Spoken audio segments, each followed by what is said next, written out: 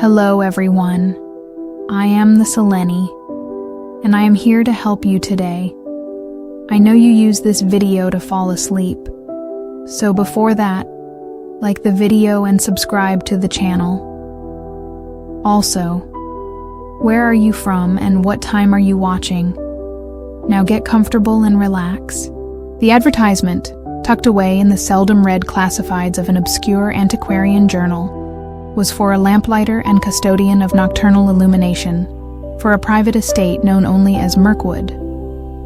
The requirements were as peculiar as the title: a solitary disposition, an indifference to conventional hours, a familiarity with archaic lighting mechanisms, oil, gas, and other, more esoteric luminaries, and an unwavering discretion. The stipend was, predictably, substantial.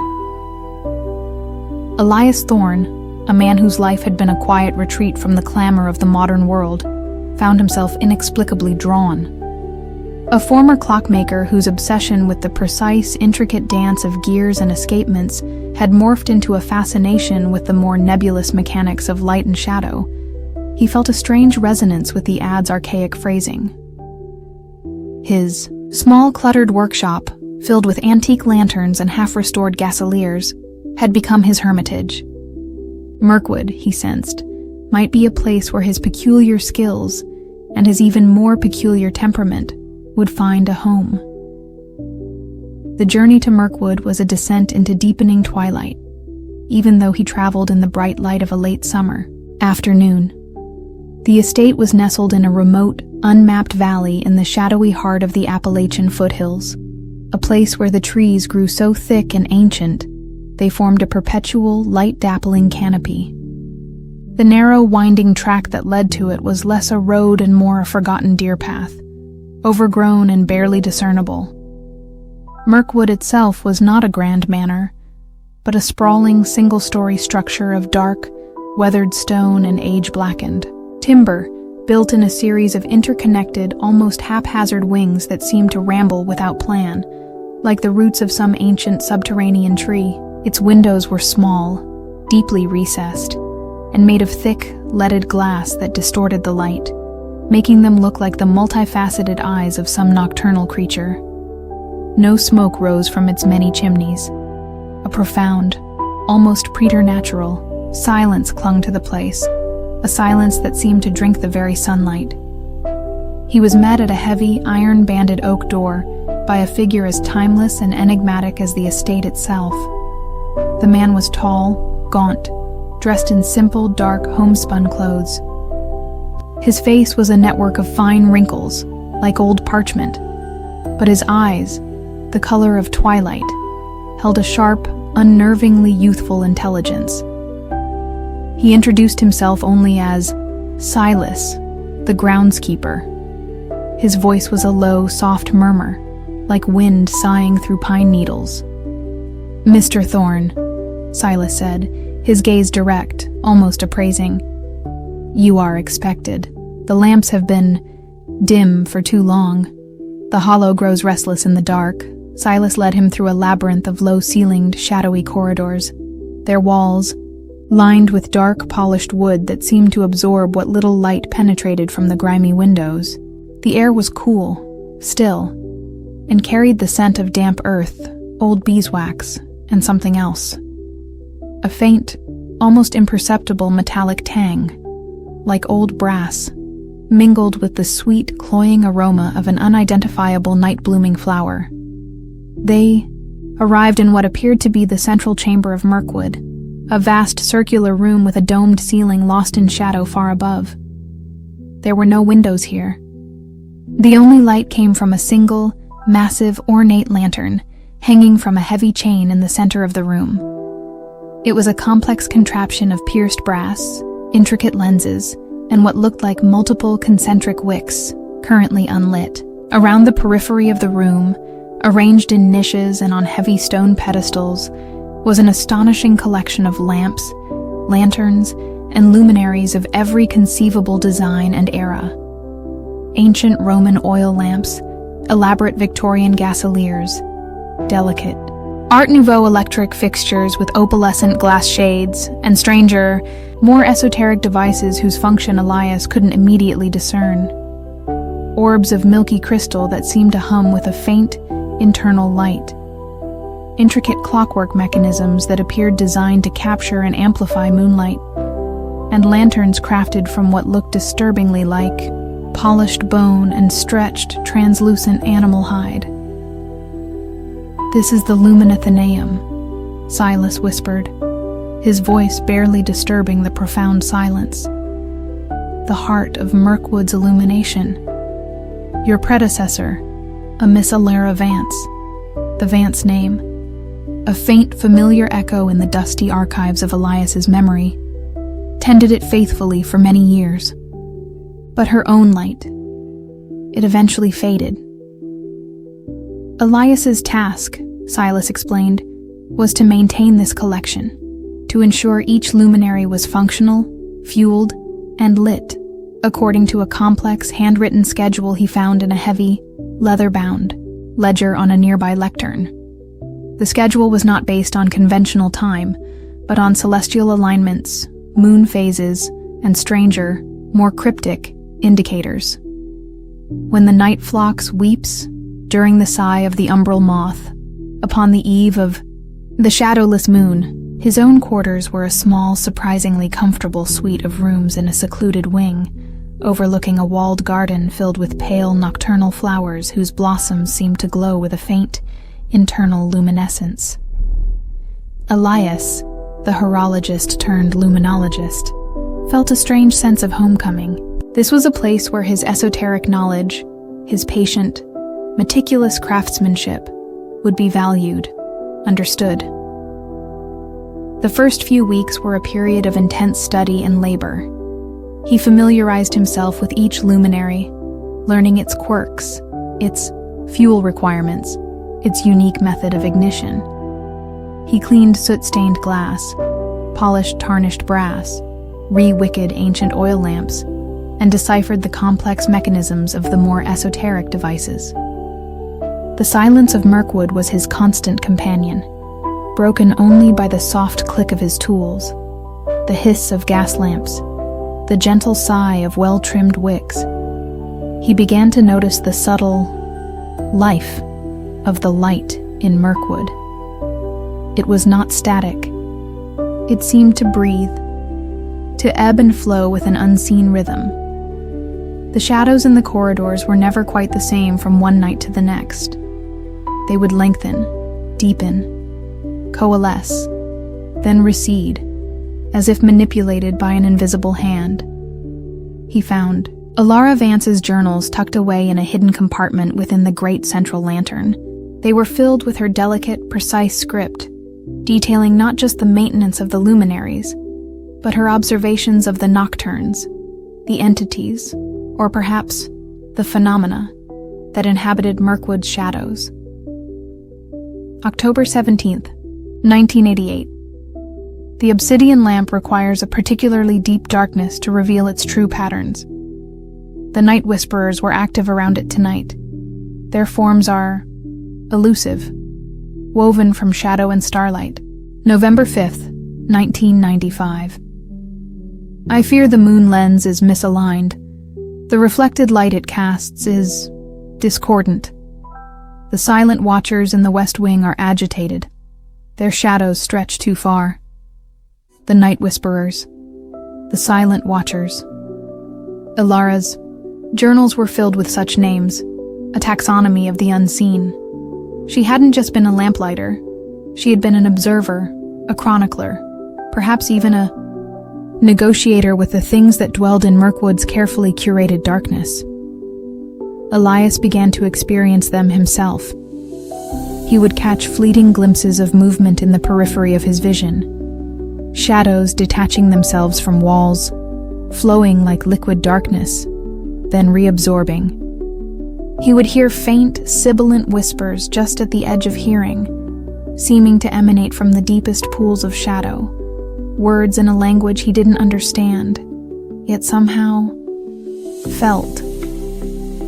The light he tended was not just for illumination. It was for containment. For balance. Each lamp, each lantern, seemed to hold a specific type of shadow at bay, to create a delicate equilibrium between light and darkness, between the seen and the unseen. The great central lantern in the luminithinium, he learned from Alara's journals, was the cor cordis lucis, the heart of light. It was never to be fully extinguished. Its central, eternal flame, fueled by a rare, slow-burning oil whose recipe was a closely guarded secret, maintained the primary ward against the deeper murk, the primal, unformed darkness that lay beyond the estate's carefully illuminated boundaries. One night, during a particularly violent thunderstorm that plunged Mirkwood into an even more profound blackness, Elias was woken by a sound that was not the storm. It was a low, resonant hum, seeming to emanate from the cor cordis lucis, accompanied by a series of frantic, high-pitched clicks from within its complex mechanism. He rushed to the luminithinium. The central lantern was sputtering, its eternal flame flickering, threatening to die. The air in the chamber was icy cold, and the shadows at the periphery of the room were deeper, more active than he had ever seen them. They seemed to be pressing inwards, drawn by the faltering light. He knew, with a certainty that chilled him to the bone, that if the cor cordis lucis went out, the delicate balance of Mirkwood would be shattered. The deeper murk would flood in, and the entities that it held at bay would be unleashed. He worked with frantic, desperate haste, his hands surprisingly steady despite the terror that gripped him. He consulted Alara's notes, her diagrams of the lantern's intricate workings. He adjusted fuel lines, cleaned clogged wicks, tightened loose gears. The lantern was more than a machine.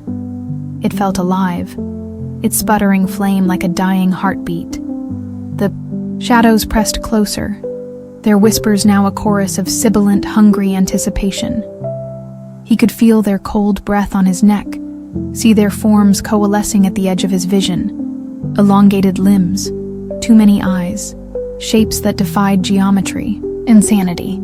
Finally, with a soft sigh, the eternal flame caught, steadied, then burned bright and strong once more, casting its warm, complex light throughout the luminithinium. The encroaching shadows recoiled, hissing, and retreated to the periphery. The oppressive cold lessened. The hungry whispers faded. Elias collapsed against a stone pedestal, gasping for breath, his body trembling. He had saved the light. He had, for now, maintained the balance. Silas found him there at dawn, his ancient face etched with a mixture of concern and profound respect. "You have faced the penumbra, lamplighter," he whispered, his voice softer than usual. "And you have not faltered. Miss Vance, she would be content." From that night on, Elias's relationship with Mirkwood and its unseen inhabitants changed. He was no longer just a custodian, a technician. He was a guardian, a negotiator, a vital part of the estate's strange nocturnal ecosystem. He learned to read the language of the shadows, to understand the subtle shifts in the quality of the light, the almost imperceptible changes in the whispers and rustlings that were the voices of the nocturnes. He learned which lamps soothed the silent watchers, which incense pleased the night whisperers, which patterns of light and shadow kept the more predatory entities at bay. He discovered hidden chambers within Mirkwood, rooms that appeared only during certain lunar phases, or when specific combinations of lamps were lit. He found a vast, subterranean library filled with books, bound in shadow and moonlight, their pages containing the forgotten histories of the nocturnes, their ancient sorrows, their eternal longings. He even began to converse with them, not in words, but in light and shadow and shared silence, in a communion of understanding that transcended human language. He learned that the nocturnes were not inherently malevolent. They were different, ancient, powerful, tied to the primal forces of darkness and twilight, their existence intertwined with Mirkwood, with the cor cordis lucis, with the unbroken line of thorns and vances and other forgotten lamplighters who had tended this strange, sacred, terrifying place. His work became a ritual, a sacred duty. Each evening, as dusk settled over Mirkwood, he would begin his rounds, lighting the lamps, trimming the wicks, adjusting the lenses, his movements precise, practiced, almost liturgical. He was the lamplighter, and his light held back the encroaching night, not just the physical darkness, but the deeper, more primal darkness that lurked at the edges of reality. Years passed. Elias Thorne grew older, his hair turning silver, his face becoming as weathered and timeless as Silas's. He rarely thought of the world beyond Mirkwood's shadowy boundaries. This was his life now, his purpose. He was part of the estate, woven into its fabric of light and shadow, of silence and whisper. One evening, as he was tending the cor cordis lucis, its eternal flame burning steady and bright, he felt a subtle shift in the atmosphere of the Lumenathenaeum. A new scent on the air, faint, almost imperceptible, but undeniably human. Not the dusty, ancient scent of Silas, but something younger, fresher. He looked up.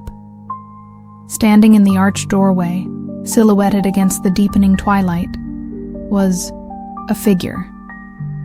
A young woman, her face pale and uncertain in the dim light, a small leather-bound journal clutched in her hand. Silas appeared silently at Elias's side. "A new apprentice, lamplighter," he whispered, his ancient eyes holding a faint, almost imperceptible spark of something akin to anticipation. The line must continue. The shadows always hunger for new light.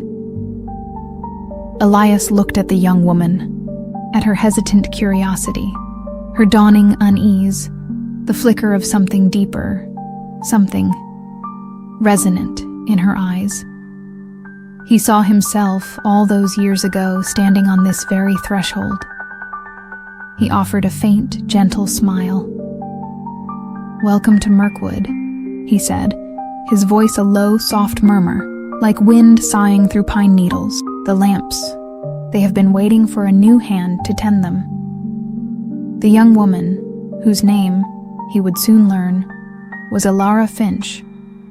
For the names, like the shadows, always returned, always echoed, stepped into the Lumenathenaeum, her eyes wide with a mixture of fear and fascination.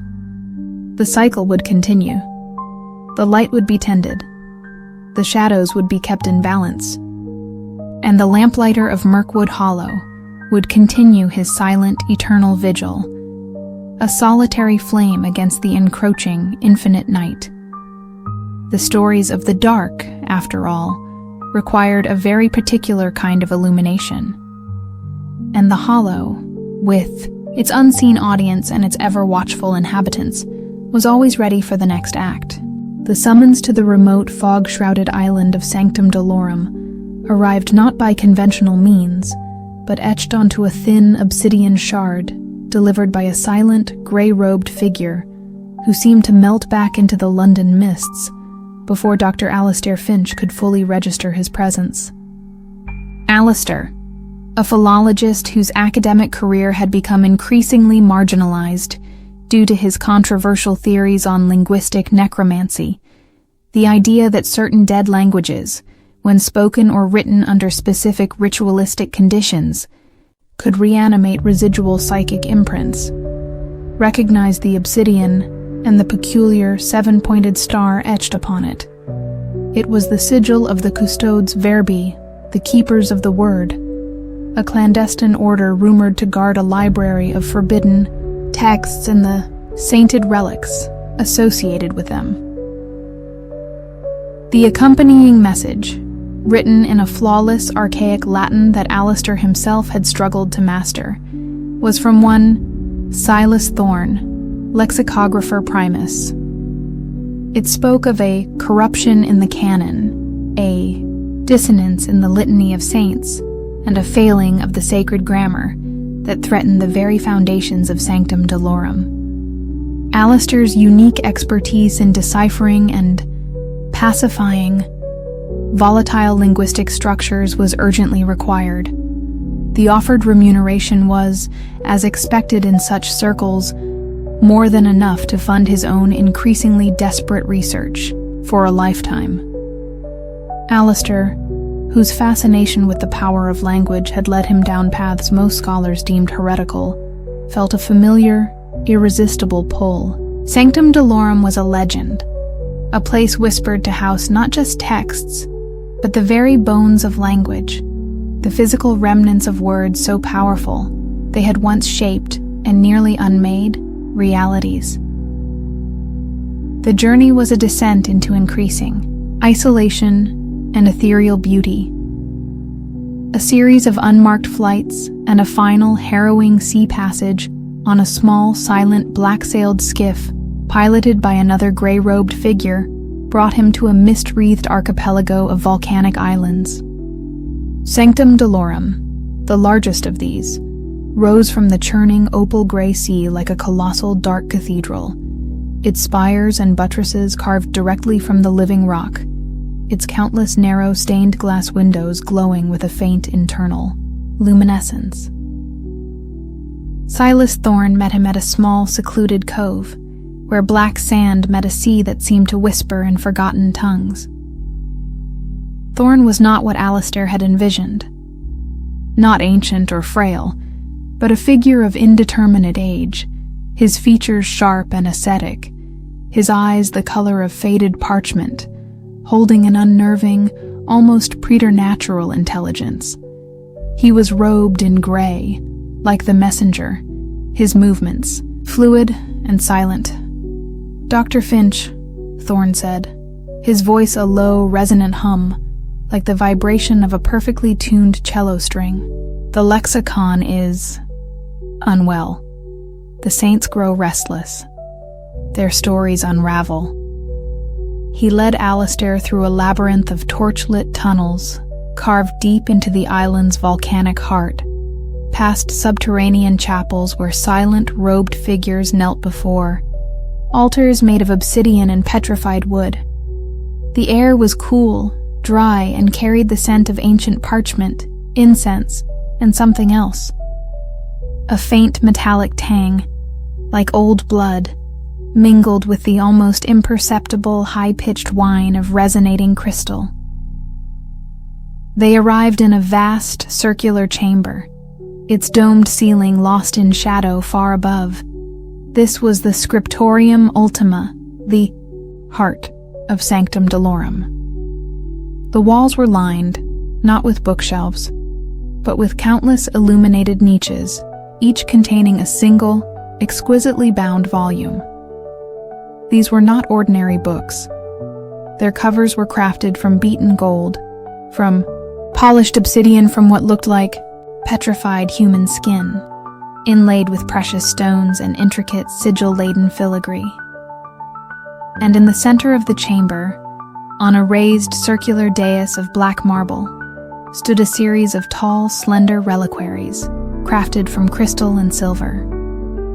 Within each reliquary, bathed in a soft internal light, rested a single bleached human bone, a femur, a rib, a delicate metacarpal, a fragment of a skull.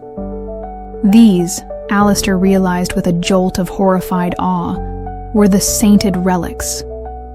"The lexicon of forgotten saints," Thorne whispered, his voice echoing in the vast chamber. Each volume contains the complete linguistic imprint of a saint, their words, their thoughts, their prayers, their unique resonance. And each relic, it is the anchor, the focal point, the very bone from which their sacred grammar was once spoken.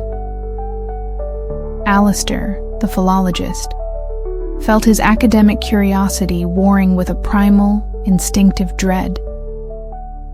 This was beyond anything he had ever imagined. This was a library of souls, a lexicon of deified and perhaps weaponized language. For centuries, Thorne continued, his gaze sweeping across the illuminated niches, the custodes verbi have maintained the sacred grammar, the delicate linguistic balance that binds each saint's essence to their text, to their relic. We are the librarians of their echoes, the tenders of their eternal silent litany.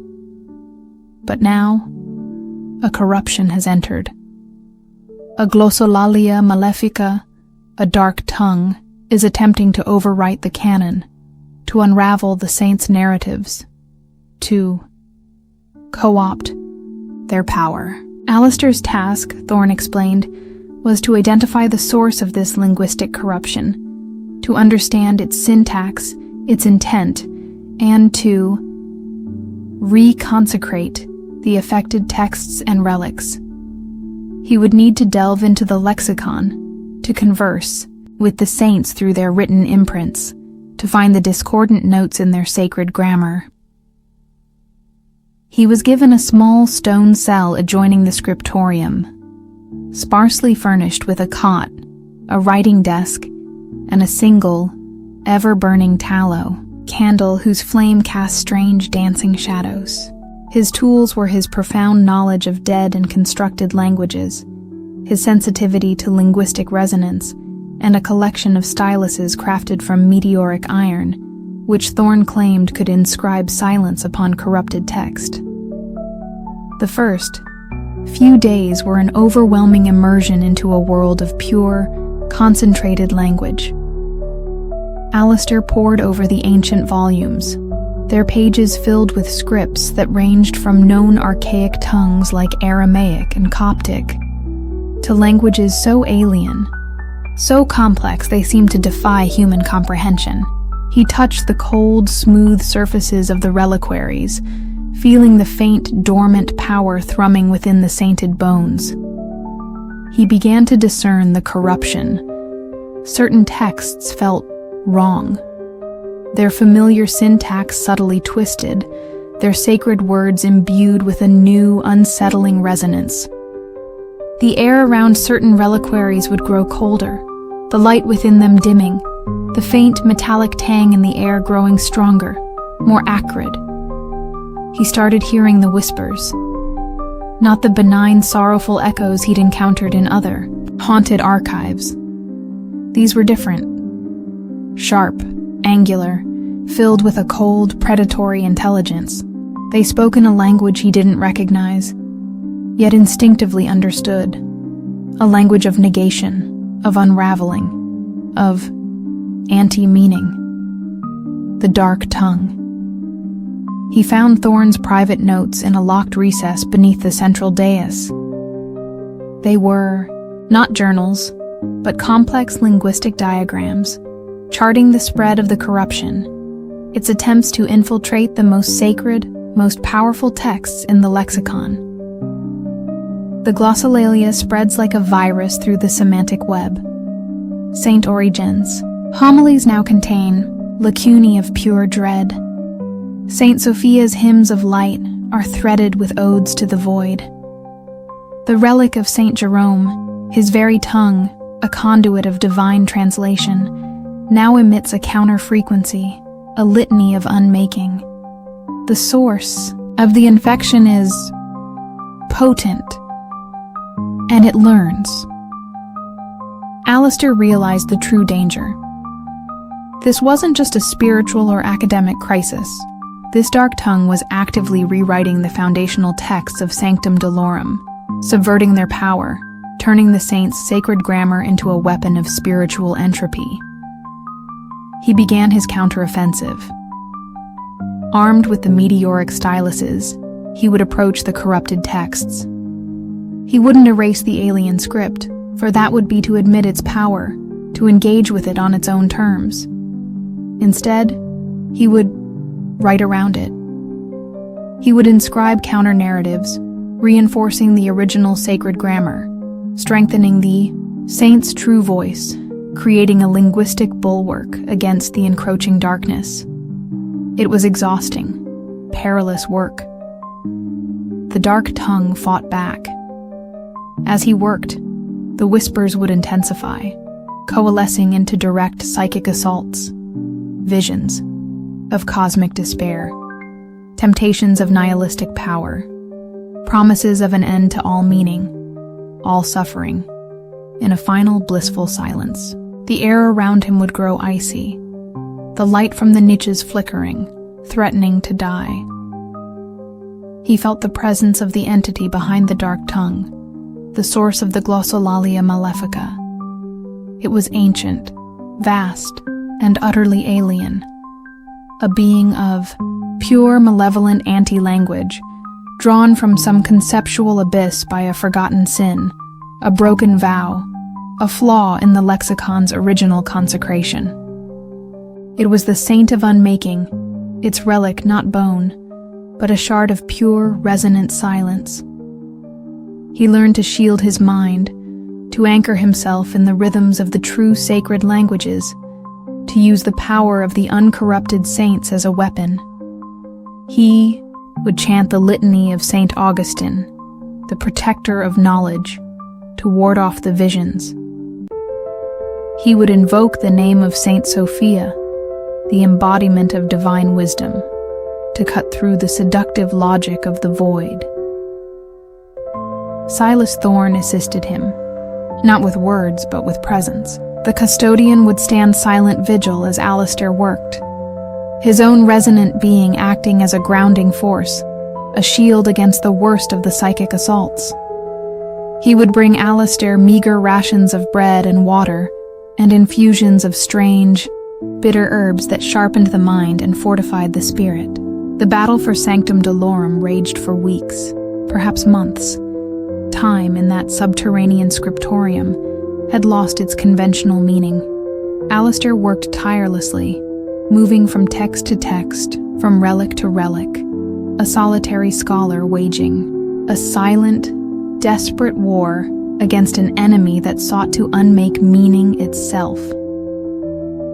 He grew gaunt, his eyes burning with a feverish intensity, his hands stained with the ink of 1,000 reinscribed truths. He felt himself becoming less a man and more a conduit, a vessel for the sacred grammar he sought to defend. The languages of the saints flowed through him, their ancient power coursing in his veins. The final confrontation took place before the reliquary of the silent saint, the one whose name was never spoken, whose text was said to be written in pure, unadulterated silence. This, Alistair realized, was the epicenter of the corruption, the beachhead from which the dark tongue had launched its assault. As he approached, the air grew so cold it burned his lungs. The whispers became a deafening roar of anti-meaning, a vortex of pure linguistic chaos that threatened to tear his mind apart. The obsidian shard he carried, the original summons, pulsed with a black, hungry light. He saw the entity then, not with his eyes, for it had no form, but with his inner linguistic sense. It was a being of pure negation, a hole in the fabric of reality, its presence a cacophony of unraveling syntax and dissolving meaning. Alistair knew he could not defeat it with more words, more language, however sacred. To engage with it on that level was to be consumed by its anti-logic. He had to find the word before words, the silence from which all language, all meaning, first arose. He closed his eyes. He silenced his own thoughts. He emptied his mind of all language, all concepts, all symbols. He became a vessel of pure, untrammeled stillness, and in that stillness he found it. A single, perfect, resonant silence. the great silence that lay at the heart of all true creation, the generative void from which all saints, all sacred texts, all true words ultimately derived their power. He focused that silence, that pure, uncorrupted potentiality, and projected it towards the entity of the dark tongue. The effect was not an explosion, but an implosion. The cacophony of anti-meaning collapsed in on itself. The unraveling syntax recoiled. The entity of negation, faced with a silence more profound, more ancient, more powerful than its own nihilistic void, seemed to unravel. It shrieked, a sound that was the absence of all sound, and then it was gone. The obsidian shard in Alistair's hand crumbled to dust. A profound, peaceful silence descended upon the scriptorium ultima. The whispers ceased. The cold receded. The light in the niches burned steady and clear, their texts and relics resonating with a clean, pure, sacred harmony. Alistair Finch stood in the center of the chamber, his body trembling with exhaustion, his mind scoured clean, but his spirit, strangely, unexpectedly, at peace. He had faced the abyss, and he had, through the power of a silence deeper than words, prevailed. Silas Thorne approached him, his usually impassive face etched with a look of profound awe. "You have done it, Dr. Finch," he said, his voice for the first time holding a note of genuine human emotion. "You have reconsecrated the lexicon. You have silenced the saint of unmaking." Alistair stayed on Sanctum Dolorum for a time, helping Thorne to reinforce the linguistic wards, to strengthen the sacred grammar, to ensure that the dark tongue, or others like it, could not so easily find purchase again. He learned that the custodes verbi were not just guardians of texts, but guardians of meaning itself, a lonely, eternal vigil against the forces of linguistic entropy that sought to unravel the very fabric of reality. When he finally left the island on that same silent, black-sailed skiff, he carried with him not just the generous remuneration, but a profound, unsettling understanding of the true power of language, its capacity to create, to preserve, to heal, and to destroy. He never published his findings on linguistic necromancy. The world he knew was not meant to meddle with such forces. Some words were best left unspoken, some texts unread, some silences undisturbed. But he continued his work, in quiet seclusion, no longer a marginalized academic, but a silent guardian in his own right. He collected rare and forgotten texts, not for their monetary value, but for their resonant potential. He learned to listen to the whispers of lost languages, to discern the subtle harmonies and dissonances in the ancient grammar of the world. Sometimes, late at night, when the city is hushed and the wind sighs through the eaves of his old London flat, he takes out a single, bleached human metacarpal, a gift from Silas Thorne, a relic from an unnamed, now truly silent, saint.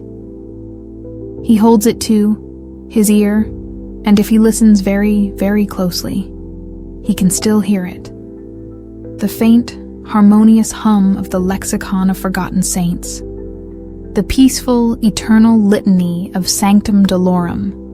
A reminder that words have power, that silence has a voice, and that in the deepest, most ancient grammar of existence lies the ultimate and perhaps most terrifying truth. The story of reality, after all, is still being written. And its most profound meanings are often found not in the words themselves, but in the sacred, resonant silences between them. The invitation to the remote Blackwood estate arrived not as a letter, but as a single antique silver taste-oven, its shallow bowl tarnished with age and etched with a cryptic intertwining vine motif. It was left on Dr. Alistair Finch's doorstep during a particularly bleak November drizzle.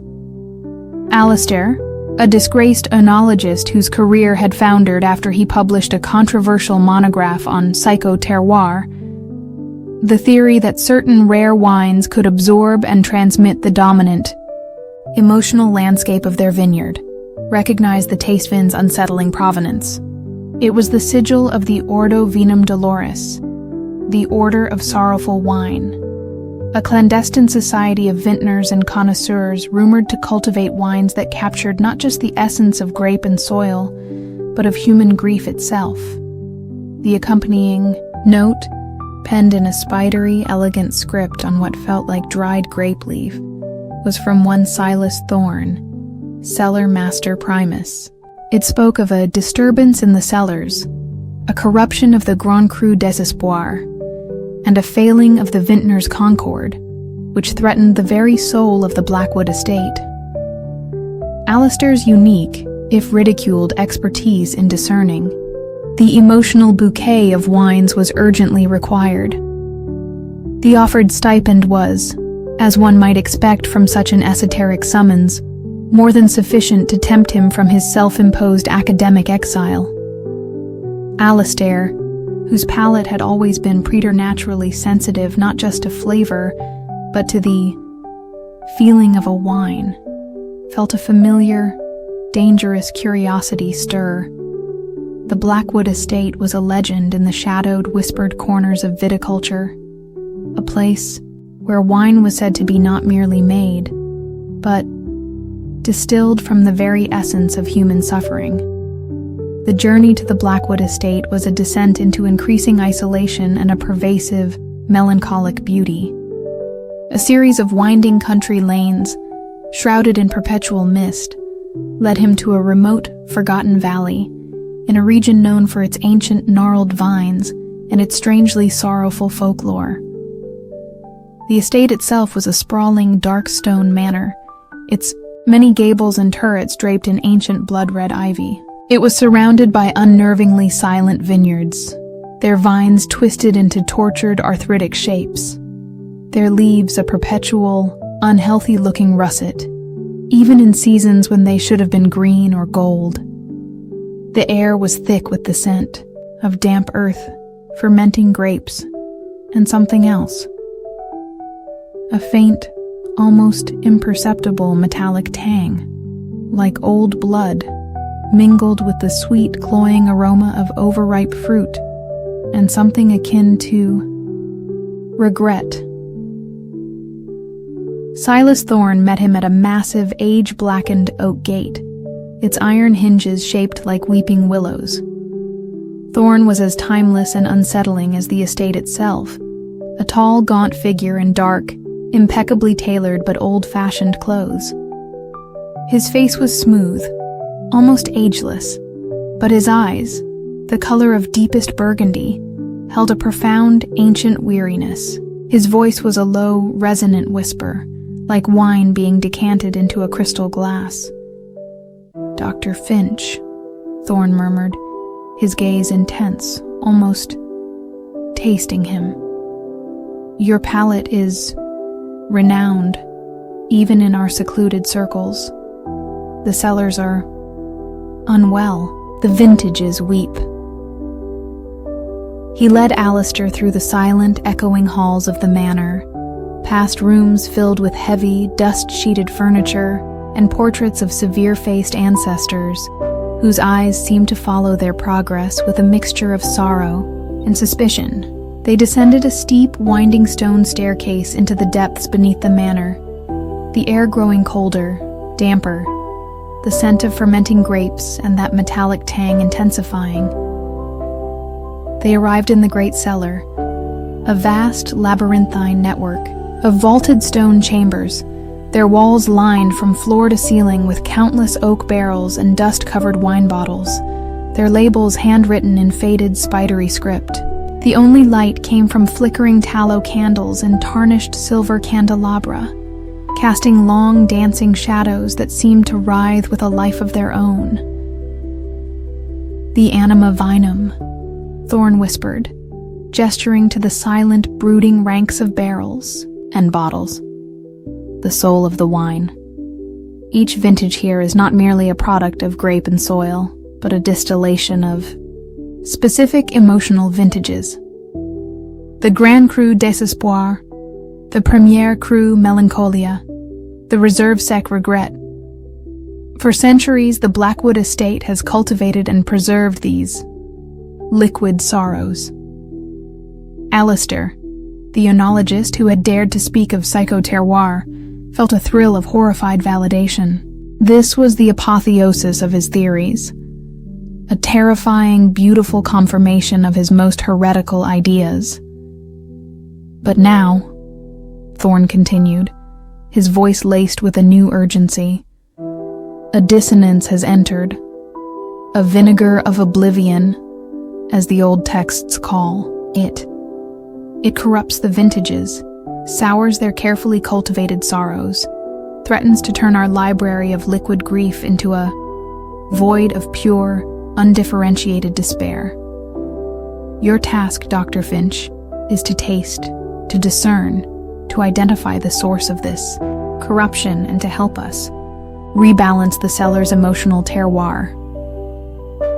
Alistair was given a small, stone-walled chamber adjoining the great cellar, furnished with a simple cot, a tasting table, and shelves laden with antique decanters, crystal glasses of every conceivable shape, and vellum-bound ledgers detailing the emotional profiles of centuries of Blackwood vintages.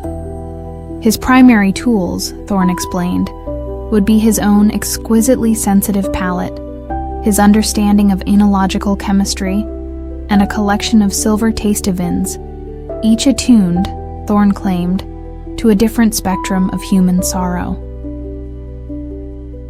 The first few days were an overwhelming immersion into a world of liquid emotion. Alistair tasted. He swirled, sniffed, sipped, and spat, not just identifying notes of blackcurrant or oak, but the subtle, almost unbearable essences of heartbreak, of loss, of quiet desperation, of existential dread. The Grand Cru Désespoir 1888 tasted of a widow's unending grief. The Premier Cru Melancholia 1929 carried the subtle, metallic tang of a stockbroker's ruin. The Reserve Sec Regret 1953 whispered of unspoken words, of paths not taken, of love allowed to wither on the vine. It was exhausting, soul-wrenching work.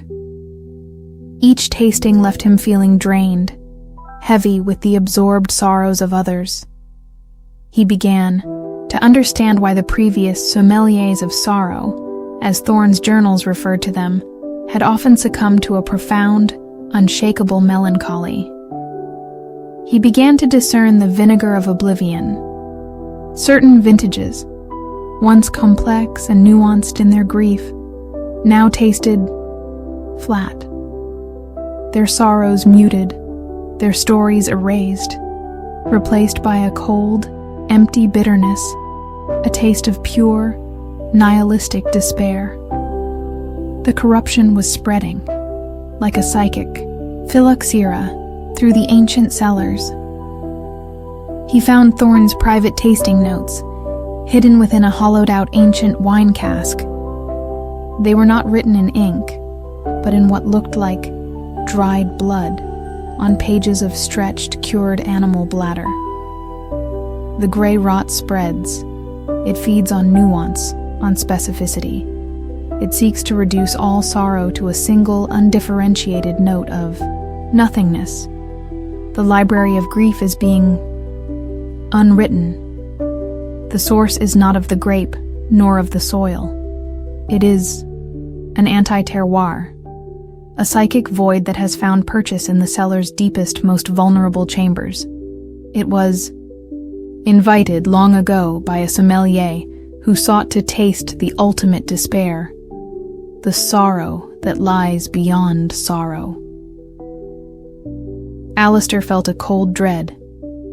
This vinegar of oblivion wasn't just a spoilage, it was an entity, a parasitic consciousness feeding on the carefully cultivated emotional terroir of the Blackwood estate.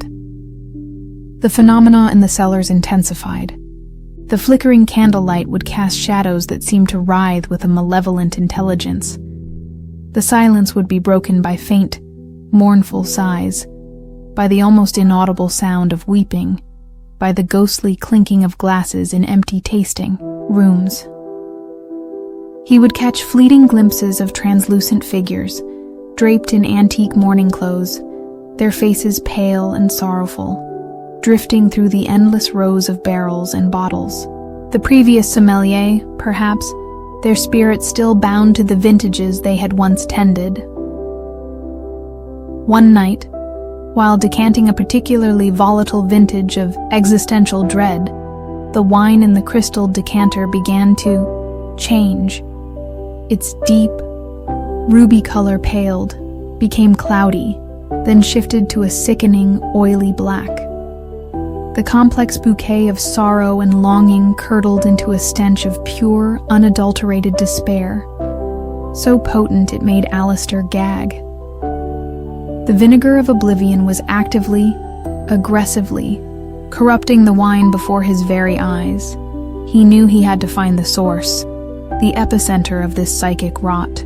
He followed the trail of corrupted vintages, deeper and deeper into the oldest, most forgotten sections of the great cellar, guided by his increasingly sensitive palate and the growing intensity of that cold, empty bitterness.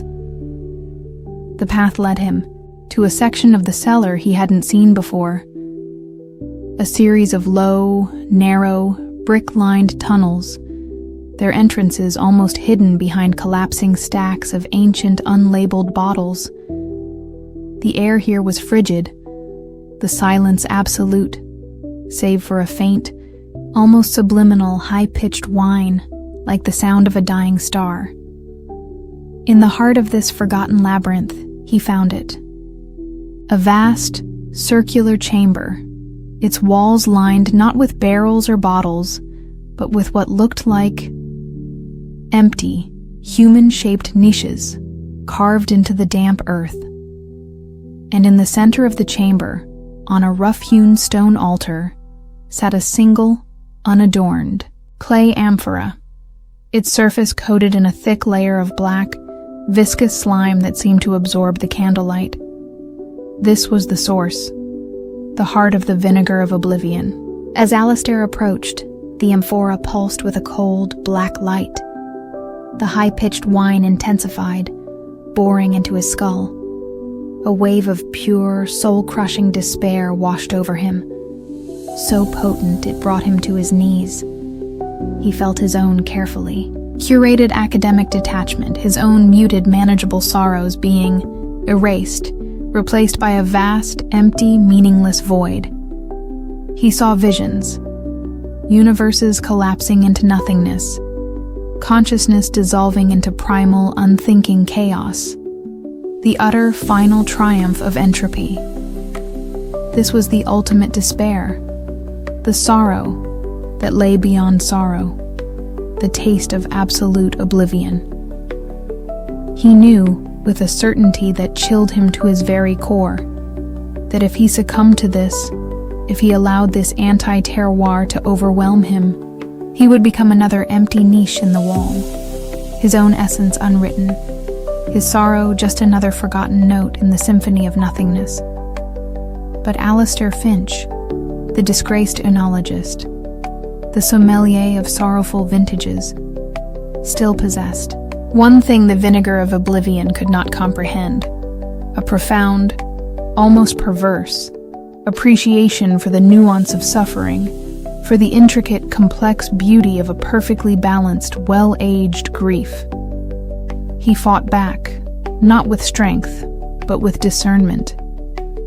He focused his mind, his palate, his entire being, on the memory of the wines he had tasted, on the rich, complex tapestry of human sorrow they represented.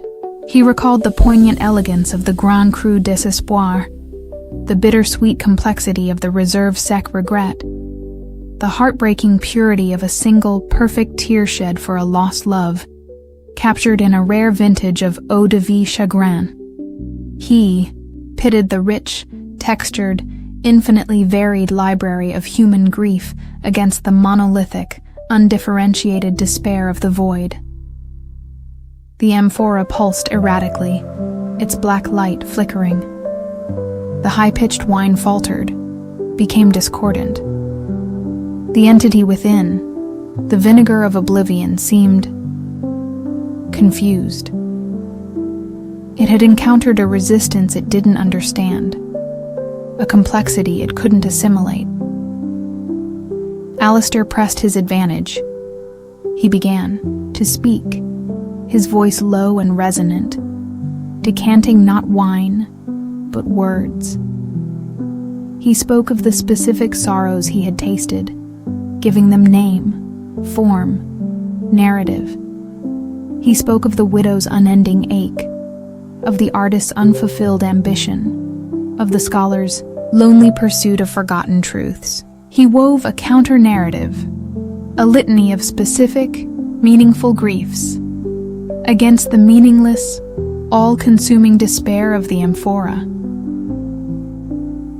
The black slime on the amphora's surface began to recede.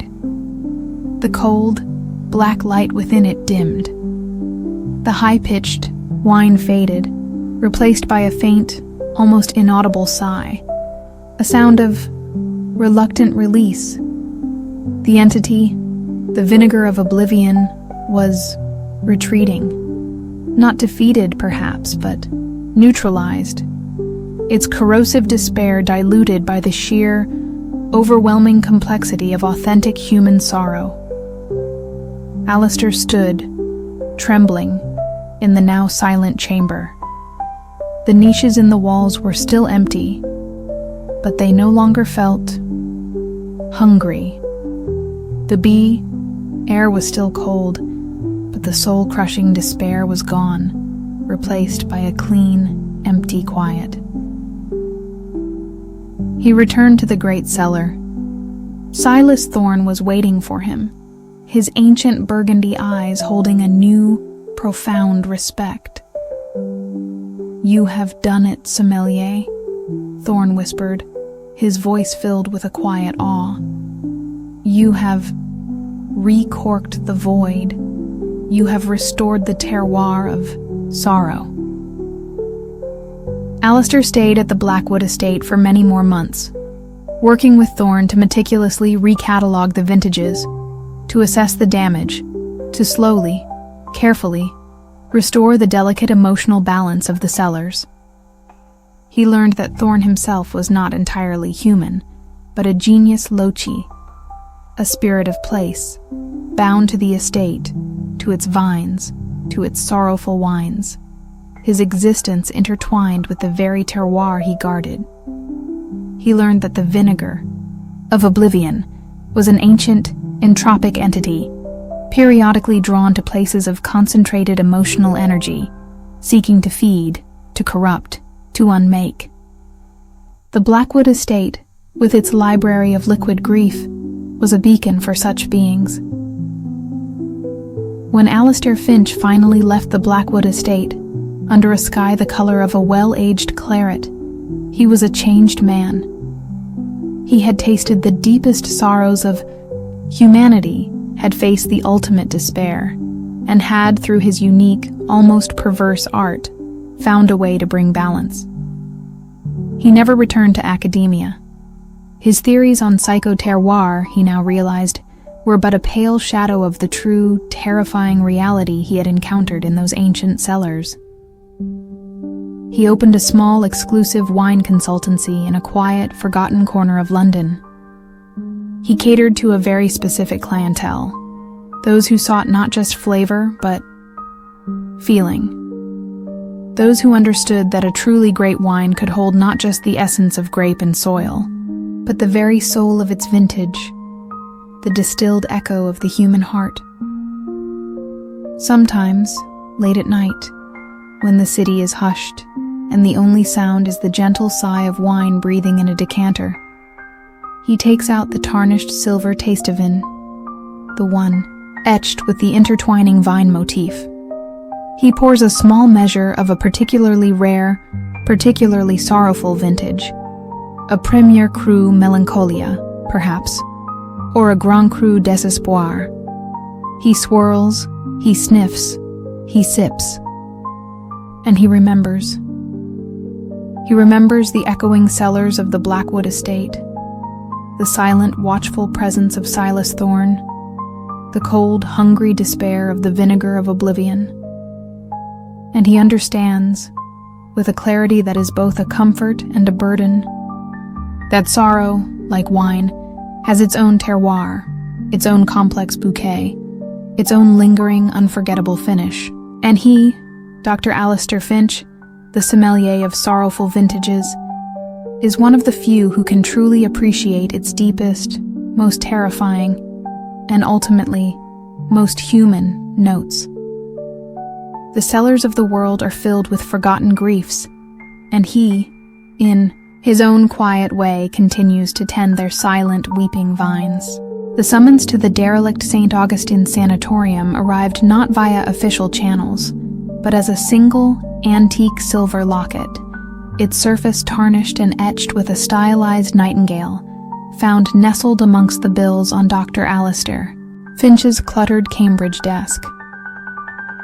Alistair, a medical historian whose work had increasingly focused on the psychogeography of healing spaces, the controversial theory that buildings dedicated to care or confinement could retain an emotional or even spiritual residue of their former occupants, felt an immediate, disquieting sense of recognition.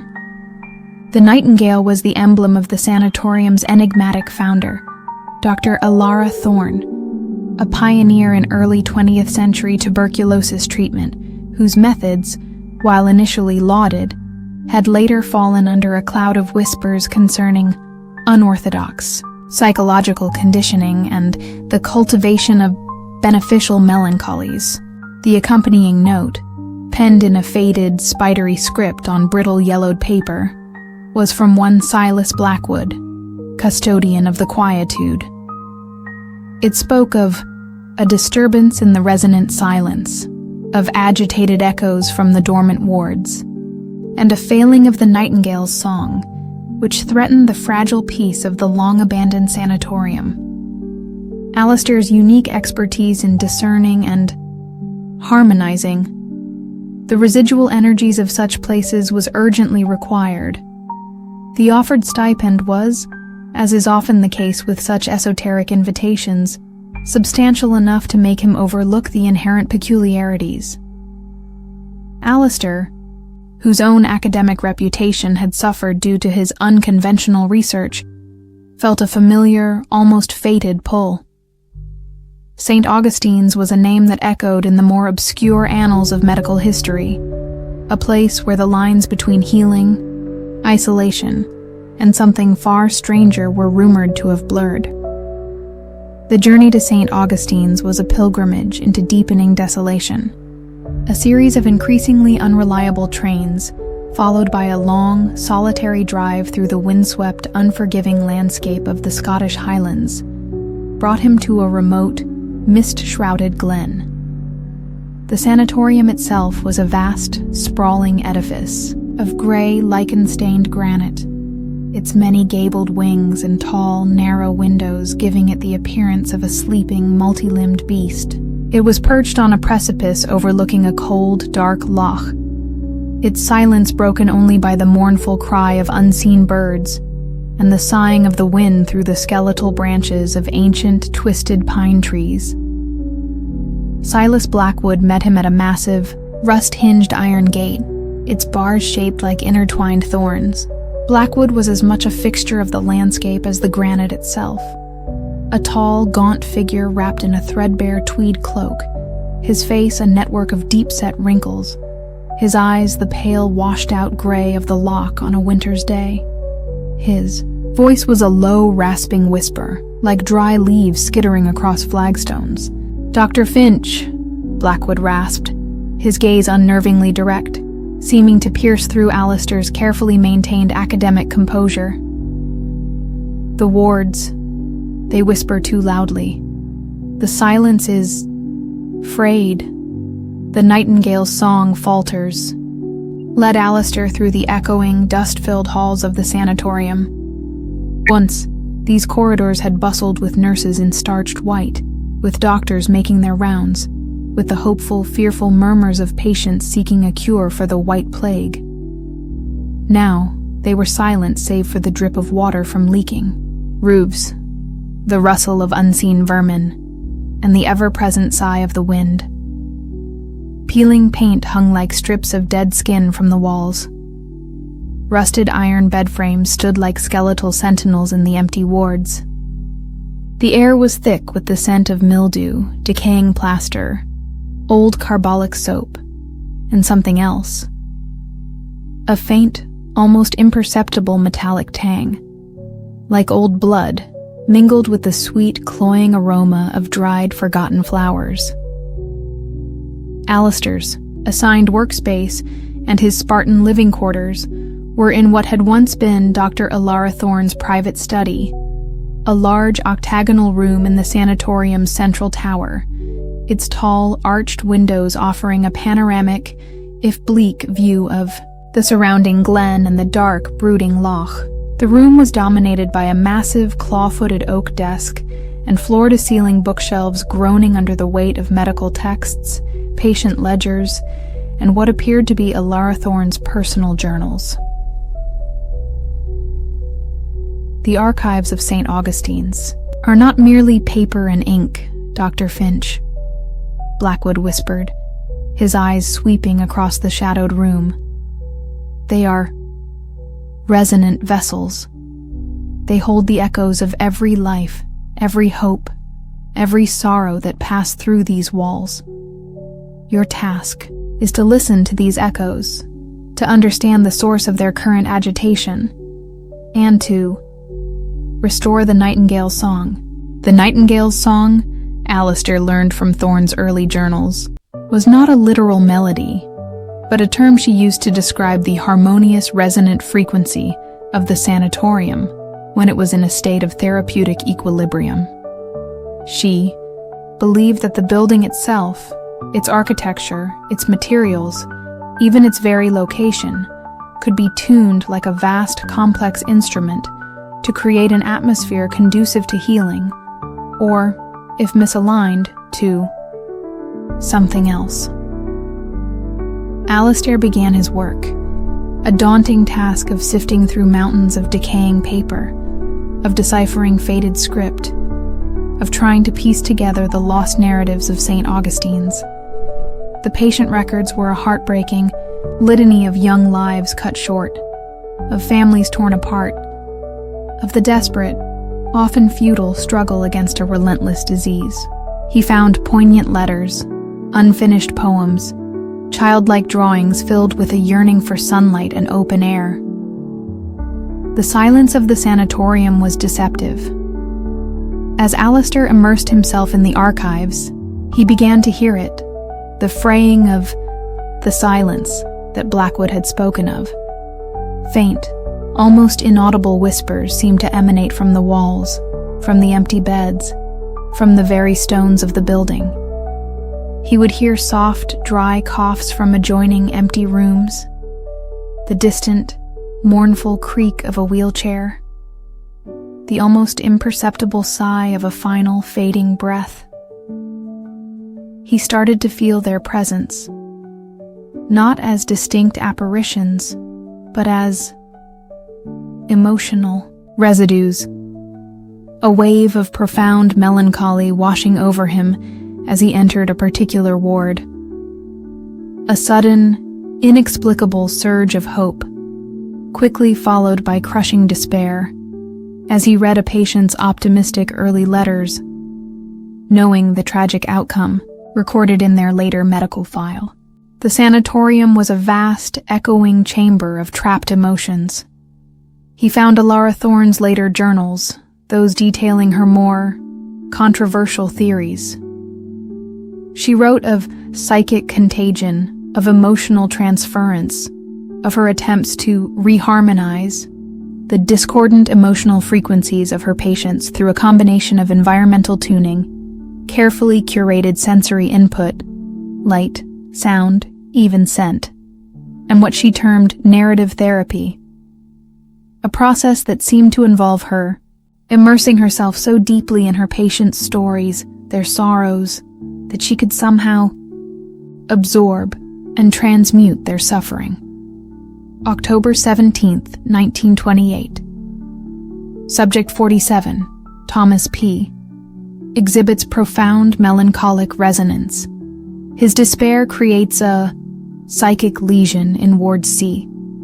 I must attempt to integrate his sorrow into the sanatorium's broader harmonic field before it becomes pathogenic.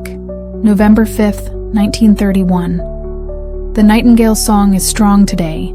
The wards hum with a quiet, therapeutic peace. But the effort of maintaining the harmony, it drains me. I feel myself becoming less, more echo than voice. Alistair felt a growing unease. Alara Thorne hadn't just been a physician. She had been a psychic architect, attempting to build a cathedral of healing from the very essence of human suffering. But her journals hinted at a terrible cost. The current disturbance in the sanatorium was becoming more pronounced. The whispers were no longer faint, but insistent, almost demanding. The cold spots were more frequent, more intense. He would find objects moved, doors ajar that he was certain he had closed, and he started to see them. Fleeting, translucent figures at the edge of his vision, gone when he tried to focus. The echoes were growing stronger, more desperate. One night, while working late in Thorne's study, poring over a series of faded architectural blueprints that detailed a complex network of what looked like resonant chambers and acoustic conduits built into the sanatorium's very foundations, he heard a sound that made his blood run cold. It was a child's lullaby, sung in a clear, sweet, but heartbreakingly sad soprano voice. It seemed to be coming from the children's ward, a wing that had been sealed off for decades, its entrance bricked up after a particularly virulent outbreak of the plague among its youngest patients. He followed the sound, his flashlight beam cutting a swath through the oppressive darkness. The bricked-up entrance to the children's ward was still intact, covered in a thick layer of dust and cobwebs. But the lullaby was undeniably coming from beyond it, and as he listened, he felt it. A wave of pure, unadulterated grief. So intense, it brought tears to his eyes. The sorrow of 100 lost children, their laughter silenced, their futures stolen. He found Silas Blackwood in the main hall, his gaunt figure almost invisible in the shadows. Blackwood's face was etched with a new, deeper despair. "The little ones are stirring, Dr. Finch," he rasped. "Their sorrow is a powerful current. It threatens to overwhelm the nightingale's song entirely. The other, it feeds on such grief." "The other," Alistair whispered. Blackwood nodded slowly. An echo that was never meant to be part of the harmony, a dissonance that Dr. Thorne herself could not integrate, a spirit of pure, unreasoning despair, born from a tragedy so profound it scarred the very stones of this place. It lies dormant, most times, held in check by the nightingale's song. But when the song falters, when the collective sorrow of the wards grows too strong, it awakens, and it seeks to amplify the despair, to drown everything in its own infinite sadness. Alistair understood. The current crisis wasn't just the restless stirring of the sanatorium's many gentle ghosts. It was the awakening of something far older, far more dangerous, a concentrated nexus of pure, elemental grief that was now drawing strength from the agitated echoes of the former patients. "What can be done?" Alistair asked. "The nightingales. Song must be restored," Blackwood said, his voice barely a breath. "The resonant chambers beneath us. They must be retuned. The little ones. Their sorrow must be soothed. Only then will the other return to its slumber." He looked at Alistair, his pale eyes holding a desperate plea.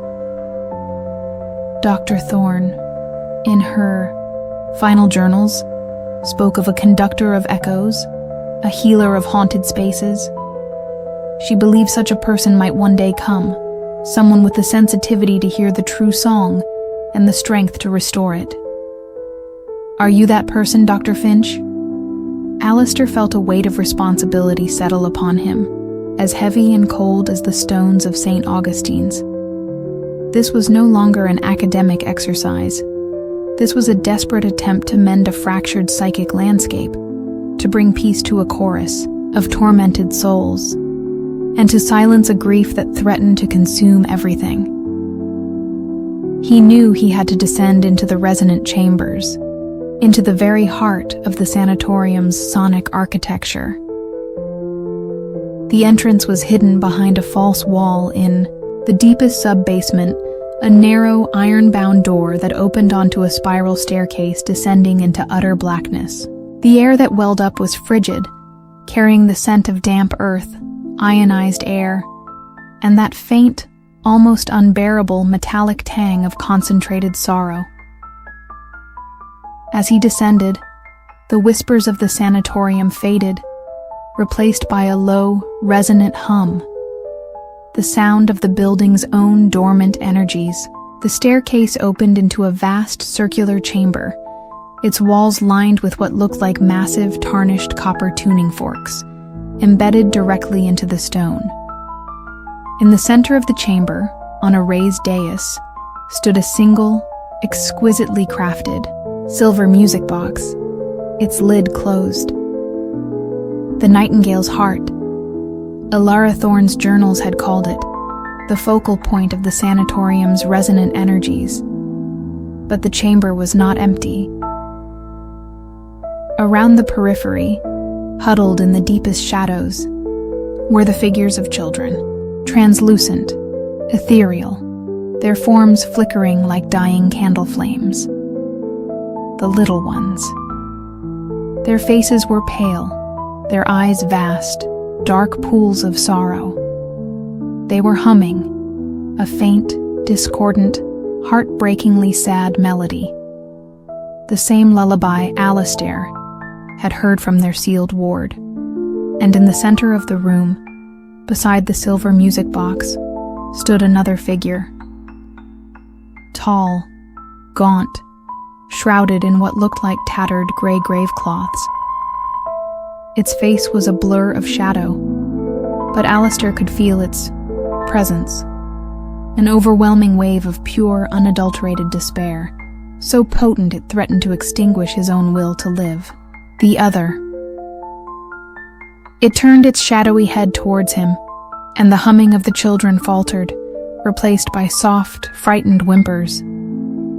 The other raised a long, skeletal hand, and the silver music box on the dais began to tremble, emitting a harsh, discordant shriek like tortured metal. The nightingale's song was being corrupted, unmade. Alistair knew he had to act, and quickly. He couldn't fight this entity with logic, with reason. He had to meet it on its own terms, in the realm of pure, resonant emotion. He thought of Alara Thorne's narrative therapy, her attempts to absorb and transmute suffering.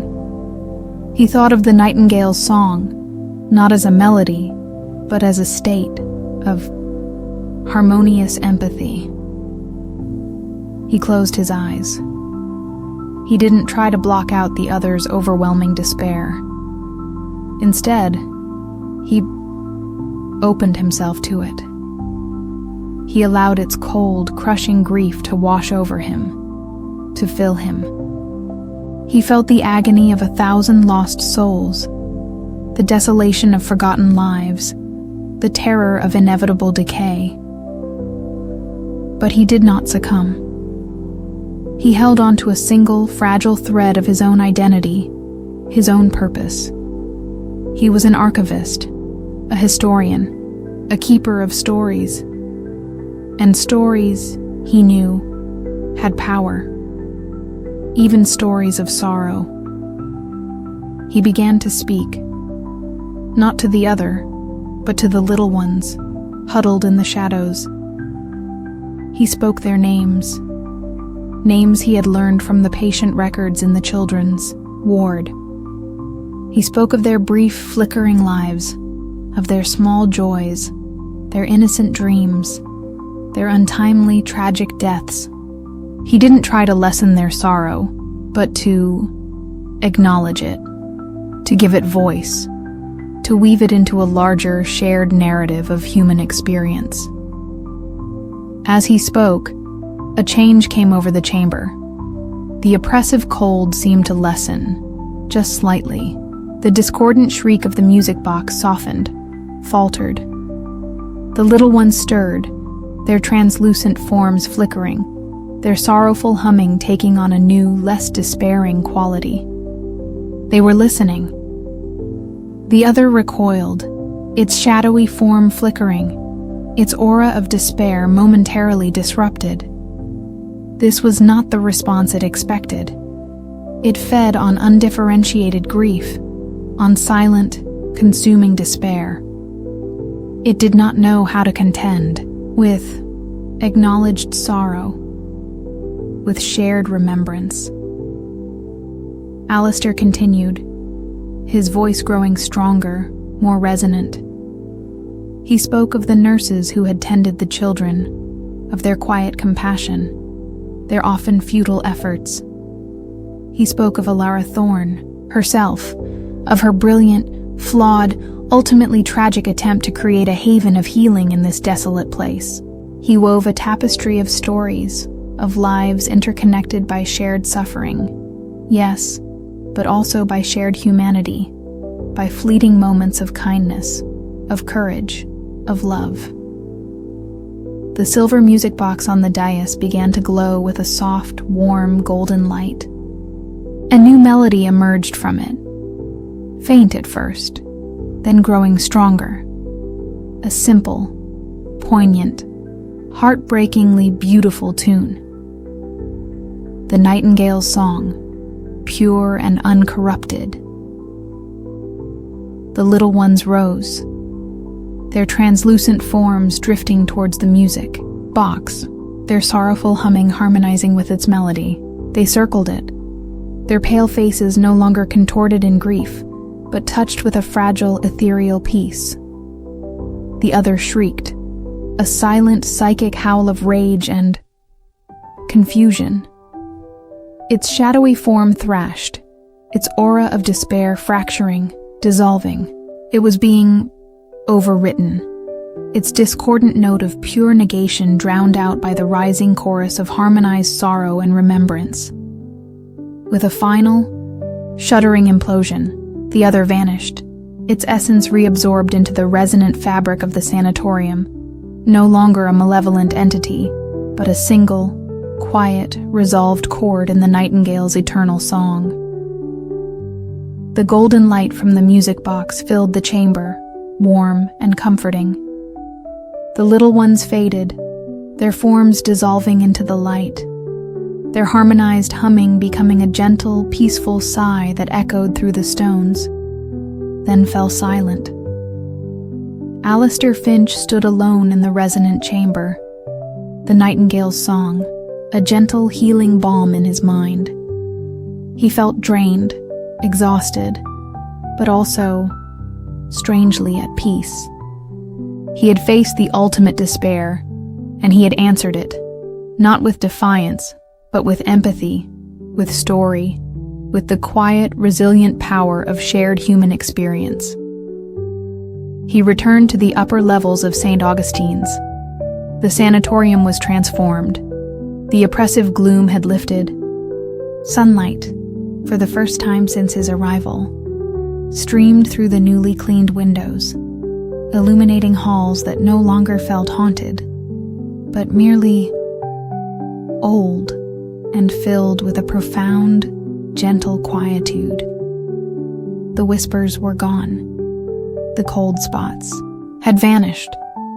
The air smelled clean, fresh, of pine and damp earth, and the distant, bracing salt of the sea. Silas Blackwood met him in the main foyer.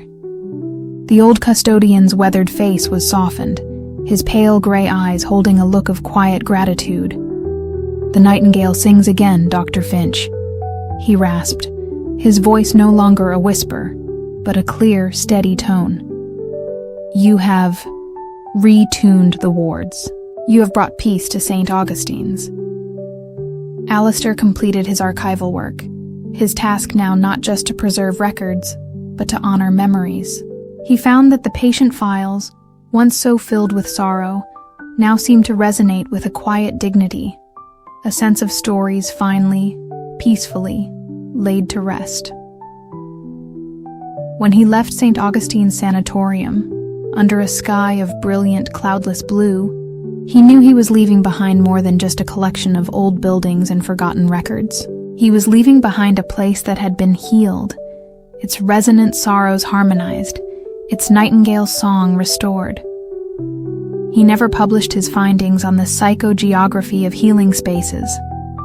The world, he suspected, was not yet ready to understand the true, profound connection between place, memory, emotion, and the subtle, resonant energies that bind them all. But he carried the nightingale's song within him, a quiet, internal harmony that informed all his future work.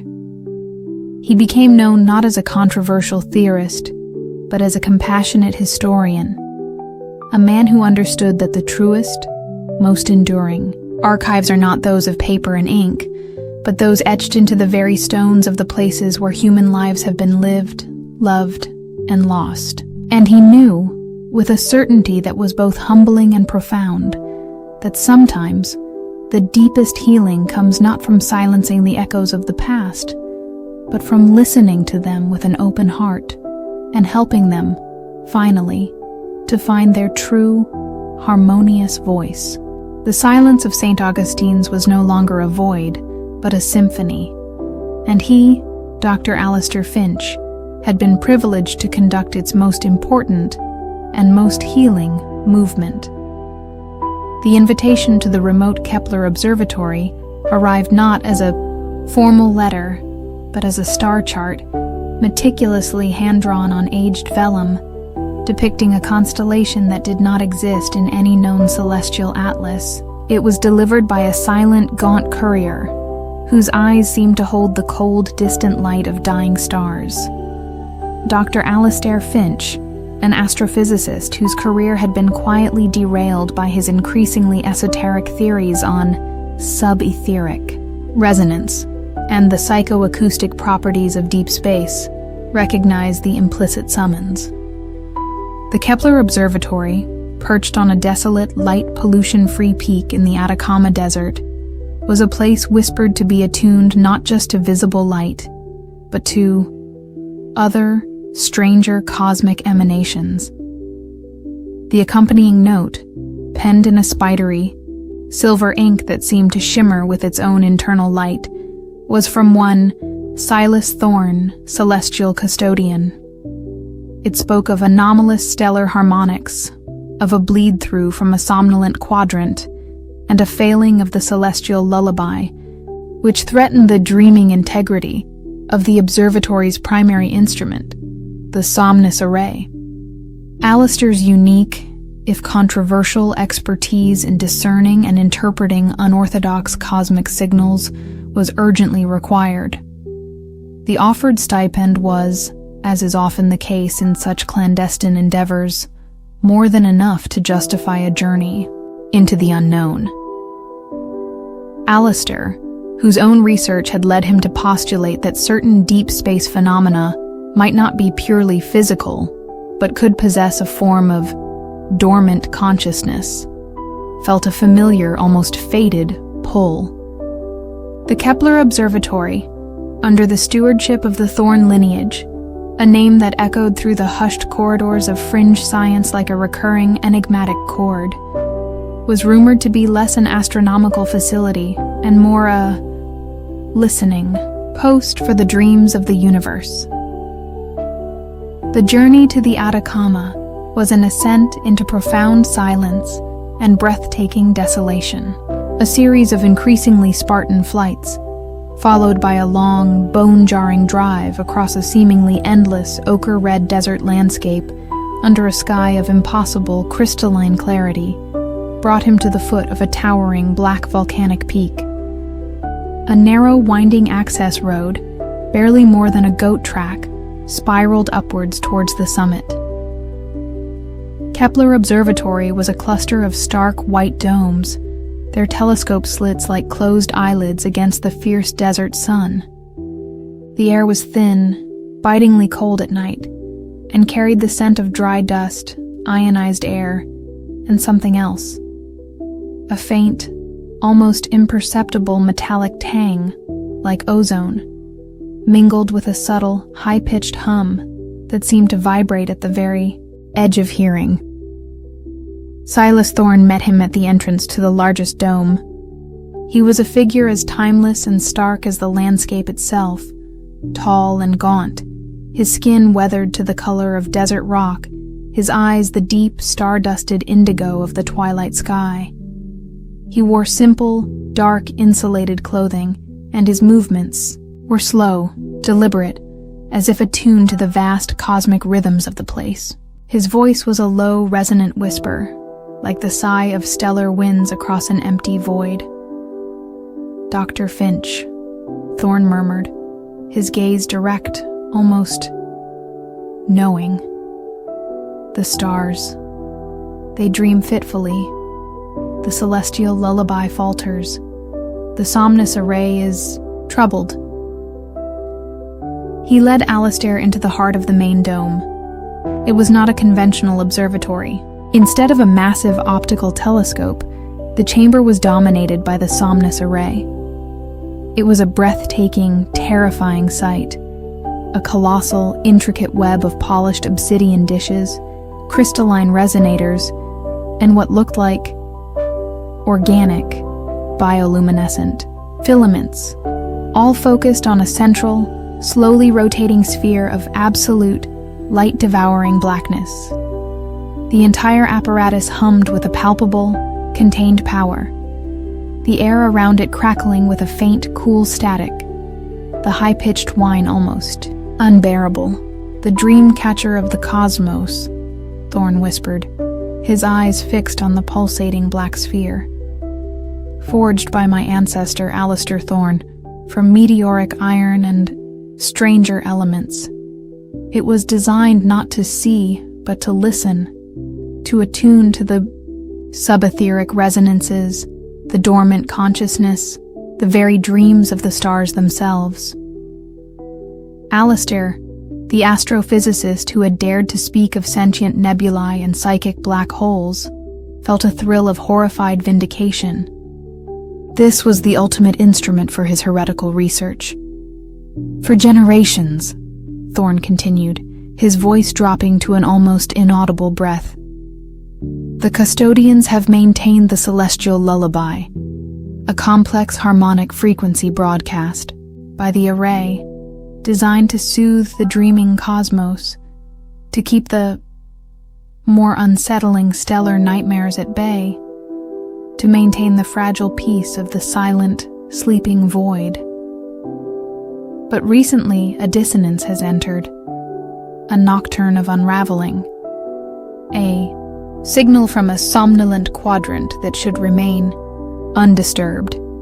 It corrupts the lullaby, agitates the stellar dreams, and threatens to awaken that which should forever sleep." Alistair's task, Thorne explained, was to enter the hypnarium, a shielded sensory deprivation chamber directly connected to the somnus array's core. and using his own innate sensitivity to cosmic resonances, combined with a series of harmonic filters, intricate clockwork devices crafted from moonstone and silver, to isolate this nocturne of unraveling, to understand its source, its intent, and to reharmonize it into a quiescent state. He was given a small, stark observation cell adjoining the main dome, containing only a narrow cot, a data terminal linked to the array's archaic analog recording devices, reels of magnetic tape, stylus-etched wax cylinders, and a collection of Alistair Thorne the Elder's journals.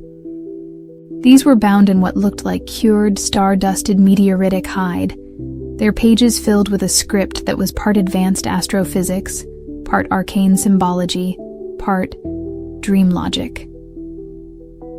The first few days were spent acclimatizing to the altitude, the profound silence, broken only by the array's incessant, high-pitched hum and the occasional, unsettling click from within its obsidian workings, and the sheer, overwhelming immensity of the star-drenched desert night.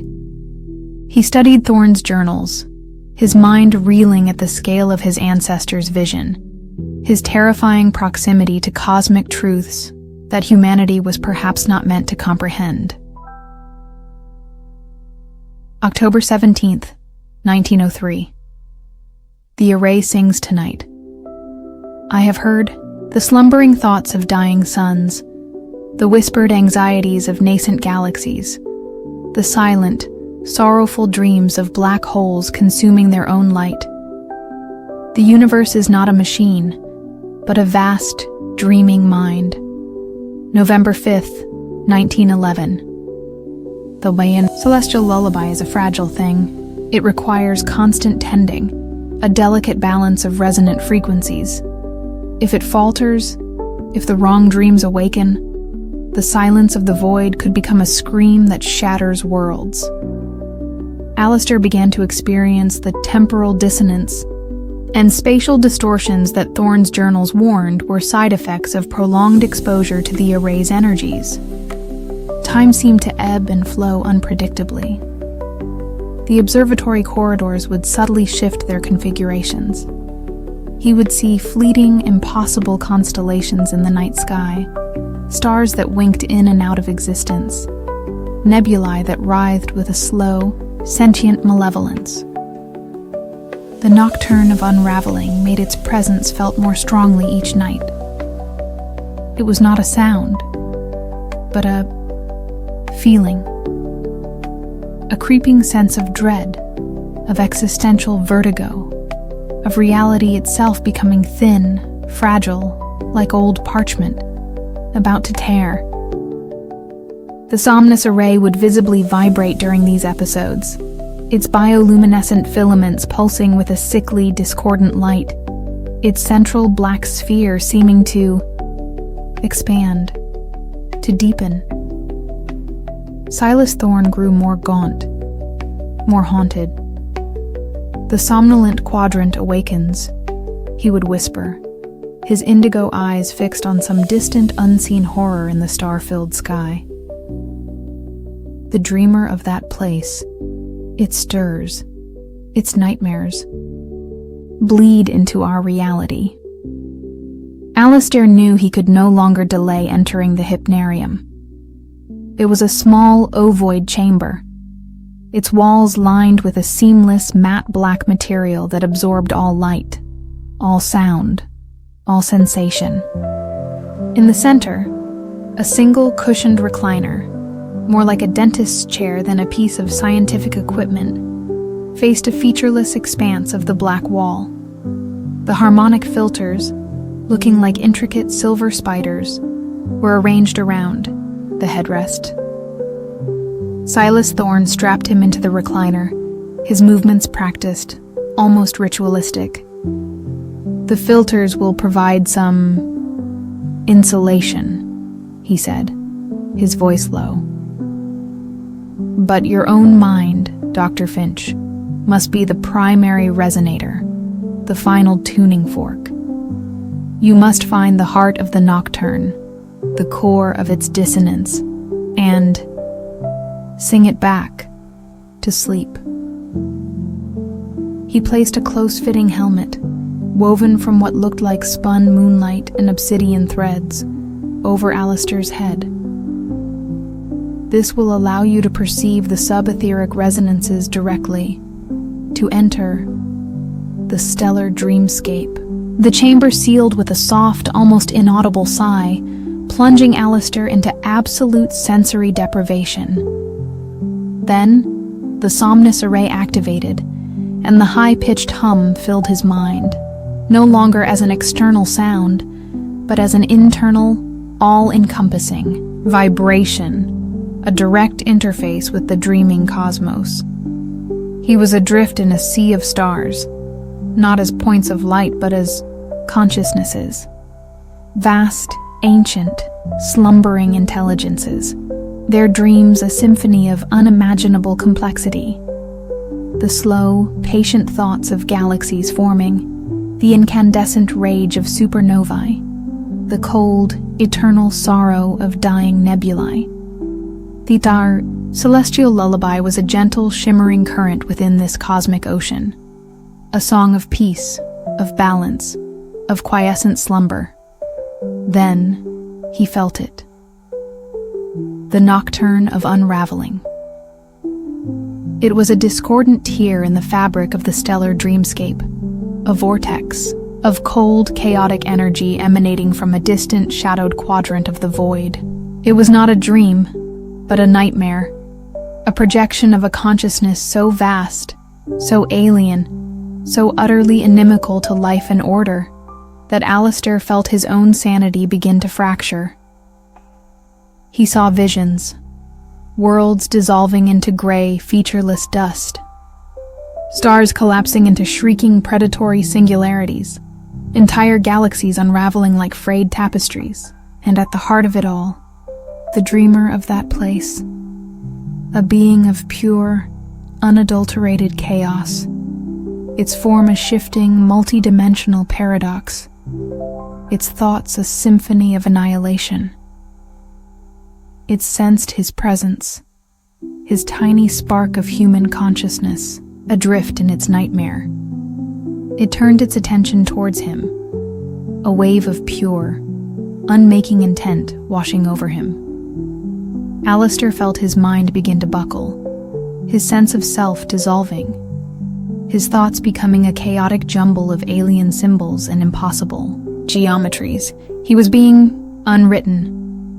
But then, he remembered the harmonic filters, the celestial lullaby, his own fragile human understanding of pattern, of resonance, of music. He fought back, not with defiance, but with harmony. He focused his mind, his will, on the pure, ordered frequencies of the lullaby. He began to hum, not a melody, but a series of resonant, overtone-rich notes, the very notes that Thorne's ancestor had used to first tune the somnus array.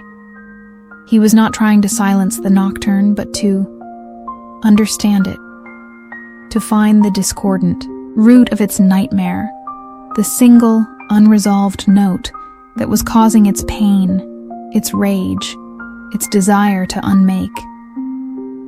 He delved deeper into the chaos, his own consciousness a fragile, questing melody against the overwhelming symphony of annihilation. He navigated the terrifying landscapes of the dreamer's mind, past shattered realities and dying concepts, searching for the source of its torment. And he found it. In the deepest, darkest core of the nocturne, he found not a malevolent god, but a lost child. A nascent stellar consciousness, born into a dying universe, alone, terrified, its first dreams filled with the cold, empty silence of its own inevitable extinction. Its nightmare was not a song of malice, but a cry of infinite cosmic loneliness. Alistair felt a wave of profound, unexpected empathy. He too had known loneliness, isolation, the fear of fading into obscurity. He changed his song. He no longer projected the ordered frequencies of the celestial lullaby. Instead, he offered something simpler, something more personal. He sang in his mind the melodies of earth, a child's nursery rhyme, a lover's lament, a folk song of harvest and hearth, the quiet, hopeful music of a small, fragile, living world.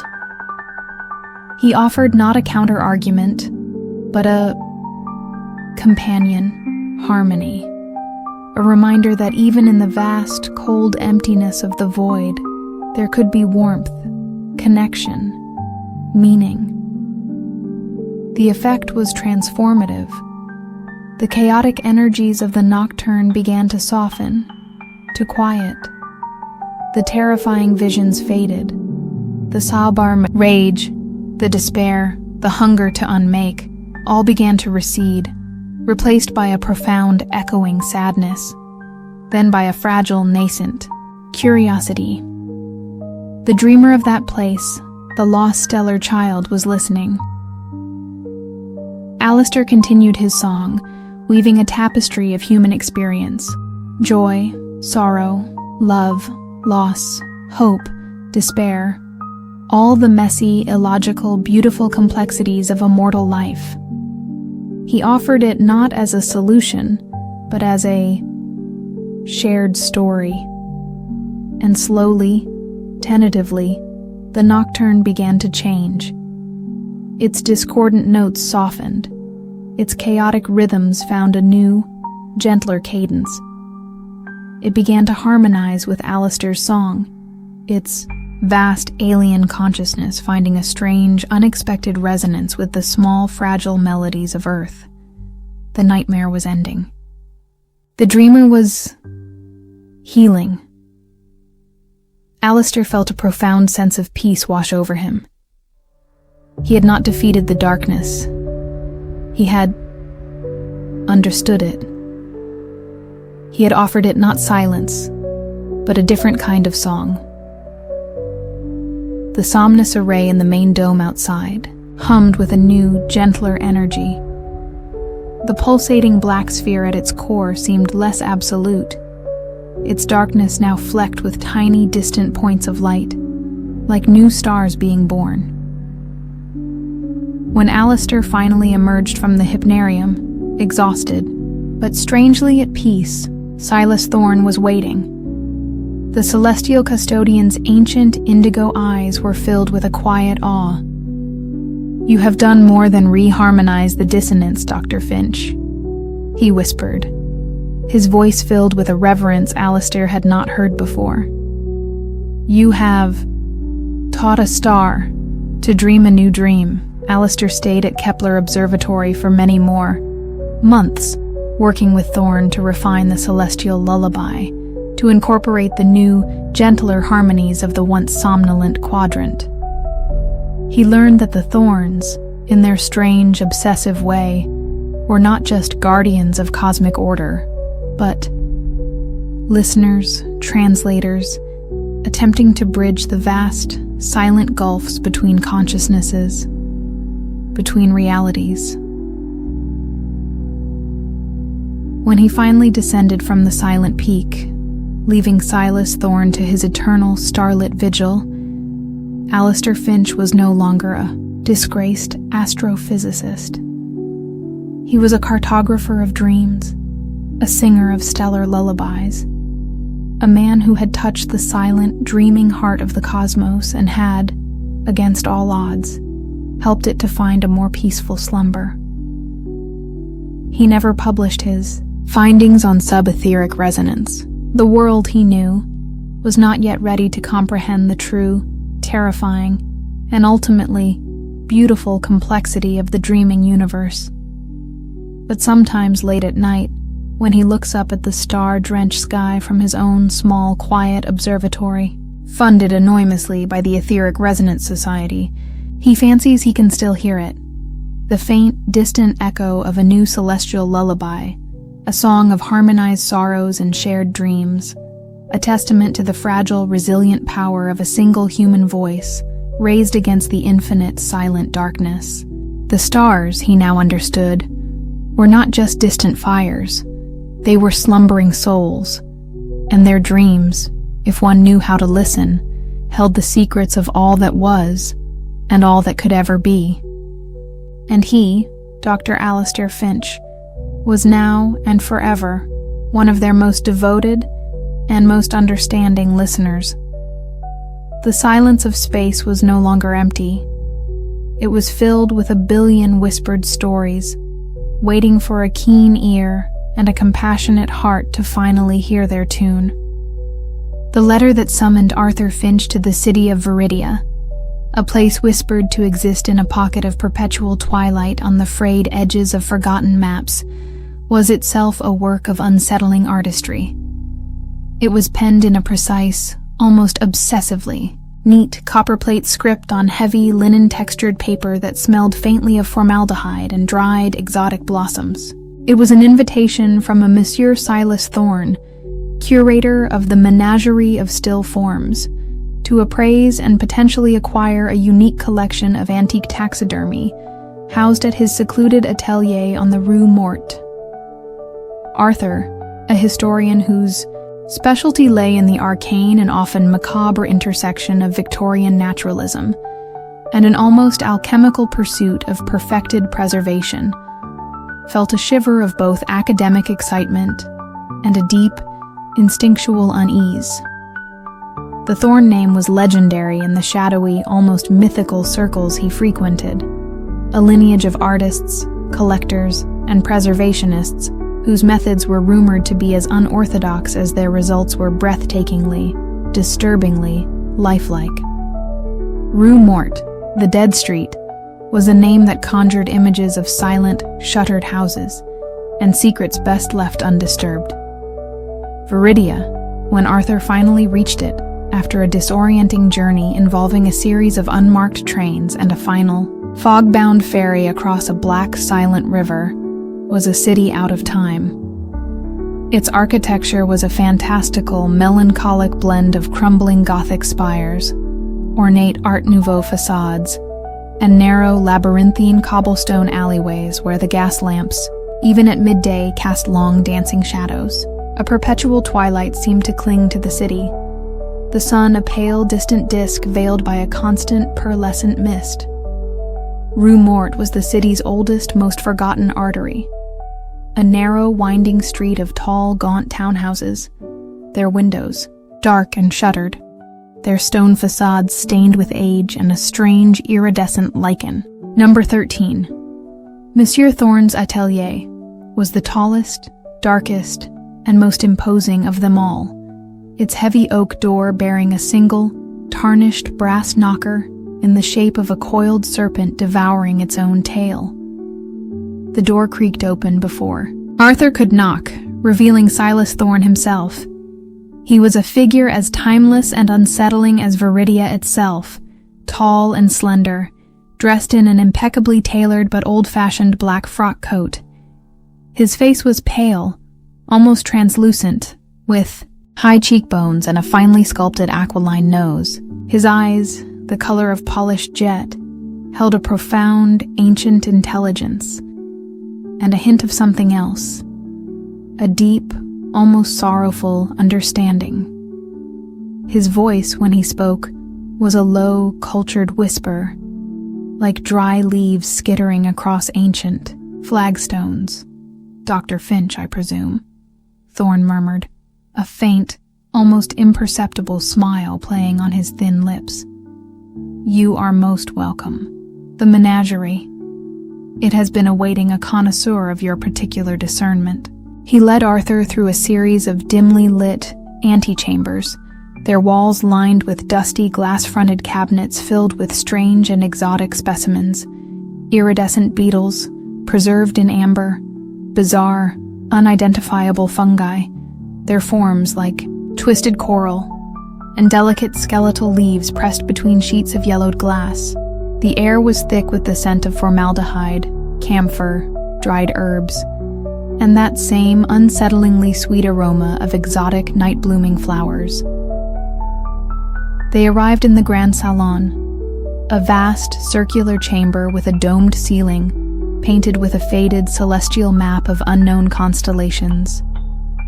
And here, arranged on pedestals of black, polished marble, under individual glass cloches, or within ornate, velvet-lined display cases, was Silas Thorne's menagerie of still forms.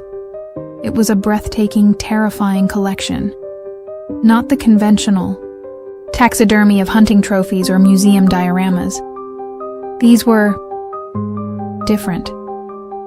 Animals, yes. A magnificent Bengal tiger, its stripes like black fire against its tawny pelt. A snow leopard, its spotted coat a masterpiece of preserved beauty. A peacock, its tail feathers spread in a cascade of iridescent jewels. But there was something unnervingly present about them. Their glass eyes seemed to hold a spark of retained consciousness. Their preserved muscles seemed to ripple with a suggestion of imminent movement. Their poses were not merely lifelike, but imbued with a profound, almost theatrical, emotional resonance. And interspersed among the animals were other forms, creatures that defied easy categorization. A winged serpent with scales of mother of pearl, a griffin, its eagle eyes gleaming with a fierce, ancient intelligence, a unicorn, its spiraled horn a shaft of pure, unearthly alabaster. These were not mere fabrications, Arthur realized with a growing sense of unease. They were assembled with an artistry so profound, so seamless, that the lines between the real and the imagined, the natural and the unnatural, blurred into insignificance. "My ancestors, Dr. Finch," Thorne whispered, his jet-black eyes sweeping across the silent, watchful collection, were not merely taxidermists. They were sculptors of essence. They believed that true preservation was not just a matter of skin and bone, but of capturing the anima, the vital spark, the very soul of the creature, within its perfected, stilled form. Arthur, the historian of arcane preservation techniques, felt a familiar, dangerous thrill. This was the ars moriendi perfecta, the perfected art of dying, a mythical, almost alchemical discipline whispered of in the most obscure heretical texts of his field. He had always dismissed it as folklore, as the fevered imaginings of eccentric naturalists. But here, in this silent twilight salon, surrounded by these impossibly lifelike, unnervingly present forms, his skepticism began to waver. The collection has grown quiet of late, Thorne continued, his voice laced with a subtle, almost imperceptible sadness. The resonance fades. Some of the elder forms, they begin to show signs of ennui, a kind of spiritual decay. I fear the techniques of my ancestors are being lost. The knowledge, it dims. That is why I have summoned you, Dr. Finch. Your research into the ethereal rite of preserved forms, it offers a flicker of hope. Arthur's task, Thorne explained, was not merely to appraise the collection, but to study it, to understand it, to perhaps even reanimate it, in some subtle spiritual sense. He was to delve into the Thorne family archives, to decipher the coded journals of generations of curators of still forms, to rediscover the lost art of imbuing these preserved creatures with that uncanny, enduring spark of lifelike presence. He was given a suite of rooms in a secluded wing of the townhouse, overlooking a walled nocturnal garden filled with strange, pale, heavily scented blossoms. His laboratory was a vast glass-roofed conservatory, filled with antique taxidermy tools, jars of exotic preserving chemicals, and shelves laden with anatomical charts of creatures both real and imagined. The first few weeks were an intoxicating immersion into a world of arcane artistry and forbidden knowledge. Arthur pored over the Thorne family journals, their pages filled with a spidery, elegant script that detailed not just techniques of skinning, tanning, and mounting, but of sympathetic resonance, astral fixation, and the careful weaving of emotional echoes into the prepared vessel. He learned of rare herbs that, when burned, were said to allow communication with the dormant anima. He read of complex, almost ritualistic processes of unsettling the preserved forms, of binding their fading life essence to their meticulously crafted effigies. The menagerie itself seemed to respond to his presence, to his focused attention. The glass eyes of the tiger would seem to follow him as he moved. The peacock's iridescent tail feathers would shimmer with an unnatural vibrancy. The griffin's carved beak would sometimes be tilted at a slightly different angle than he remembered. He would hear faint, almost inaudible sounds emanating from the display cases. The soft rustle of fur, the click of a claw on glass, the faintest, sighing breath. He began to understand the ennui Thorne had spoken of. Some of the older pieces, particularly those in the more shadowed corners of the salon, did seem duller. Their glass eyes were clouded, their preserved fur or feathers lacked luster, their presence felt diminished. The vital spark, the captured anima, was fading. He started to experiment, cautiously, using the techniques described in the Thorne journals. He burned the rare herbs, their smoke filling the conservatory with strange, evocative scents. He mixed the exotic preserving chemicals, their fumes making his head spin. He spent hours in quiet contemplation before the fading figures, trying to establish a sympathetic resonance, to project his own intellectual curiosity, his own aesthetic appreciation into their still forms. And slowly, almost imperceptibly, he began to see results. The clouded eyes of an ancient moth-eaten owl seemed to clear, its gaze regaining a spark of fierce nocturnal intelligence. The dull pelt of a slumbering Arctic fox seemed to regain its snowy luster. The air around these reawakened figures felt charged, their presence more palpable, more aware. Silas Thorne observed his progress with a quiet, almost unnerving satisfaction. He would appear silently in the conservatory, his jet-black eyes assessing Arthur's work, offering cryptic words of encouragement or subtle, almost imperceptible course corrections. "You have the touch, Dr. Finch," he murmured one evening, as Arthur successfully reanimated a particularly faded and despondent-looking hummingbird, its tiny jewel-like feathers now shimmering with renewed vibrancy. The old blood recognizes its kin, the menagerie. It responds to your understanding. The old blood. Arthur had largely ignored his own distant Thorne ancestry, dismissing it as an irrelevant footnote. But here, in this house of shadows and still forms, surrounded by the legacy of generations of arcane artisans, he felt it stirring within him, an ancient, instinctual connection to this strange, unsettling art. But as his successes grew, so too did a creeping, insidious unease. He began to have vivid, disturbing dreams. He would find himself within the display cases, his own skin turning to fur, to feathers, his limbs stiffening into artfully preserved poses, his eyes becoming polished glass, staring out at a silent, observing world. He would wake with a gasp, his heart pounding, the scent of formaldehyde and those sweet, cloying blossoms thick in his nostrils, his own skin feeling strangely tight, as if it were no longer entirely his own. He started to feel a subtle, almost imperceptible drain on his own vitality. He grew paler, thinner, His own reflection in the polished surfaces of the display cases seemed less substantial, more ethereal.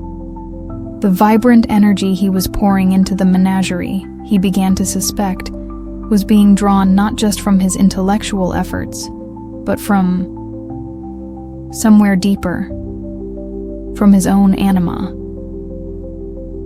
Alara Thorne's later journals, those from the final years of her curatorship, became his obsession. Her elegant script grew more erratic, her observations more desperate.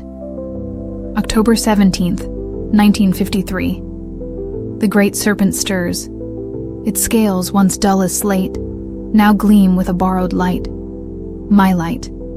I feel thinner, more transparent. But its eyes, they see me with such gratitude. November 5th, 1961. The menagerie is vibrant, more alive than ever. But I am fading.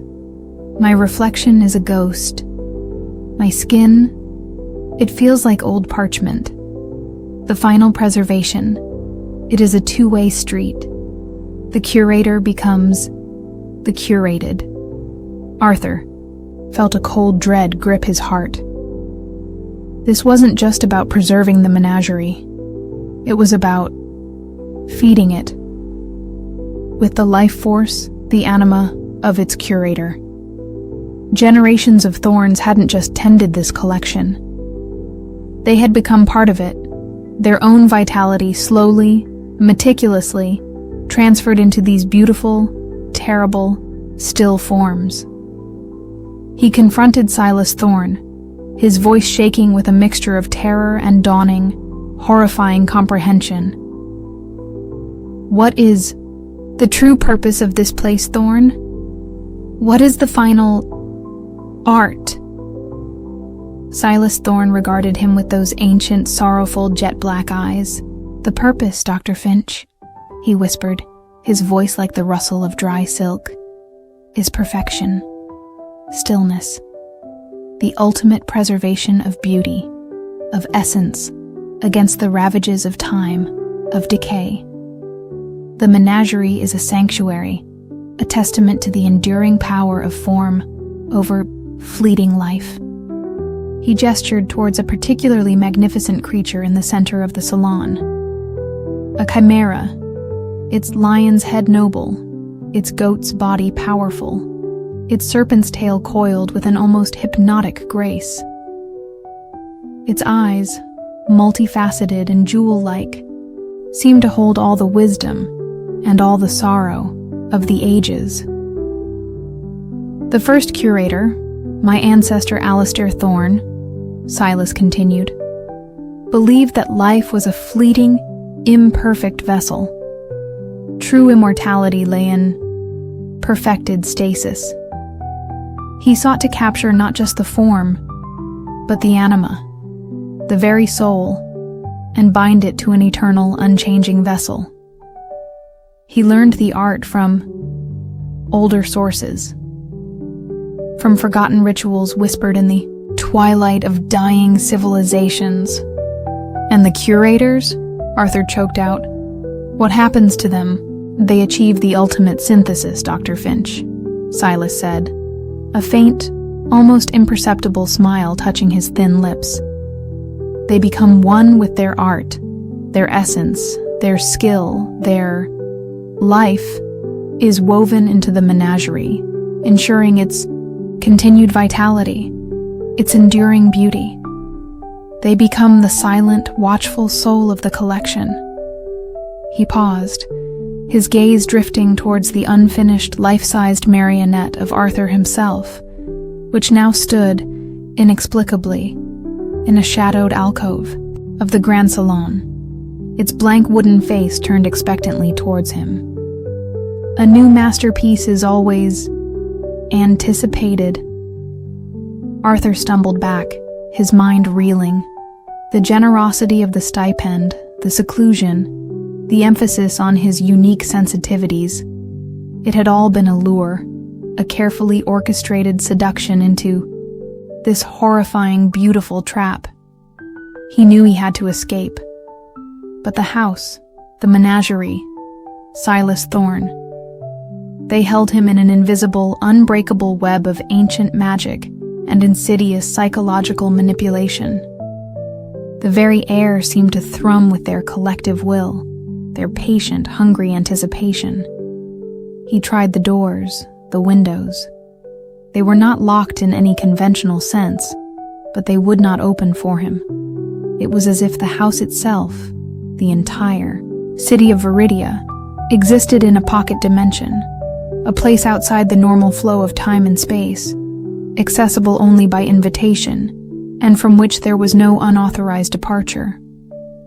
His dreams became more intense, more instructive. He found himself in Alara Thorne's workshop, his hands moving with an uncanny skill, carving, shaping, preserving. He felt the thrill of creation, the satisfaction of capturing a fleeting moment of beauty and making it eternal. He felt the subtle, intoxicating pull of the menagerie, its silent, collective consciousness welcoming him, offering him a place within its timeless, perfect stillness.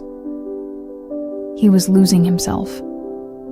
His own thoughts, his own desires, were becoming entangled with the ancient, pervasive will of Marlowe House, of the Thorne lineage, of the silent, watchful entities that populated its shadowy halls. One night, he was drawn to the grand salon. The menagerie was awake. The glass eyes of the preserved creatures glowed with a faint internal light.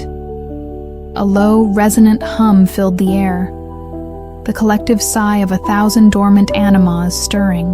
The shadows in the room seemed deeper, more animate, coalescing into indistinct, vaguely humanoid forms. The ghostly echoes of previous curators, perhaps, their essences forever bound to this place. And in the center of the salon, before the magnificent chimera, stood Silas Thorne. He held in his hands a set of exquisite, silver-tipped taxidermy tools, scalpels, needles, fine-toothed saws, their surfaces gleaming unnervingly in the dim, pulsating light. "It is time, Dr. Finch," Thorne whispered, his voice now a chorus of sibilant, overlapping whispers, the collective voice of the menagerie. "The masterpiece awaits its final animation. Your essence will lend it a unique poignancy. Your story will become legend." Arthur looked at his own hands. They were pale, thin, almost translucent. He felt a profound weariness, a strange, seductive yearning for stillness, for the perfect, unchanging beauty of preserved form. It would be so easy to surrender, to let go, to become part of this ancient, terrible, magnificent art. But then, he saw it. A flicker of movement in the periphery of his vision. Not from the menagerie, not from Silas Thorne, but from outside. Through one of the tall, arched windows of the salon, he saw a single, living moth, its wings a flurry of dusty brown, beating against the ancient, grimy glass, drawn by the faint internal light of the salon, a tiny spark of chaotic, imperfect life in this mausoleum of perfected stasis. And in that moment, something within Arthur Finch, the pragmatic architect, the rational scientist, the man who had always valued clean lines and logical spaces, rebelled. He would not become another silent, beautiful, dead thing. He would not surrender his messy, imperfect, living essence to this cult of stillness. He remembered his own field, his study of the arcane intersection of naturalism and alchemy. He remembered the theories of sympathetic decay, of resonant unmaking, the idea that even the most perfectly preserved forms were still subject to the subtle, inexorable laws of entropy, unless unless the preservative force was constantly, actively renewed. The menagerie was not self-sustaining. It required a curator. It required life. He looked at Silas Thorne, at the ancient, weary intelligence in his jet-black eyes. Thorne was not just a guardian. He was an anchor, a conduit, perhaps even the primary source of the preservative energies that sustained this place. If that anchor were removed, it was a desperate, horrifying thought. To destroy this collection, this testament to centuries of obsessive, terrible artistry, it went against every instinct of the scholar, the connoisseur within him. But to save himself, to break this cycle of consumption, of absorption, he focused all his will, all his remaining life force, not on resisting the menagerie, but on rejecting its premise. He projected a wave of pure, chaotic, living energy into the salon, not of sorrow or despair, which the menagerie could absorb and transmute, but of vibrant, messy, unpredictable life. He thought of bustling city streets, of raucous laughter, of new ideas, of scientific breakthroughs, of the relentless, chaotic, beautiful forward march of time and change. The effect was immediate and devastating. The menagerie recoiled. The glowing glass eyes of the preserved creatures flickered, dimmed. The resonant hum faltered, became discordant. The shadows in the room thrashed, writhed, as if in agony. The carefully preserved forms began to shift. Fur ruffled. Feathers drooped, porcelain faces cracked. The illusion of life, so painstakingly maintained for centuries, began to shatter. Silas Thorne cried out, a sound of pure, unadulterated anguish, a sound that was not human, but the shriek of ancient wood splintering, of stone crumbling, of 1,000 delicate mechanisms grinding to a halt.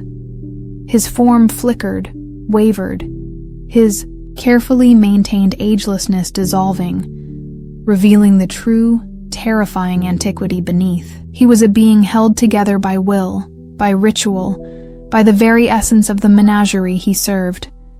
And as it began to unravel, so too did he. No, he rasped, his voice now thin and brittle, like old parchment tearing. The perfection, the stillness, you are unmaking everything. Life is not still, Thorne, Arthur said, his own voice surprisingly strong, fueled by a desperate, defiant energy. It is change. It is decay. It is beautifully, terribly imperfect. He strode towards the great chimera, the masterpiece of the first curator. He reached out and touched its magnificent, preserved lion's head. And as he did, he focused all his will, all his love for the messy, chaotic, living world into that touch. The chimera shuddered. A fine network of cracks spread across its polished, multifaceted eyes. Its perfectly preserved fur began to shed, its noble form to sag. The ancient, captured anima within it seemed to sigh, a sound of release. Around the salon, the menagerie was collapsing. The tiger's stripes faded, its form slumping. The peacock's iridescent tail feathers crumbled to dust. The griffin's fierce intelligence dissolved into the vacant stare of glass and paint. The winged serpent with scales of mother of pearl shattered into 1,000 glittering fragments. Silas Thorne shrieked again, his form flickering, becoming translucent, his jet-black eyes fading to a dull, empty gray. He reached out a skeletal, insubstantial hand towards Arthur. Then, with a final, sighing exhalation that smelled of dust and forgotten centuries, he dissolved, becoming one with the swirling motes of decay that now filled the air. Arthur Finch stood alone in the heart of the dying menagerie, the scent of formaldehyde and exotic blossoms, replaced by the clean, sharp smell of dust, and the inexorable, liberating scent of true, natural decay. The silence that fell was no longer expectant, no longer watchful. It was simply empty. The heavy oak front door of number 13, Penumbra Lane, swung open easily at his touch, the morning light of a world he thought he had lost streaming into the dusty foyer. He walked out of Marlowe House, out of the twilight, city of Viridia, and never looked back. He returned to his cluttered London flat, to his life of quiet academic obscurity. He never spoke of Silas Thorne, or the menagerie of still forms, or the perfected art of consuming souls. Who would believe him? But he was changed. He no longer sought the arcane, the forbidden, the perfectly preserved. He found a new fascination, a new solace, in the simple, everyday beauty of things that lived and changed and, inevitably, decayed. He tended a small window box garden, delighting in the vibrant, ephemeral life of its common, unremarkable flowers. Sometimes, late at night, when the city is quiet and the wind sighs around the eaves, he fancies he can still smell the faint, sweet, cloying aroma of those exotic, night-blooming blossoms from Rue Morte. He wonders if some echoes, some resonances, can ever truly be silenced. He knows that the pursuit of perfection, of eternal stillness, can be a terrible, seductive trap. And he, Arthur Finch, the reluctant curator, the accidental iconoclast, carries within him the quiet, profound understanding that true beauty lies not in resisting decay, but in embracing the messy, imperfect, and ultimately liberating dance of life and time. The greatest art, he now understood, was not to preserve, but to let go. And the most profound silence was not that of a stilled heart, but of a story finally, truly, allowed to end. The commission arrived via a black-bordered card, delivered by a silent, gloved hand that slipped it beneath Alara Vance's studio door during a pre-dawn fog. Alara, a textile artist whose work delved into the unsettling beauty of decay and the mnemonic threads she believed could be woven into fabric, recognized the crest embossed in silver, a stylized spider anointing a loom.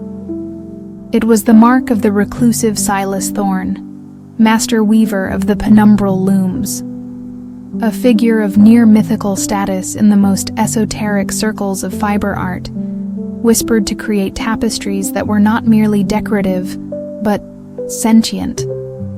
The note, penned in an elegant, archaic script with ink that seemed to shift in color from deepest indigo to blood crimson, was an invitation to the Thorne family estate, Arachne's Folly, a place said to be hidden deep within the unmapped, mist-shrouded fens of East Anglia. Thorne spoke of a fraying of the great tapestry, of discordant threads and unraveling narratives that threatened the structural integrity of the loom itself. Alara's unique, if controversial, ability to perceive and manipulate the emotional resonance of fibers was, the note stated, urgently required.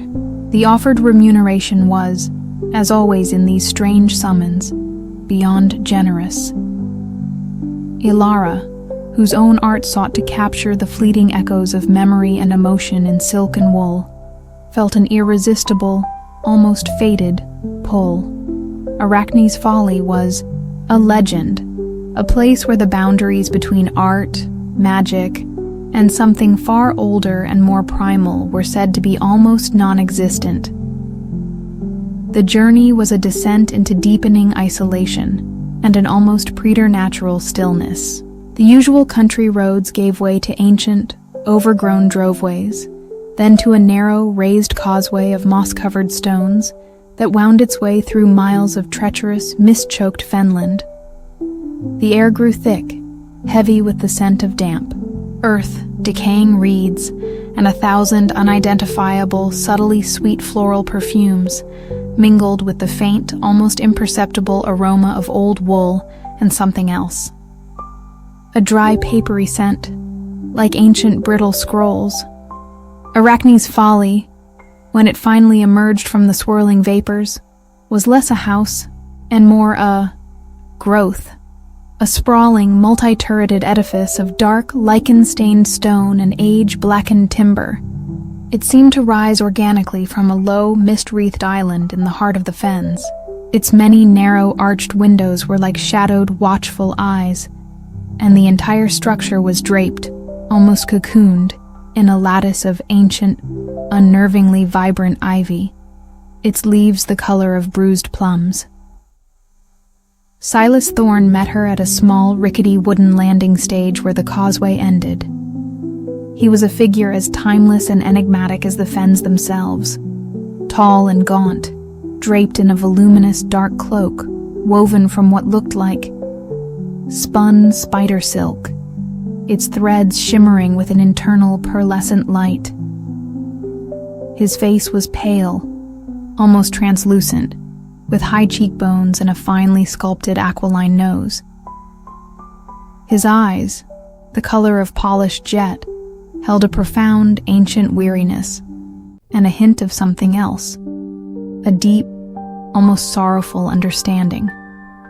His voice, when he spoke, was a low, soft whisper, like wind sighing through dry reeds, or the rustle of silk across a loom. "Miss Vance," Thorne murmured, his gaze intense, almost appraising. "Your reputation for listening to the threads precedes you. The great tapestry is unraveling. Its stories bleed." He led her through a labyrinth of low-ceilinged, shadowy corridors, their walls hung with ancient, faded tapestries depicting scenes of unsettling, mythical beauty. Forgotten, gods' spectral hunts and impossible, dreamlike landscapes. The air was thick with that scent of old wool, dust, and those strange, sweet floral perfumes, stronger here, mingled with the faint, almost imperceptible hum of countless unseen looms. They arrived in the heart of Arachne's Folly, the grand, weaving hall.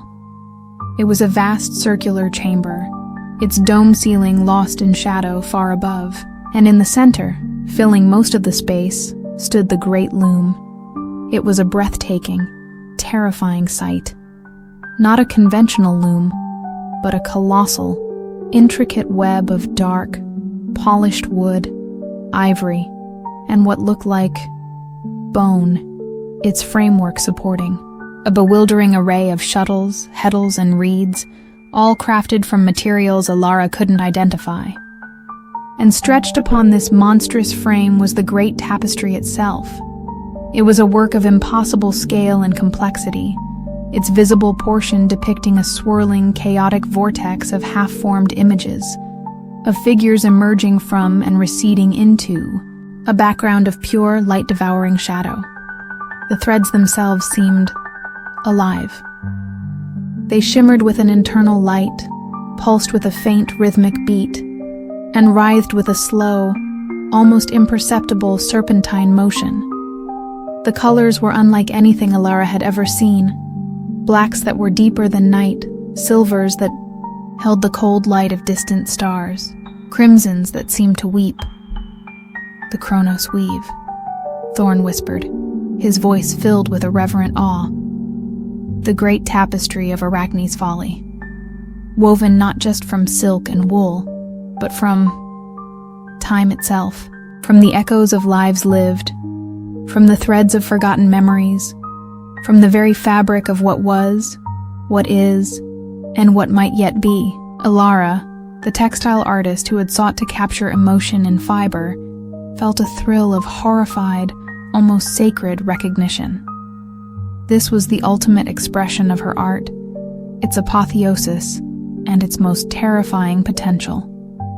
For generations, Thorne continued, his gaze fixed on the writhing, shimmering surface of the tapestry. The master weavers of my lineage have tended this loom, have guided its threads, have maintained the integrity of its narrative. We are not its creators, merely its custodians, its interpreters. But now, a dissonance has entered. A severed thread, a pattern of unmaking, has begun to unravel the weave. Stories are becoming corrupted. Memories are bleeding into one another. The very fabric of the tapestry, it frays. Alara's task, Thorne explained, was to enter the dreaming chamber, a small, heavily insulated room directly behind the great loom, said to be attuned to its deepest resonances, and, using her own innate sensitivity to the mnemonic threads, to identify the source of this corruption, to understand its nature, and to reweave the unraveling pattern. She would need to find the severed thread and, if possible, mend it, or, if necessary, cut it free before its dissonance consumed the entire tapestry. She was given a small, starkly furnished chamber in a remote wing of the folly, overlooking a courtyard filled with strange, pale, luminescent fungi that pulsed with a soft, rhythmic light. Her tools were a collection of antique weaving implements, shuttles carved from polished bone, needles of silver and obsidian, and a single ancient spindle that Thorne claimed was spun from solidified moonlight and the size of forgotten goddesses. The first few days were an overwhelming immersion into the sensory landscape of Arachne's folly. The constant, subtle hum of the great loom resonated through the very stones of the building. The air was thick with the scent of old fibers, and the almost imperceptible, high-pitched whine of stressed time. The shadows in the corridors seemed deeper, more animate than anywhere Alara had ever been. She began to discern the unraveling. The magnificent tapestries that lined the halls, once depicting coherent, if unsettling narratives, now seemed fractured. Images bled into one another. Figures were distorted, their features blurred. Colors that had once been vibrant were now muted, faded, as if leached of their essential vitality. The threads themselves felt brittle, frayed, their mnemonic resonance weakening. She found Alara Thorne's journals. For this great aunt, two had been named Alara, a disquieting coincidence, or perhaps a destined echo. The journals were bound in what looked like woven human hair, their pages thin and fragile, covered in a script that was part archaic cursive, part intricate knot patterns. October 17th, 1933. The loom sighs tonight. A new thread has entered. The weave, unbidden, unwelcome. It is a thread of absence, of negation. It tastes of cold stars and empty spaces. November 5th, 1941. The severed thread spreads its influence. The old stories unravel. The faces in the tapestry grow. Vacant, their memories bleed away. I try to reweave, to mend, but my own threads grow thin. The pattern of unmaking is relentless. Alara Vance felt a cold dread. Her ancestor had faced this same crisis, this same insidious unraveling, and she had, it seemed, failed. The phenomena in Arachne's folly intensified. Alara would hear the frantic, almost desperate, clicking of the great loom's shuttles in the dead of night, as if it were trying to repair itself. She would see shadowy figures, woven from pure darkness, flitting through the corridors, their forms indistinct, their purpose unknown. These, she sensed, were the weavers of shadow her ancestor had written of, the guardians, or perhaps the prisoners, of the loom. The whispers began. Not the gentle rustlings of the fen, but sharp, cutting whispers, like the snipping of shears, the severing of threads. They spoke in a language of pure, terrifying entropy, of the beauty of decay, of the ultimate peace of absolute unmaking. One night, she was drawn to the grand weaving hall by an almost unbearable sense of wrongness. The great tapestry was in turmoil. Its surface writhed and bucked, its colors clashing in discordant, nauseating patterns. The images were a chaotic jumble of screaming faces, crumbling towers, and dying stars. And at its heart, a spreading vortex of pure, light-devouring blackness, the severed thread, manifesting its destructive power. Silas Thorne stood before the loom, his gaunt frame rigid, his face a mask of anguish. He held the ancient spindle in his trembling hands, its moonstone tip glowing with a faint, desperate light, as if trying to hold back the encroaching darkness. "It is accelerating, Miss Vance," he rasped, his voice barely audible above the cacophony of the unraveling tapestry. The Unraveler. It seeks to consume all narratives, all memories, all threads of existence. It desires only the great unweaving. Alistair. Finch had faced a saint of unmaking. Elara Vance now faced its textile equivalent. The thorns, it seemed, were fated to battle entropy in its myriad insidious forms. "The dreaming chamber," Thorne urged, his voice cracking. "You must enter the weave itself, find the origin of the severed thread. Only from within can the pattern be renegotiated." Elara knew this was the true purpose of her summons, not just to observe, but to participate, to become a thread in this ancient cosmic struggle. The dreaming chamber was a small circular room, its walls, floor, and ceiling entirely covered in a seamless, shimmering fabric that felt like spun moonlight. In the center, a single low couch, upholstered in the same ethereal material. As Elara lay down, the fabric seemed to mold itself to her form, to absorb her, to draw her in. The world dissolved into a kaleidoscope of light, color, and sensation. She was no longer Elara Vance, the textile artist. She was a thread, a single, questing filament of consciousness, adrift in the vast, intricate, terrifyingly alive tapestry of the Chronos weave. She saw stories unfolding around her, the birth and death of stars, the rise and fall of forgotten civilizations, the intimate, heartbreaking dramas of individual lives, all woven together in an infinite, interconnected pattern. She saw her ancestor, Elara Thorne, a luminous, sorrowful thread, struggling to mend the fraying edges of the weave, her essence slowly, inexorably, being absorbed into its vastness. And she saw the severed thread. It was not a thread at all, but a hole, a rip in the fabric of reality, a vortex of pure negation, edged with threads of cold, dead starlight. And from this hole, the Unraveler emerged. It had no fixed form. It was a being of pure chaotic shadow, its shape constantly shifting, its presence a wave of soul-crushing despair and the seductive promise of utter oblivion.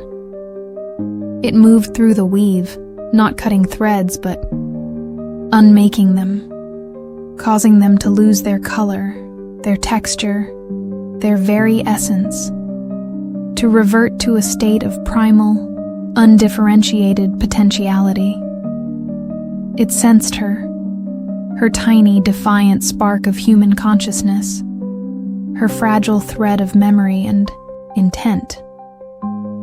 It turned its attention towards her, a wave of pure, unmaking energy washing over her, threatening to unravel her very being. Alara felt her memories begin to fray, her sense of self dissolving. She was losing her story, her thread in the great tapestry. But then she remembered her art, her own humble weavings, her attempts to capture emotion, to give form to fleeting memories.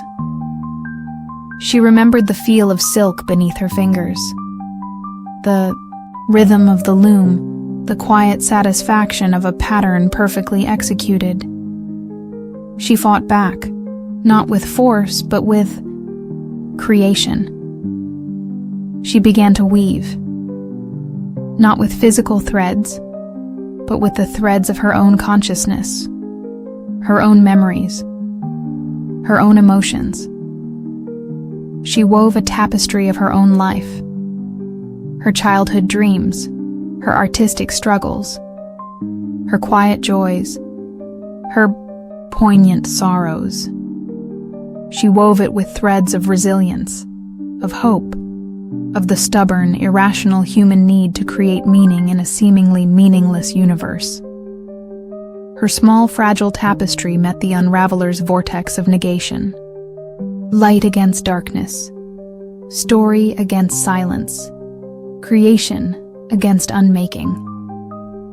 The unraveler recoiled, its chaotic energies momentarily disrupted by this unexpected, defiant act of self-assertion. It had expected surrender, despair, the passive acceptance of oblivion.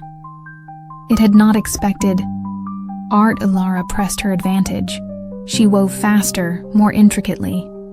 She wove not just her own story, but the stories of others, the forgotten artisans, the silenced poets, the lost lovers whose echoes she had sensed in the decaying beauty of the world. She wove a tapestry of shared human experience, a testament to the enduring power of memory, of love, of the stubborn, beautiful refusal to simply cease. Her tapestry grew, expanded, becoming a shield, a bulwark against the unraveler's encroaching void. It began to mend the rips in the Chronos weave, to reconnect the severed threads, to restore color and texture and meaning to the fading patterns. The unraveler shrieked, a sound that was the tearing of fabric, the snapping of looms, the collapse of narratives. Its shadowy form thrashed, writhed, trying to break through Alara's defiant creation, but her tapestry held. It was woven from the strongest, most resilient threads of all, the threads of the human heart. And slowly, almost imperceptibly, the unraveler began to recede. Its vortex of negation shrank. Its chaotic energies diminished. It was not defeated, perhaps, but contained, pushed back into the tear and reality from which it had emerged. Alara felt a new thread enter her own weaving, a thread of immense power, of ancient cosmic wisdom. It was the great loom itself, adding its strength to hers, helping her to seal the rift, to mend the severed thread, to restore the integrity of the Chronos weave. With a final sighing exhalation that seemed to echo through all of creation, the tear in the fabric of reality healed. The unraveler was gone. Alara found herself back in the dreaming chamber, lying on the couch of spun moonlight, her body trembling, her mind exhausted, but her spirit, strangely, unexpectedly, at peace. Silas Thorne was there, his ancient jet black, eyes filled with a quiet, profound awe. "You have done it, Weaver," he whispered, his voice no longer a rustle, but a clear, resonant chord. "You have mended the great tapestry. You have rethreaded the loom of time." Ilara Vance remained at Arachne's Folly, not as a visitor, but as its master weaver. She worked with Silas Thorne, learning the ancient, intricate art of tending the eye, Chronos Weave, of guiding its infinite, ever-shifting narratives, of maintaining the delicate, beautiful, terrifying balance between creation and unmaking. She learned that the Thorne lineage, and the Folly itself, were not just custodians of art, but guardians of reality, a lonely, eternal vigil against the forces of entropy that sought to unravel the very fabric of existence. She still weaves her own tapestries, small, intimate pieces that capture the fleeting beauty of a remembered sorrow, the poignant echo of a lost love, the quiet resilience of the human spirit. But now, her threads are stronger, her colors more vibrant, her patterns imbued with a deeper, more ancient wisdom. Sometimes, late at night, when the fens are shrouded in mist and the great loom hums its silent cosmic song, she feels the faint, distant echo of the unraveler, a reminder of the fragile beauty of the weave, of the constant, eternal struggle between story and silence. But she is not afraid, for she is Ilara Vance, the weaver of whispering tapestries, and her threads are strong. She knows that art, in its deepest, most profound sense, is not merely a reflection of reality, but an active participation in its ongoing creation, a defiant, beautiful act of weaving meaning into the vast, indifferent loom of the cosmos. The tapestry endures, and its stories, thanks to her and the silent, watchful guardians of Arachne's Folly, continue to unfold, vibrant, resilient, and eternally, beautifully woven. The advertisement, almost invisible amongst the condolences and funeral notices in the obscure positions section of a failing local gazette, was for a resident horticulturist and custodian of memorial flora at Hollowvale Cemetery. The requirements were unusual. A profound understanding of Victorian morning botany, a sensitivity to subtle atmospheric disturbances, and an unwavering ability to work in solitude through the deep hours of the night. The stipend offered was, perhaps tellingly, significantly above the usual rate for such a position. Eleanor Ainsworth, a botanist whose academic career had wilted after her doctoral thesis on resonant plant empathy in sites of profound grief, was dismissed as morbid pseudoscience, found the notice irresistible. Her own quiet, melancholic disposition, her fascination with the symbolic language of flowers, and her current state of near penury made the offer seem almost fated. Hollowvale Cemetery, she knew from her more esoteric readings, was no ordinary graveyard. It was whispered to be a place where the veil between the living and the dead was as thin and fragile as a pressed violet. The journey to Hollowvale was a gradual descent into deepening shadow and a pervasive, melancholic quietude. The bustling county roads gave way to narrow, tree-canopied lanes, then to a single, rutted track that wound its way through ancient, moss-draped woodlands. Hollowvale Cemetery, when it finally appeared through a break in the mist-shrouded trees, was less a manicured graveyard and more a sprawling Victorian Gothic garden of the dead. Ornate, lichen-stained mausoleums stood like miniature, brooding temples amongst a forest of towering, age-blackened tombstones, their inscriptions worn, smooth by centuries of wind and rain. Ancient yews, cypresses, and weeping willows cast long, sorrowful shadows, and the air was thick with the scent of damp earth, decaying leaves, and the faint, almost imperceptible fragrance of unseen, night-blooming flowers. She was met at the massive, rust-hinged iron gates by a figure as timeless and weathered as the cemetery itself. He was tall, gaunt, dressed in the simple, dark, functional clothes of a gravedigger or groundskeeper, though his hands, gnarled and earth-stained, possessed a surprising delicacy. His face was a network of deep-set wrinkles, his eyes the color of faded twilight, holding a profound, weary sadness. He introduced himself only as Mr. Silas Blackwood, keeper of the roots. His voice was a low, soft murmur, like wind sighing through ancient tombstones. "Miss Ainsworth," Silas said, his gaze direct, almost appraising. "Your unique understanding of the language of sorrowful flora is anticipated. The memorial garden is restless. The echoes stir."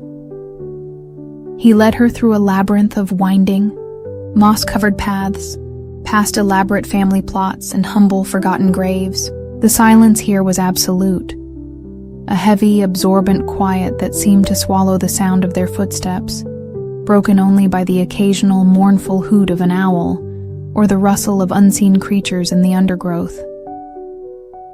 They arrived at a secluded, walled enclosure at the heart of the cemetery, a place Silas referred to as the Sanctum of Silent Blooms. This was the memorial garden, and it was unlike any garden Eleanor had ever seen. It was not a place of vibrant, cheerful flowers, but of strange, ethereal, almost unsettlingly beautiful plants. Pale, moon-white roses that seemed to weep dewdrops of pure sorrow. Deep indigo irises whose petals shimmered with an internal spectral light. Delicate ghost-like orchids that bloomed only in the deepest shade, their forms like frozen sighs.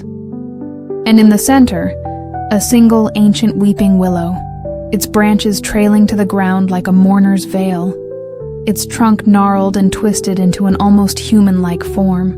"This is the heartwood," Silas whispered, his voice barely disturbing the profound stillness. "The oldest resident of Hollowvale. Its roots, they run deep. They connect to every grave, every sorrow, every lingering echo within these grounds. The memorial garden is not merely tended. It is listened to. Its blooms reflect the emotional state of the departed." Eleanor's task, Silas explained, was to become the new echo gardener. She was to tend these unique, psychically sensitive plants to understand their subtle language, to discern the emotional dissonances that were causing the current restlessness among the cemetery's spectral inhabitants. The previous gardener, a reclusive woman named Alara Thorne, the Thorne name, a recurring shadowed melody in the symphony of the strange, had passed away suddenly, leaving her work unfinished. Eleanor was given a small stone-built cottage on the edge of the memorial garden, its windows overlooking a sea of ancient ivy-covered tombstones. It was sparsely furnished but clean, with a well-stocked library of botanical texts, many of them centuries old, focusing on the symbolic and rumored supernatural properties of plants. The first few weeks were an intense immersion into the unsettling rhythms of Hollowvale. Eleanor spent her days meticulously tending the memorial garden, learning the unique needs of each strange bloom. She discovered that the moon-white roses thrived on whispered confessions of grief. The indigo irises unfurled their spectral petals only when exposed to poetry of profound loss. The ghost orchids, they seemed to respond to her own quiet, unexpressed sorrows, their delicate forms growing stronger, more luminous, when she allowed her own melancholic thoughts to linger. The nights were when Hollowvale truly came alive, or rather, when its echoes became most apparent. She would hear faint, almost inaudible whispers drifting through the yew hedges, like the rustle of unseen silk mourning clothes.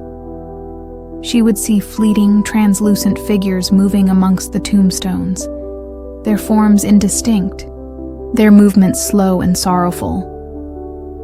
These were not malevolent spirits, she sensed, but residual imprints, emotional echoes of the lives once lived and lost within these hallowed, haunted grounds. She found Alara Thorne's gardening journals, tucked away beneath a loose flagstone in the cottage hearth. They were bound in faded, water-stained velvet, their pages filled with a delicate, spidery script, detailing not just horticultural practices, but her interactions with the silent congregation, the spectral residents of Hollowvale. October 17th, 1978. The widow hemlock's sorrow bloom is wilting. Her grief echo feels thin. She yearns for a new listener. I have planted forget-me-nots at the foot of her stone to strengthen the tether. November 5th, 1985. Young Master Alistair's whispering grass is agitated. His echo is frightened. He speaks of a new shadow in the lower ossuary, a coldness, a silence that is not peaceful. The lower ossuary. Eleanor had discovered it during her explorations, a series of ancient, brick-lined catacombs beneath the oldest section of the cemetery, accessible only by a narrow, moss-slicked stone staircase hidden behind a crumbling mausoleum. The air down, there was frigid, the silence absolute, the darkness impenetrable. She had not dared to venture far within. The restlessness Silas had spoken of was growing. The whispers in the cemetery were no longer just sorrowful. They were tinged with a new, underlying current of fear. The memorial garden reflected this. The moon-white roses were streaked with a sickly, bruised purple. The indigo irises were tightly closed, their spectral light dimmed. Even the ancient heartwood willow seemed to droop more heavily, its leaves rustling with an agitated, anxious energy. One night, as a full, unnaturally pale moon cast long, skeletal shadows across the tombstones, Eleanor was woken by a sound that was not a whisper, not a rustle, but a distinct, soft weeping. It seemed to be coming from the direction of the lower ossuary. She followed the sound, her heart pounding, a single flickering oil lantern her only guide. The entrance to the catacombs gaped like a dark, waiting maw. The weeping was louder here, echoing from the depths. She descended the stone steps, the air growing colder, damper, the silence pressing in on her, broken only by the heartbreaking sound of a child's inconsolable grief. In the deepest chamber of the ossuary, its walls lined with countless dust-filled niches, she found the source. A small, translucent figure, no older than 7 or 8, huddled in a dark corner, its tiny form racked with sobs. It was the echo of a young girl, her Victorian mourning dress tattered and faded. As Eleanor approached, the child looked up, her spectral face pale, her eyes vast, dark pools of terror. "He's here," she whispered, her voice a fragile, trembling thread of sound. "The quiet man. He wants to still the whispers. All of them. The quiet man." The name sent a chill through Eleanor that had nothing to do with the damp cold of the catacombs. She had encountered references to such an entity in the most obscure, forbidden texts in Alara Thorne's library. A being of pure, entropic silence. A collector of forgotten sorrows. A stealer of echoes, who sought to impose a final, absolute stillness upon the restless dead. Suddenly, the child's weeping ceased. Her translucent form flickered, then began to fade, her terrified eyes fixed on something behind Eleanor. Eleanor spun around. Standing in the arched doorway of the chamber was a figure. Tall, impossibly gaunt, draped in shadows that seemed to cling to it like a shroud. It had no discernible features, no face, only a deepening of the darkness where a head should be. And from it emanated a silence so profound, so absolute, it seemed to absorb all sound, all light, all life. The quiet man. It raised a long, shadowy hand, and Eleanor felt a wave of utter, soul-crushing despair wash over her, a desire to simply cease, to surrender to the encroaching silence, to become another forgotten, unremembered echo. She fought it, clinging to her own identity, her own fragile spark of life. She remembered Alara Thorne's journals, her descriptions of resonant wards and sympathetic harmonies. The memorial garden, the heartwood, the very flora of Hollow Vale. They were not just passive reflectors of grief. They were active, participants in its ecosystem. She backed away from the quiet man, towards the small fading echo of the weeping child. "I will not let you take her," Eleanor whispered, her voice surprisingly steady. "Her sorrow has a right to be heard, to be remembered." The quiet man tilted its featureless head, as if considering her words. The silence it exuded deepened, grew colder, more insistent. Eleanor knew she couldn't fight this entity with force, with conventional magic. She had to use the language it understood, the language of Hollow Vale itself, the silent, resonant language of grief, of memory, of Flora. She closed her eyes. She reached out with her mind, not to the quiet man, but to the memorial garden above, to the ancient heartwood, to the network of roots that connected every grave, every sorrow, every lingering echo in Hollow Vale. She focused on the moon-white roses, on their ability to absorb and transmute grief. She thought of the indigo irises, their power to illuminate hidden sorrows. She called upon the ghost orchids, their delicate strength in the face of despair. She began to hum, a low, resonant note, the root tone of Hollow Vale, a sound she had learned from Silas, a sound that was said to harmonize all the disparate echoes of the cemetery. The effect was subtle at first, a faint tremor in the stone floor, a slight warming of the frigid air. The child's fading echo flickered, then seemed to stabilize, its translucent form regaining a small measure of substance. The quiet man recoiled, its shadowy form wavering, as if buffeted by an unseen force. The absolute silence it projected was disrupted by Eleanor's resonant hum, by the rising chorus of the reawakening garden above. Eleanor pressed her advantage. She opened her eyes and began to speak, her voice clear and strong, weaving a narrative not of despair, but of endurance. She spoke of the lives commemorated by the tombstones above, of their struggles, their triumphs, their loves, their losses. She acknowledged their pain, but she also celebrated their resilience, the enduring power of their memories, the echoes they had left behind.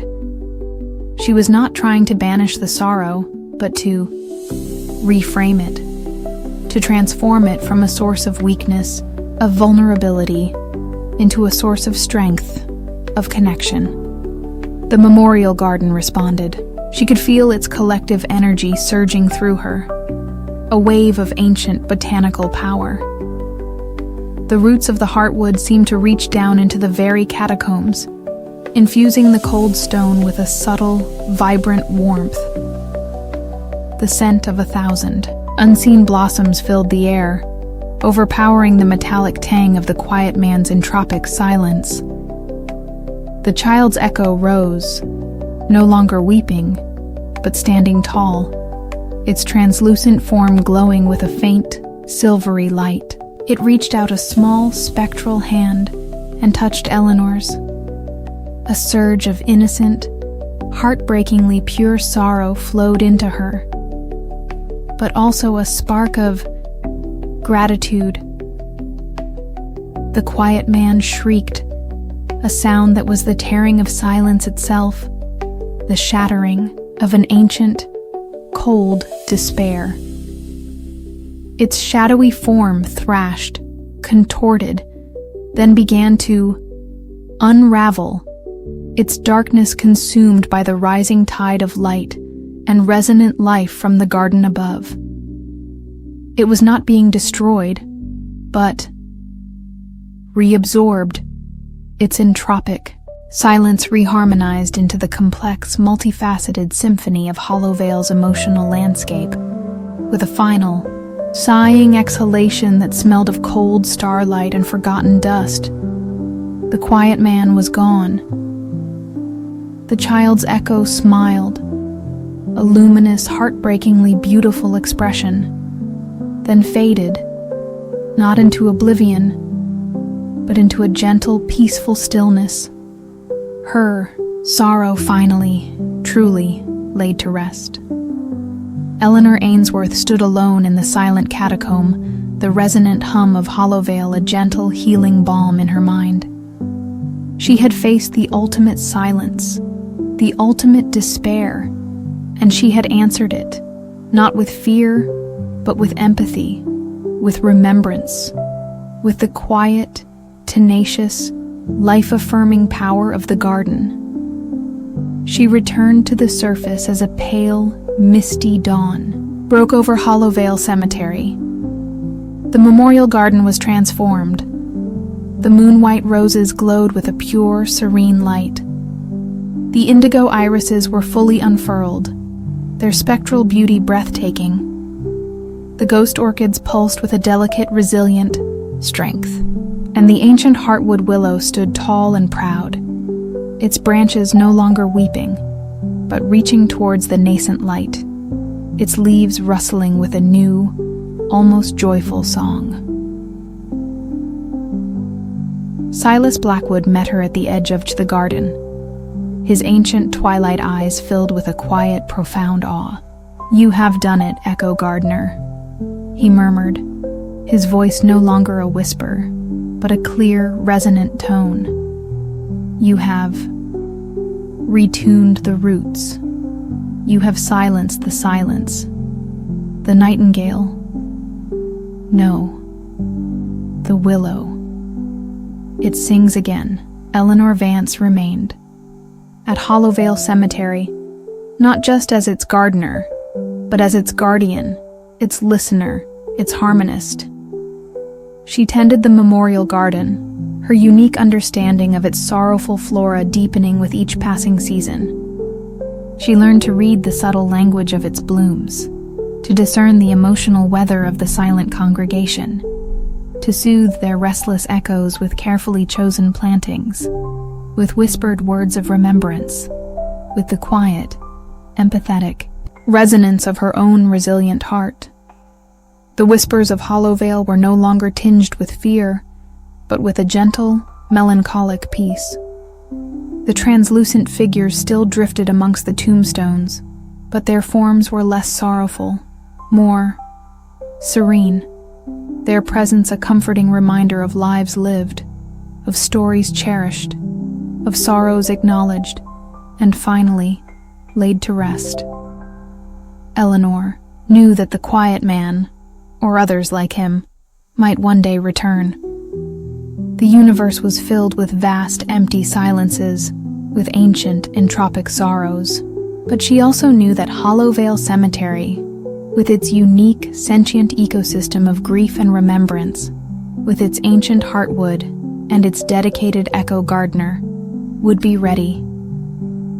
She had learned that sorrow, like a rare and delicate flower, required careful tending, not to be eradicated, but to be understood, to be harmonized, to be woven into the larger, more complex tapestry of life and loss.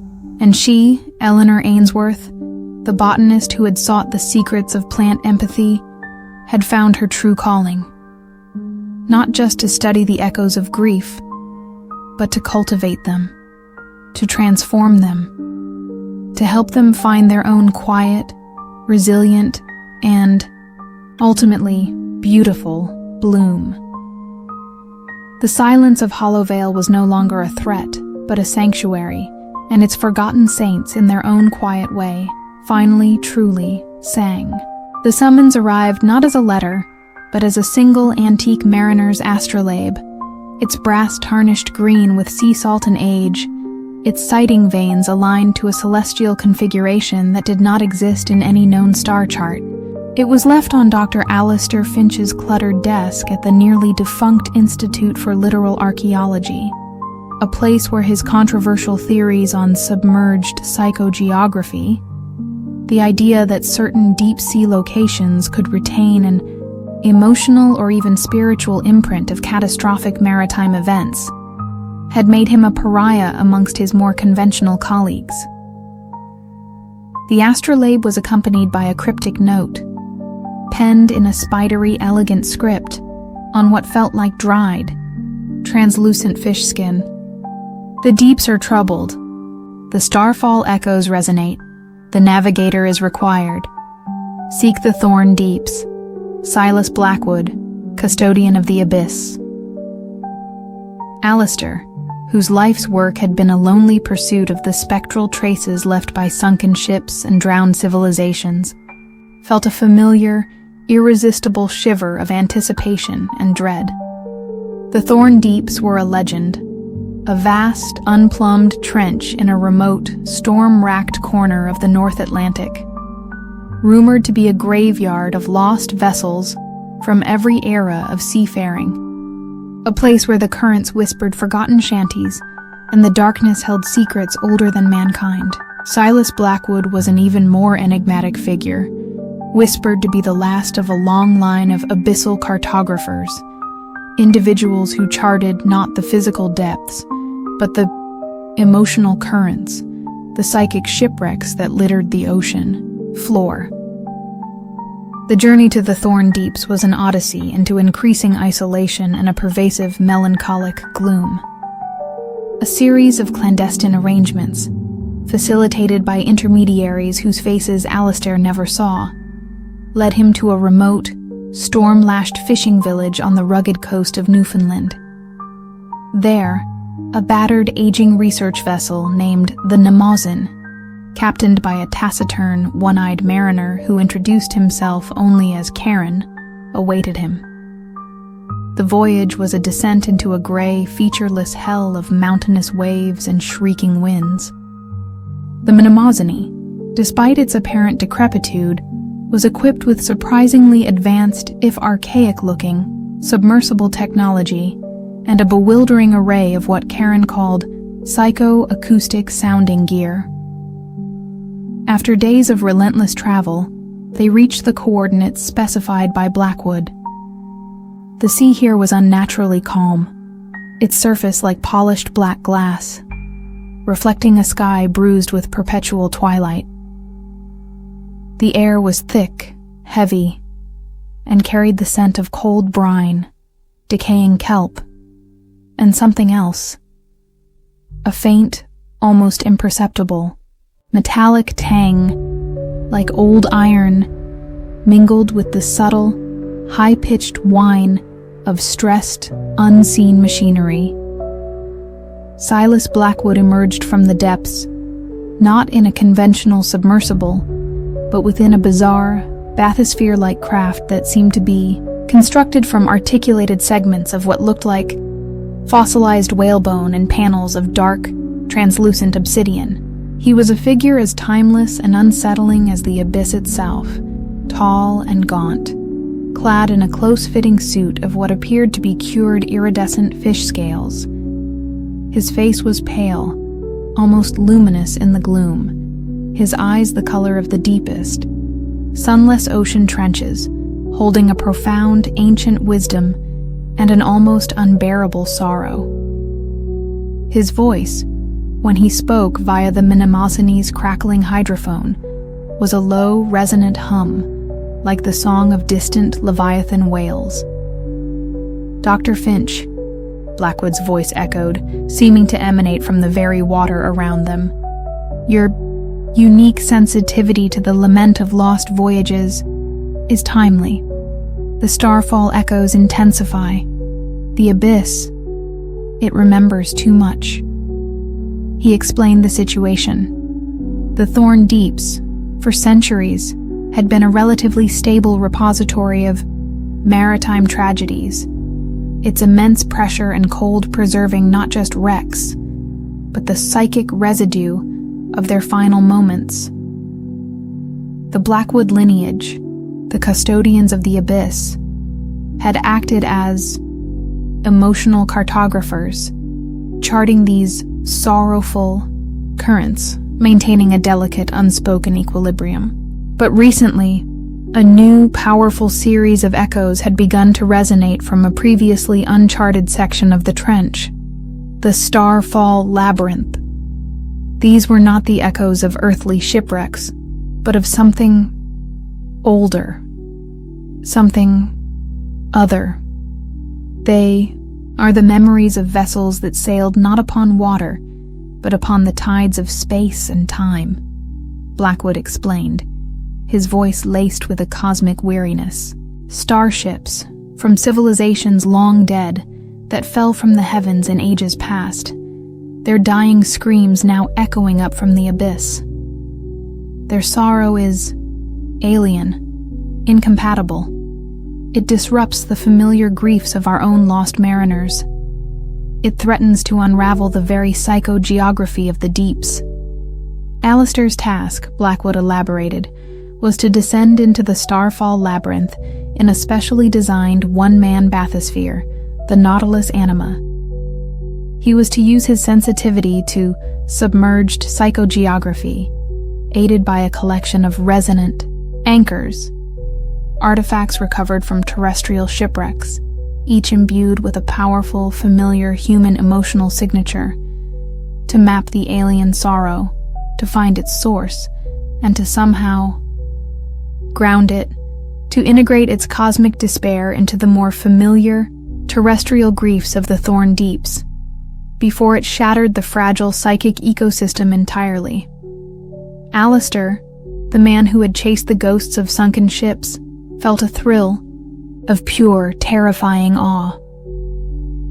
This was the ultimate exploration, a descent into a graveyard not just of vessels, but of fallen stars, of dead alien dreams. The Nautilus Anima was a marvel of antique, anachronistic engineering, a sphere of polished, brass and thick, curved obsidian ports, its interior cramped and filled with a bewildering array of dials, levers, and what looked like organic, bioluminescent sensors.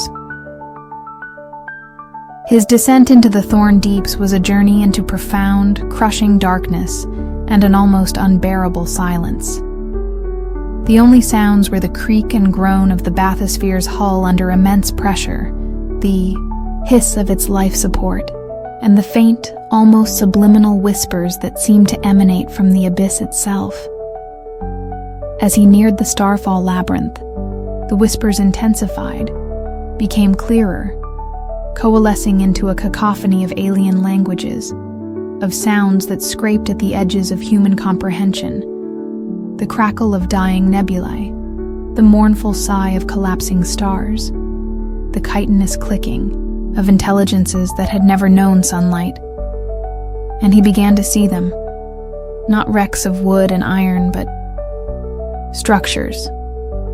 Impossible, non-Euclidean geometries of crystalline alloys and dark, unknown metals, half buried in the abyssal silt. Some were vast, city-sized, their broken spires reaching up like the grasping claws of dead leviathans.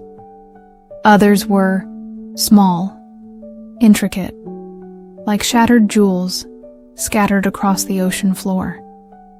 These were the fallen starships, and around them, within them, pulsed the echoes of their final moments.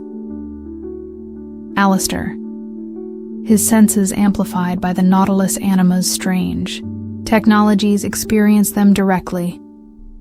Waves of alien emotion, so potent, so overwhelming, they threatened to shatter his sanity. He felt the terror of crews facing the cold, indifferent vacuum of space, the despair of civilizations witnessing their own inevitable extinction, the cosmic loneliness of intelligences so vast, so ancient, their thoughts spanned millennia. He found Silas Blackwood's ancestral charts of the deeps, stored within the bathysphere's archaic databanks. They were not maps of physical terrain, but of emotional currents, of sorrowful resonances, of psychic shipwrecks. He saw the familiar, human griefs charted with meticulous, almost loving detail. The lament of the Lusitania, the silent scream of the Titanic, the whispering agony of the Mary Celeste. But the Starfall labyrinth was a blank, a void on these ancient charts, now filled with a swirling, chaotic maelstrom of alien despair that was actively eroding the established patterns of terrestrial sorrow. His task was to bring order to this chaos, to map this new, terrifying emotional terrain. He began to deploy the resonant anchors, a ship's bell recovered from a Spanish galleon, its bronze still echoing with the prayers of doomed sailors. A child's wooden doll found in the wreckage of a Victorian clipper, imbued with a mother's heartbreaking loss. A tarnished silver locket from a World War II destroyer, containing the faded photograph of a sweetheart who would wait forever. With each anchor he placed, using the bathysphere's delicate manipulator arms, he focused his own empathy, his own understanding of human grief, projecting it outwards, attempting to create common ground, a bridge of shared sorrow between the terrestrial and the cosmic. It was like trying to calm a hurricane with a whisper. The alien echoes fought back. They flooded his mind with visions of dying galaxies, of predatory sentient black holes, of realities unraveling under the weight of their own entropic despair. He felt his own identity begin to fray, his human emotions overwhelmed by the sheer scale, the utter alienness of the cosmic grief. He found a hidden compartment in the Nautilus anima, containing a single slim volume bound in what looked like cured, bioluminescent deep-sea squid skin. It was the personal journal of Alistair Thorne, the original celestial custodian, the architect of this impossible observatory. October 17th, 1798. The starfall is an ancient wound upon the ocean's soul. Its echoes are not of our world, yet they resonate with a grief that is universal. To map them is to map the sorrow of all that is lost, all that fades into the endless night. November 5th, 1803. The deeps are a mirror. They reflect not just our own lost voyages, but the lost voyages of others. The custodian's task is not to silence these echoes, but to harmonize them, to weave a tapestry of shared sorrow, a requiem for all fallen stars, both terrestrial and celestial. Alistair understood. He was not meant to suppress the alien grief, but to translate it, to find the common language, the universal symbols, within its overwhelming despair. He began to work differently. He no longer tried to impose human emotional patterns onto the cosmic echoes. Instead, he listened. He opened himself to their alien sorrow, to their terrifying beauty, to their infinite loneliness. He allowed their stories, however incomprehensible, to flow through him.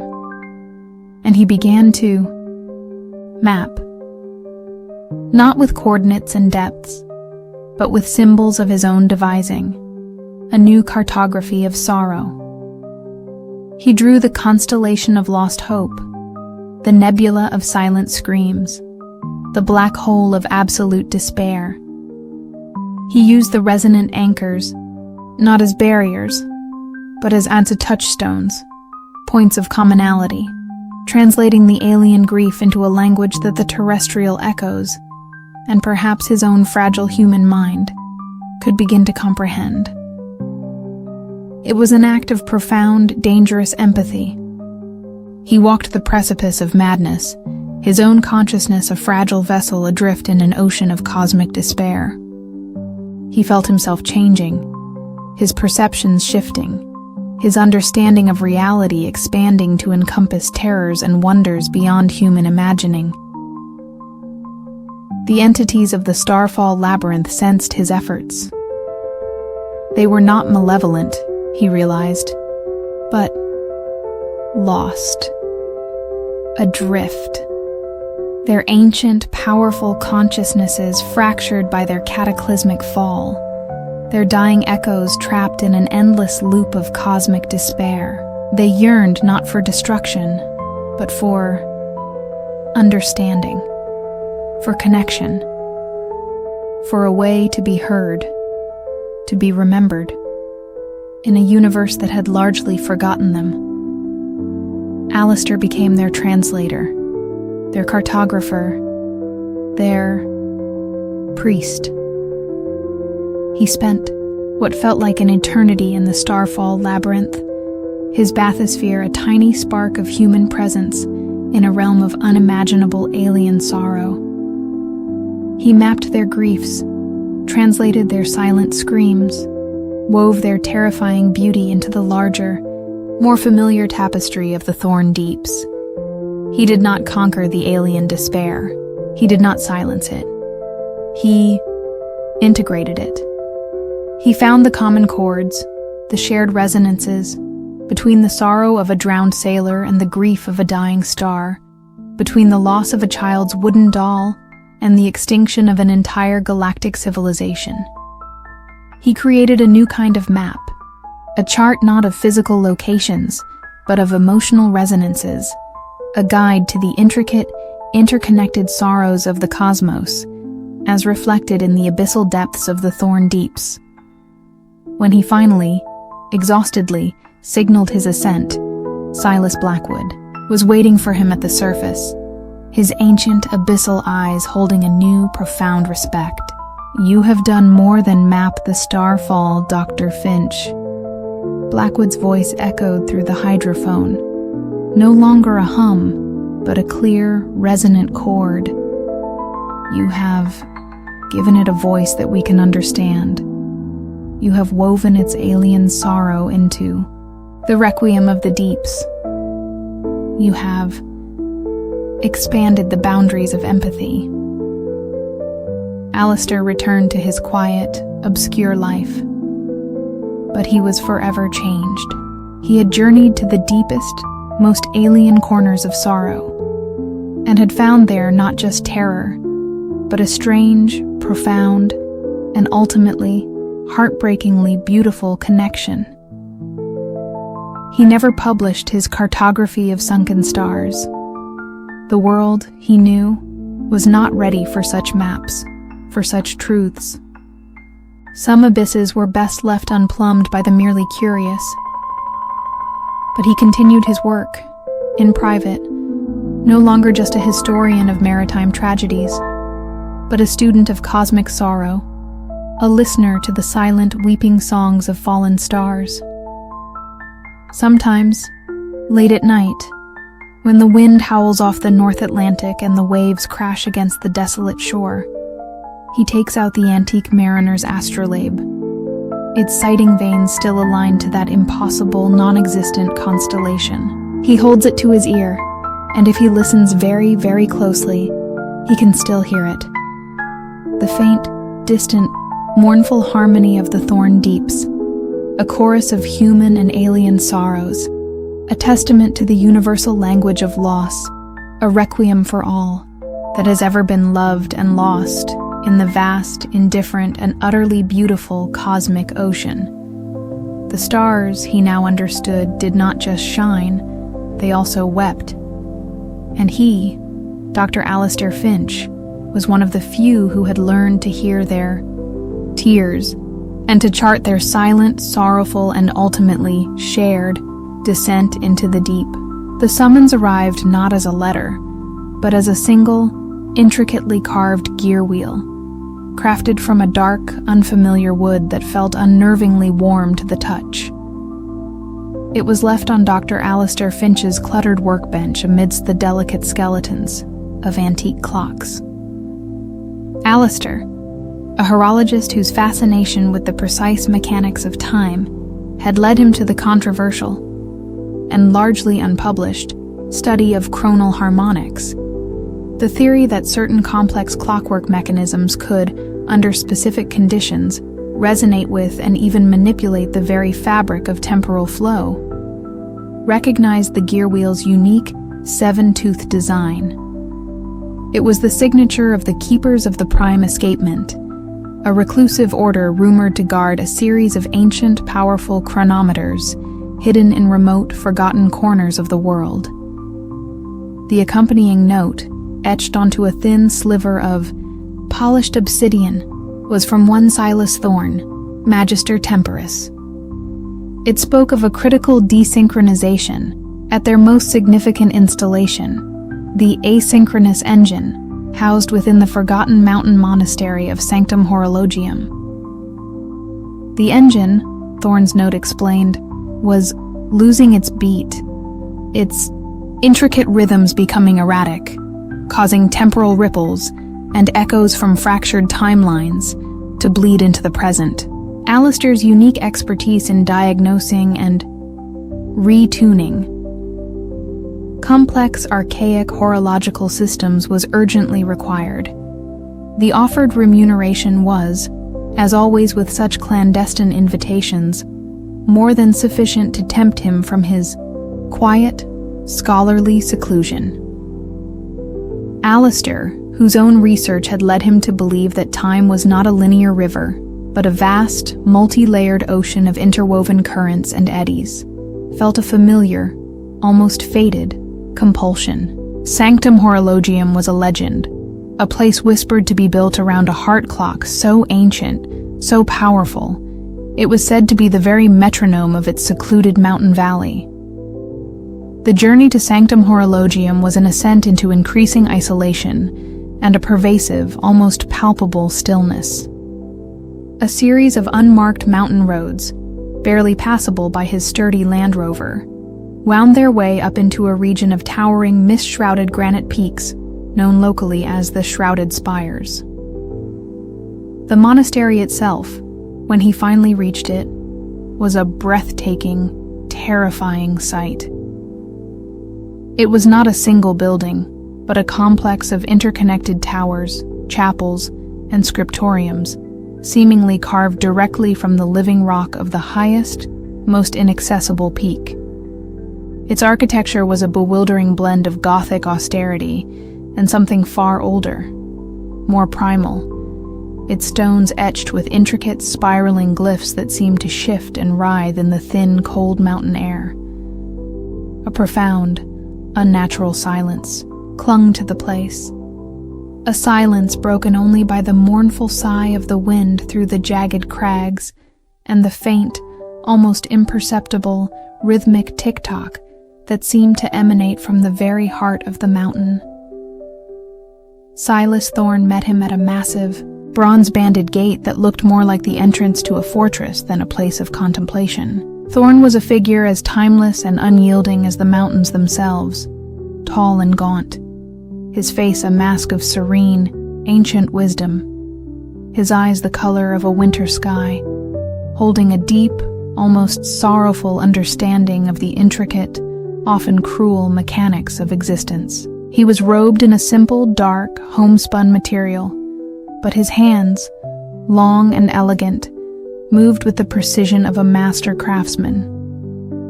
"Dr. Finch," Thorne said, his voice a low, resonant hum, like the perfectly tuned chime of a great clock. "Your arrival is opportune." The asynchronous engine falters, the beat of the valley. It loses its way. He led Alistair through a labyrinth of cold, echoing stone corridors, past scriptoriums where silent, robed figures, the keepers, Alistair presumed, bent over massive, leather-bound ledgers filled with intricate horological diagrams and complex temporal equations. The air was thin, sharp, and carried the scent of old parchment, cold stone, and a faint, almost imperceptible aroma of ozone and something else, a subtle, rhythmic pulsing, like the heartbeat of a sleeping giant.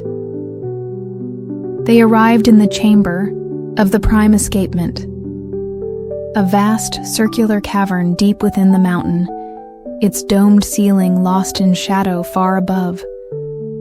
And in the center, filling most of the space, was the asynchronous engine. It was not a clock in any conventional sense. It was a colossal, intricate web of gears, levers, pendulums of varying lengths and weights, and what looked like crystalline resonating chambers, all crafted from a bewildering array of materials: brass, obsidian, meteoric iron, polished bone, and a strange dark wood that seemed to absorb the light. It was a three-dimensional orrery of time itself, its myriad components moving in a complex, asynchronous dance, yet somehow, Alistair sensed, all contributing to a single, overarching, and now faltering rhythm. "The heart clock of the shrouded spires," Thorne whispered, his voice filled with a reverent awe. "Forged by the first keeper, Alistair Thorne, from elements both terrestrial and celestial. It does not merely measure time, Dr. Finch. It conducts it. It maintains the temporal integrity of this valley, this sanctuary, shielding it from the harsher, more chaotic currents of the outside world. It creates a pocket of harmonized time." Alistair, the horologist who had dreamed of clocks that could do more than merely count seconds, felt a thrill of horrified, almost sacred recognition. This was the ultimate timepiece, a machine that sculpted reality itself. "But now," Thorne continued, his gaze fixed on a massive, slowly stuttering pendulum at the heart of the engine. Its rhythm falters. The prime escapement, the very soul of the machine, is desynchronized. And the consequences, they ripple outwards. Alistair's task, Thorne explained, was to enter the core chamber, a shielded, anechoic space within the very heart of the asynchronous engine. And, using his unique sensitivity to chronal harmonics and a set of antique, temporally attuned diagnostic tools, to identify the source of the desynchronization and to reharmonize the beat. He was given a small Spartan cell high in one of the monastery's towers, overlooking a dizzying panorama of mist-wreathed peaks and fathomless valleys. His only companions were the sighing wind, the distant, faltering tick-tock of the engine, and the ancient, leather-bound journals of the keepers, filled with centuries of meticulous observations, arcane calculations, and chilling warnings about the dangers of temporal unraveling. The first few days were an exercise in profound, disorienting sensory recalibration. Time itself, within the precincts of Sanctum Horologium, felt fluid, elastic, Moments would stretch, contract, sometimes even seem to repeat. He would lose hours, then find them again, his own internal clock struggling to find purchase in the shifting temporal landscape. He began to perceive the fractured echoes Thorne had spoken of. Fleeting, translucent images would flicker at the edge of his vision, a robed keeper from a past century, tending a section of the engine that no longer existed. A glimpse of a future sanctum horologium, its towers crumbling, its engine silent and encrusted with ice. A vision of the valley outside, its seasons shifting in a chaotic, impossible dance. These were the temporal ripples, the bleeding through of other potential timelines. The faltering tick-tock of the engine became a constant, unnerving presence. Sometimes it would race, sometimes it would drag, sometimes it would stutter and almost stop, and during these moments, the temporal distortions would intensify, the air crackling with a strange chronal static. He found Alistair Thorne the Elder's original schematics for the asynchronous engine, drawn on vast sheets of vellum with an almost inhuman precision. They were less engineering blueprints and more cosmic maps, detailing not just gears and levers, but ley lines of temporal flow, harmonic convergences, and nodal points of chronal resonance. The engine, Thorne had believed, was a living thing, a symbiotic mechanism intertwined with the very essence of the mountain, the valley, and perhaps something far older, far more profound. One evening, as he was studying a particularly complex diagram of the prime escapement, Alistair heard a sound that was not the wind, not the faltering engine, but music, a faint, ethereal melody, played on an instrument he couldn't identify, a tune that seemed to weave in and out of the very fabric of time, its notes both ancient and impossibly new. It was a sound of heartbreaking beauty and profound, cosmic loneliness. He followed the sound, his heart pounding, down through the silent, echoing corridors of the monastery, towards the chamber of the prime escapement. The asynchronous engine was bathed in a soft, pulsating silver light. And seated before its central console, his long, elegant fingers hovering over a series of crystalline keys Alistair hadn't noticed before, was a figure. Not Silas Thorne, but a younger man, almost a youth, his features sharp and ascetic, his eyes closed as if in a trance, his head tilted as if listening to some distant, inaudible symphony. He was robed in the same simple, dark material as the keepers, but his presence radiated an almost painful intensity, a direct connection to the vast, temporal energies of the engine. As Alistair watched, the youth's fingers began to move, not touching the keys, but caressing the air just above them. And the ethereal music swelled, became richer, more complex, its harmonies shifting, modulating, weaving a tapestry of pure, transcendent time. The faltering rhythm of the engine seemed to respond, its great pendulum swinging more smoothly, its gears turning with a new, almost joyful precision. But then, a discordant note shattered the harmony. A harsh, grating sound, like metal tearing, like time itself fracturing. The youth cried out, a sound of pure, unendurable pain, and clutched his head. The music dissolved into a cacophony of shrieking, chaotic frequencies. The engine shuddered, its rhythm faltering, its silver light flickering, threatening to die. The youth collapsed, his form becoming translucent, insubstantial, then vanishing completely, leaving only the lingering echo of his broken song and the acrid scent of burnt time. Silas Thorne appeared at Alistair's side, his ancient face etched with a profound sorrow.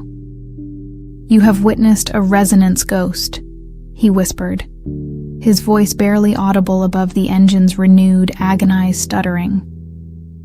An echo of a keeper who tried to retune the engine with his own essence, his own chronal song. He failed. The dissonance, it consumed him.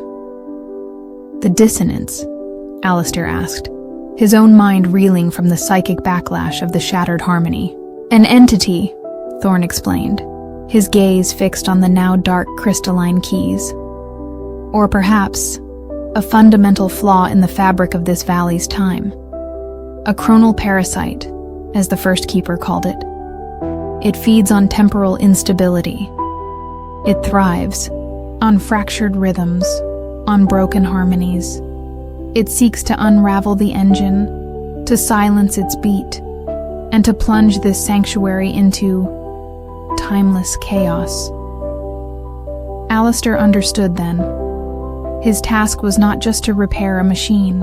It was to confront an entity of pure temporal entropy, a being that sought to unmake the very order of time itself. He knew, with a certainty that settled deep in his bones, that he had to enter the core chamber. He had to face the dissonance at its source. The core chamber was a sphere of absolute silence and profound velvet darkness, suspended within the very heart of the prime escapement. As Silas Thorne sealed him inside, Alistair felt his own sense of time begin to dissolve. Past, present, and future seemed to merge, to flow together in a dizzying, disorienting dance. He could see the dissonance now, not as a figure, but as a wound. A jagged, bleeding tear in the fabric of time, from which poured a torrent of chaotic, paradoxical energies. It was a vortex of temporal entropy, its edges lined with the fractured echoes of 1,000 potential, and now impossible, futures and the screaming ghosts of moments that had been. Unmade. And at its heart, he saw the source of the ethereal music he had heard. The trapped, tormented essence of the young keeper. His chronal song now a broken, weeping lament, endlessly consumed and rebroadcast by the dissonance. Alistair knew he could not fight this with mechanics, with calculations. He had to meet it on its own terms, in the realm of pure, resonant harmony. He had to find the prime note, the foundational frequency of the asynchronous engine, the very heartbeat of Sanctum Horologium, and use it to heal the wound, to soothe the dissonance, to free the trapped keeper. He closed his eyes. He silenced his own thoughts, his own frantic internal clock. He reached out with his consciousness, not to the chaos of the dissonance, but to the deep, ancient, dormant rhythm of the mountain itself. The rhythm that Alistair Thorne the Elder had first attuned his engine to. He found it. A slow, profound, almost imperceptible pulse, like the breathing of a sleeping god. The prime note.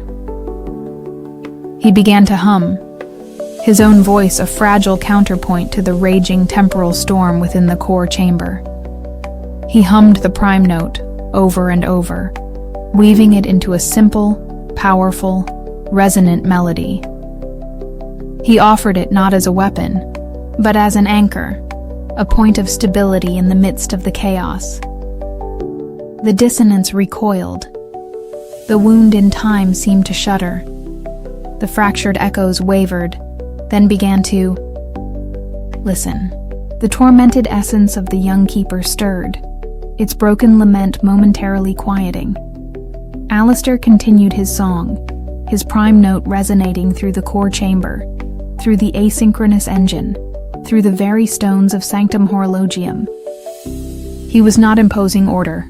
He was reminding the fractured time of its original, inherent harmony, reminding the dissonance of the peace of a steady, unbroken beat.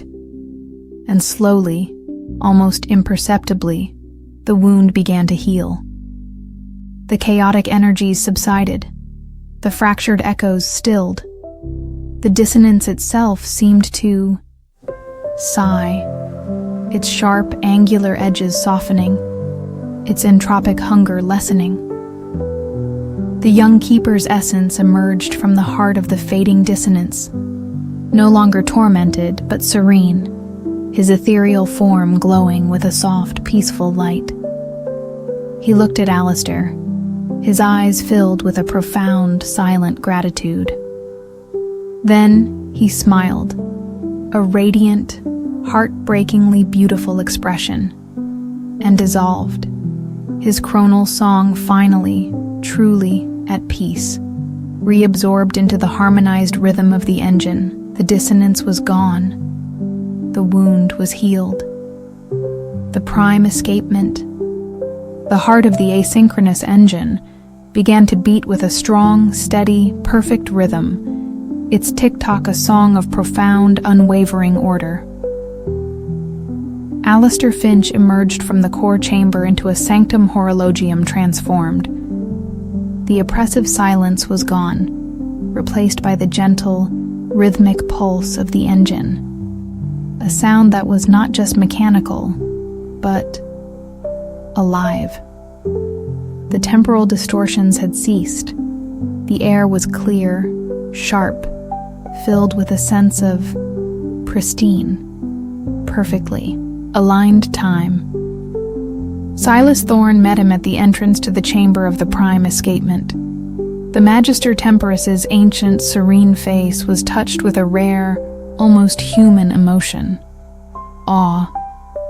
"You have done what no keeper has done since the first," he said, his voice no longer a hum but a clear, resonant chord. "You have not just mended the engine, Dr. Finch. You have healed its heart. You have restored the true beat." Alistair remained at Sanctum Horologium for many months, working with Silas Thorne and the other silent, robed keepers, learning the deepest secrets of the asynchronous engine, the subtle art of conducting the symphony of time.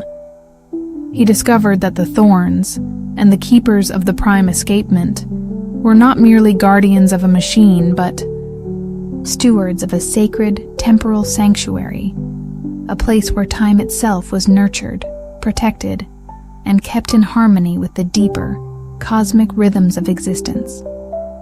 When he finally descended from the shrouded spires, leaving Sanctum Horologium to its eternal, rhythmic vigil, Alistair Finch was no longer a disgraced horologist. He was a Magister Temporis in his own right, a man who had not just studied time, but had touched its very essence. He never published his findings on chronal harmonics. The world he knew was not yet ready for such knowledge, and some mechanisms, some sanctuaries, were best left undisturbed, their delicate temporal balance maintained by those few who understood the true, profound, and often terrifying music of the spheres. But sometimes, late at night, in his quiet London flat, when the chaotic cacophony of the city finally subsides, he takes out the intricately carved wooden gear wheel, the one that first summoned him to the shrouded spires. He holds it to his ear, and if he listens very, very closely, he can still hear it. The faint, steady, perfect tick-tock of the asynchronous engine. The rhythmic heartbeat of a valley where time itself runs true. A reminder that even in a universe of entropy and chaos, there are places where harmony endures, where the ancient sacred beat goes on. And he, Dr. Alistair Finch, the horologist of shrouded spires, knows that he is, and forever will be, a part of that timeless, resonant song. The summons to the remote village of Oakhaven arrived not as a formal letter, but as a single pressed poppy, its petals the color of dried blood, its center a deep, unsettling black. It was found slipped beneath the door of Dr. Alistair Finch's secluded London townhouse, a place where the scent of old books and rare botanical specimens usually held sway. Alistair, a disgraced ethnobotanist whose career had been quietly curtailed after his controversial research into psychoactive pollens and the pharmacology of forgotten rituals, recognized the poppy's unique seven-lobed morphology. It was the sigil of the keepers of the somnolent garden, a clandestine order rumored to cultivate plants that influenced not just the body, but the very fabric of dreams and memories. The accompanying note, penned in a spidery, elegant script on what felt like cured opium poppy leaf, was from one Silas Thorne, Apothecary Primus. It spoke of a blight upon the dream weavers, of a dissonance in the nocturne nectars, and a fading of the Lethean bloom, which threatened the somnolent equilibrium of Oakhaven and its sacred hidden garden. Alistair's unique, if academically, vilified expertise in discerning and reharmonizing the subtle psychotropic properties of rare flora was urgently required. The offered remuneration was, as is often the case with such esoteric invitations, more than enough to persuade him to abandon his self-imposed scholarly exile. Alistair, whose fascination with the power of plants had led him down paths where science, folklore, and something far stranger intertwined, felt a familiar, almost fated pull. Oakhaven was a name whispered in the most obscure botanical texts, a place said to exist in a fold of reality, a valley where the veil between the waking world and the realm of dreams was perpetually, dangerously thin. The journey to Oakhaven was a descent into deepening mist and an almost palpable soporific stillness. A series of unmarked country lanes, overgrown and barely navigable, wound their way through ancient, gnarled woodlands where the trees themselves seemed to drowse, their leaves a perpetual, somber autumnal hue, regardless of the season. The village, when he finally reached it, was a cluster of low, stone-built cottages, their thatched roofs heavy with moss, their small, leaded-pane windows like eyes half-closed in slumber. A single, slow-moving river, its waters the color of dark, steeped tea, coiled through the valley, its banks lined with weeping willows and strange, pale, nodding flowers. The air in Oakhaven was thick, heavy, and carried the scent of damp earth, decaying leaves, and 1,000 unidentifiable, subtly sweet floral perfumes mingled with the faint, almost imperceptible aroma of something else. A dry, papery scent, like old herbal remedies, and a metallic tang, like cold, forgotten iron. A profound, almost preternatural silence clung to the place. A silence that seemed to absorb sound, to muffle the very thoughts. Silas Thorne met him at the entrance to a walled garden, its ancient stone gate overgrown with a tangle of what looked like black, thornless roses. Thorne was a figure as timeless and enigmatic as Oakhaven itself, tall and slender, dressed in simple, dark, homespun clothes that seemed to absorb the perpetual twilight of the valley.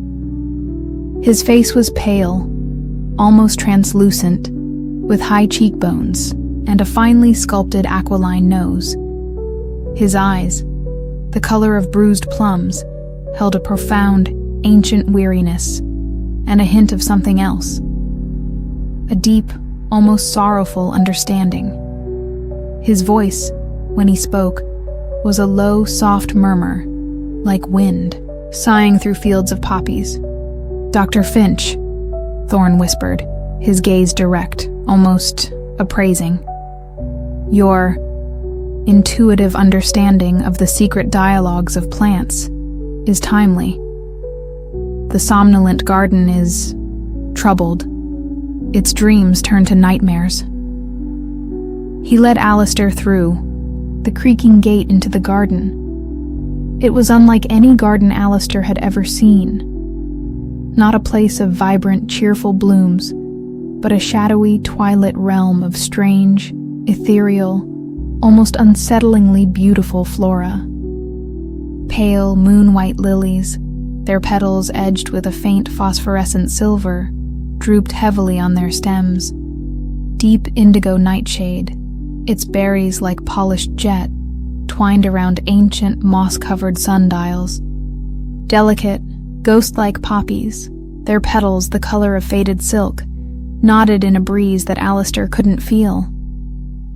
And in the center of the garden, within a ring of standing stones draped in flowering ivy, grew a single, massive, multi-petaled flower, its colors a shifting, iridescent spectrum of blues, purples, and blacks, its heart a deep, velvety void.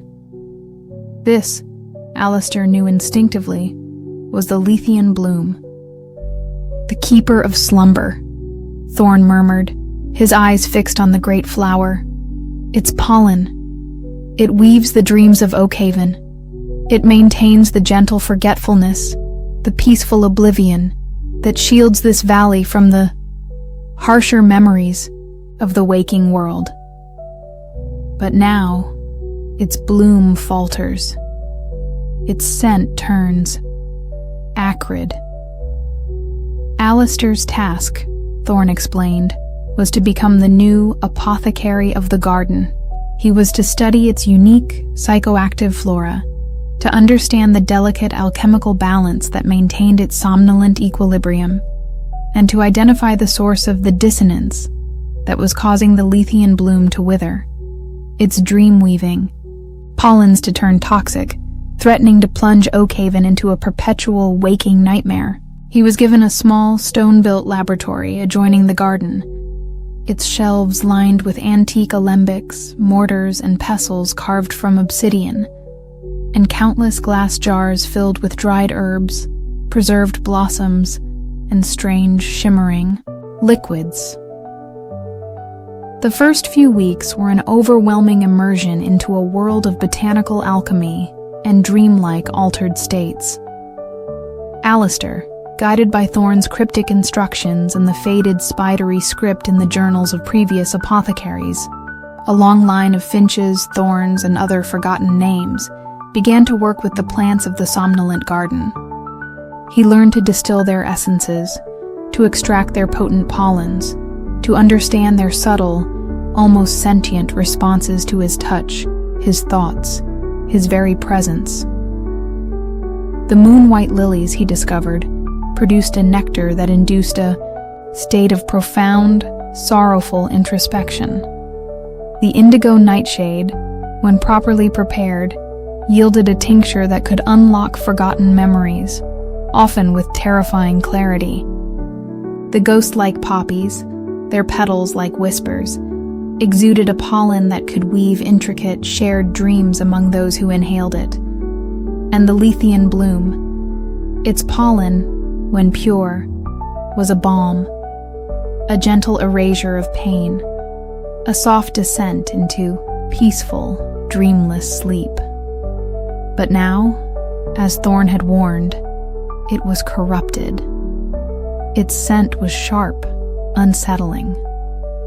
Its pollen, when Alistair cautiously analyzed it, was laced with a new, unknown compound, something that induced not peace, but a state of agitated, nightmarish paranoia. The discordant pollens were affecting the village. The few inhabitants of Oakhaven, already a reclusive and melancholic people, grew more withdrawn, their eyes haunted, their movements furtive. They whispered of shared nightmares, of waking dreams filled with shadowy figures and suffocating anxieties. The very air of the valley seemed to thrum with a low, discordant frequency, a silent scream of a dreaming mind in torment. Alistair knew he had to find the source of this corruption. He began to explore the deeper, more hidden corners of the somnolent garden, places where the shadows lay thickest, where the strange pale flowers grew in unnerving profusion. He carried with him a small silver censer, burning a mixture of protective herbs described in the apothecary's journals. its smoke a fragile ward against the garden's more insidious influences. He found it in a forgotten, overgrown grotto. At the furthest edge of the garden, a place where the air was icy cold and the silence absolute. Here, a new alien plant had taken root. It was a vine, thick as a man's arm, its bark the color of bruised flesh, its leaves like serrated black talons. It had coiled itself around the base of an ancient petrified oak, its roots seeming to draw sustenance not from the soil, but from something else. And from its thorny branches hung a single, monstrous, pulsating blossom, its petals a deep, septic green, its heart a swirling vortex of oily, black nectar. This was the source of the dissonance, the nightmare vine, as the oldest journals called it, an invasive, parasitic entity, not of this world, or perhaps from a forgotten, blighted corner of it. It fed on fear, on anxiety, on the very essence of nightmare, and its pollen was a psychic toxin, corrupting the dreams of the fen, of Oakhaven, and of the Lethean bloom itself. As Alistair approached, the nightmare vine seemed to react. Its thorny tendrils twitched. The monstrous green blossom pulsed with a sickening internal light. And a wave of pure, unadulterated terror washed over him, so potent it brought him to his knees. He saw visions, his deepest, most buried fears given monstrous, writhing form, his past failures, his future anxieties, all amplified, distorted, made unbearable. He stumbled back, his heart pounding, his mind reeling. This was no ordinary plant. This was a psychic predator, a weaver of nightmares. He consulted Silas Thorne, his voice shaking as he described what he had found. Thorne listened, his ancient, plum-colored eyes filled with a weary resignation. "The viridis terroris," he whispered, using its ancient Latinate name. "It awakens only when the fen's own dream wards are weakened, when sorrow and fear create a fertile ground for its spores. It has lain dormant for centuries, but the fading of the Lethean bloom, it has given it an opening." "How do we destroy it?" Alistair asked, his voice hoarse. Thorne shook his head slowly. "It cannot be destroyed by conventional means. Its roots are not in the soil, Dr. Finch, but in the subconscious of the valley itself. To cut it is merely to prune it. It will regrow, stronger, more insidious. It must be undreamt. Undreamt." The concept was as terrifying as it was arcane. The Lethean bloom in its purest form, Thorne explained, does not just induce forgetfulness. It has the power to edit the dreamscape, to remove, to reweave, to unmake what has been dreamt. But it is too weak now, too corrupted by the nightmare vine's toxic pollen. It needs a catalyst, a human mind strong enough, sensitive enough to enter its corrupted dream, to confront the viridis terroris on its own psychic terrain, and to guide the Lethean bloom's healing energies to its core. He looked at Alistair, his gaze piercing, unwavering. "You are that mind, Dr. Finch. You are the apothecary. You must become the dream weaver." Alistair felt a cold dread, but also a strange, undeniable sense of purpose. This was the culmination of all his research, all his theories, all his dangerous, esoteric pursuits. To enter a living dream, to battle a psychic plant entity with the tools of botany and dream logic, it was madness. And it was, perhaps, his destiny. The ritual was prepared in the central chamber of the somnolent garden, within the ring of ancient moss-covered standing stones, before the ailing Lethean bloom. Silas Thorne chanted in a low, resonant, forgotten tongue, his voice weaving a complex, hypnotic rhythm. He anointed Alistair's temples with a shimmering silver-green unguent, distilled from the purest, most potent moon lilies. He placed a single, perfectly preserved petal from the Lethean bloom on Alistair's tongue. As the petal dissolved, a wave of profound, blissful lassitude washed over Alistair. The world around him began to waver, to distort. The sense of the somnolent garden intensified, became almost unbearable.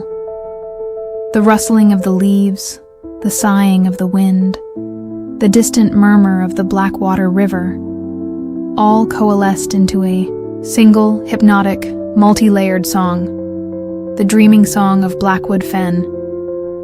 He was falling, drifting, sinking into a sea of shared vegetative consciousness. He found himself in a landscape of impossible, shifting geometries, of trees that wept, tears of quicksilver, of flowers that sang in silent chromatic harmonies. This was the dreamscape of the fen, the collective subconscious of the valley, and its strange, sentient flora. And in its heart, he saw the nightmare vine, no longer a mere plant, but a vast, sprawling entity of writhing, thorny darkness, its monstrous green blossom a pulsating vortex of pure, distilled terror. Its tendrils reached out, ensnaring the dream forms of the Oakhaven villagers, feeding on their anxieties, their fears, their deepest, most primal dreads. The Lethean bloom was there too, a faint, struggling spark of iridescent light, its petals, bruised and torn, its dream-weaving pollens corrupted, twisted into vectors of nightmare. Alistair knew he had to reach the Lethean bloom, to lend it his strength, his consciousness, to help it fight the encroaching darkness. But the nightmare vine sensed his presence, its attention, cold and malevolent, fixing upon him. It attacked, not with physical force, but with pure, unadulterated terror. It flooded his mind with his own deepest fears, his buried traumas, his most profound insecurities.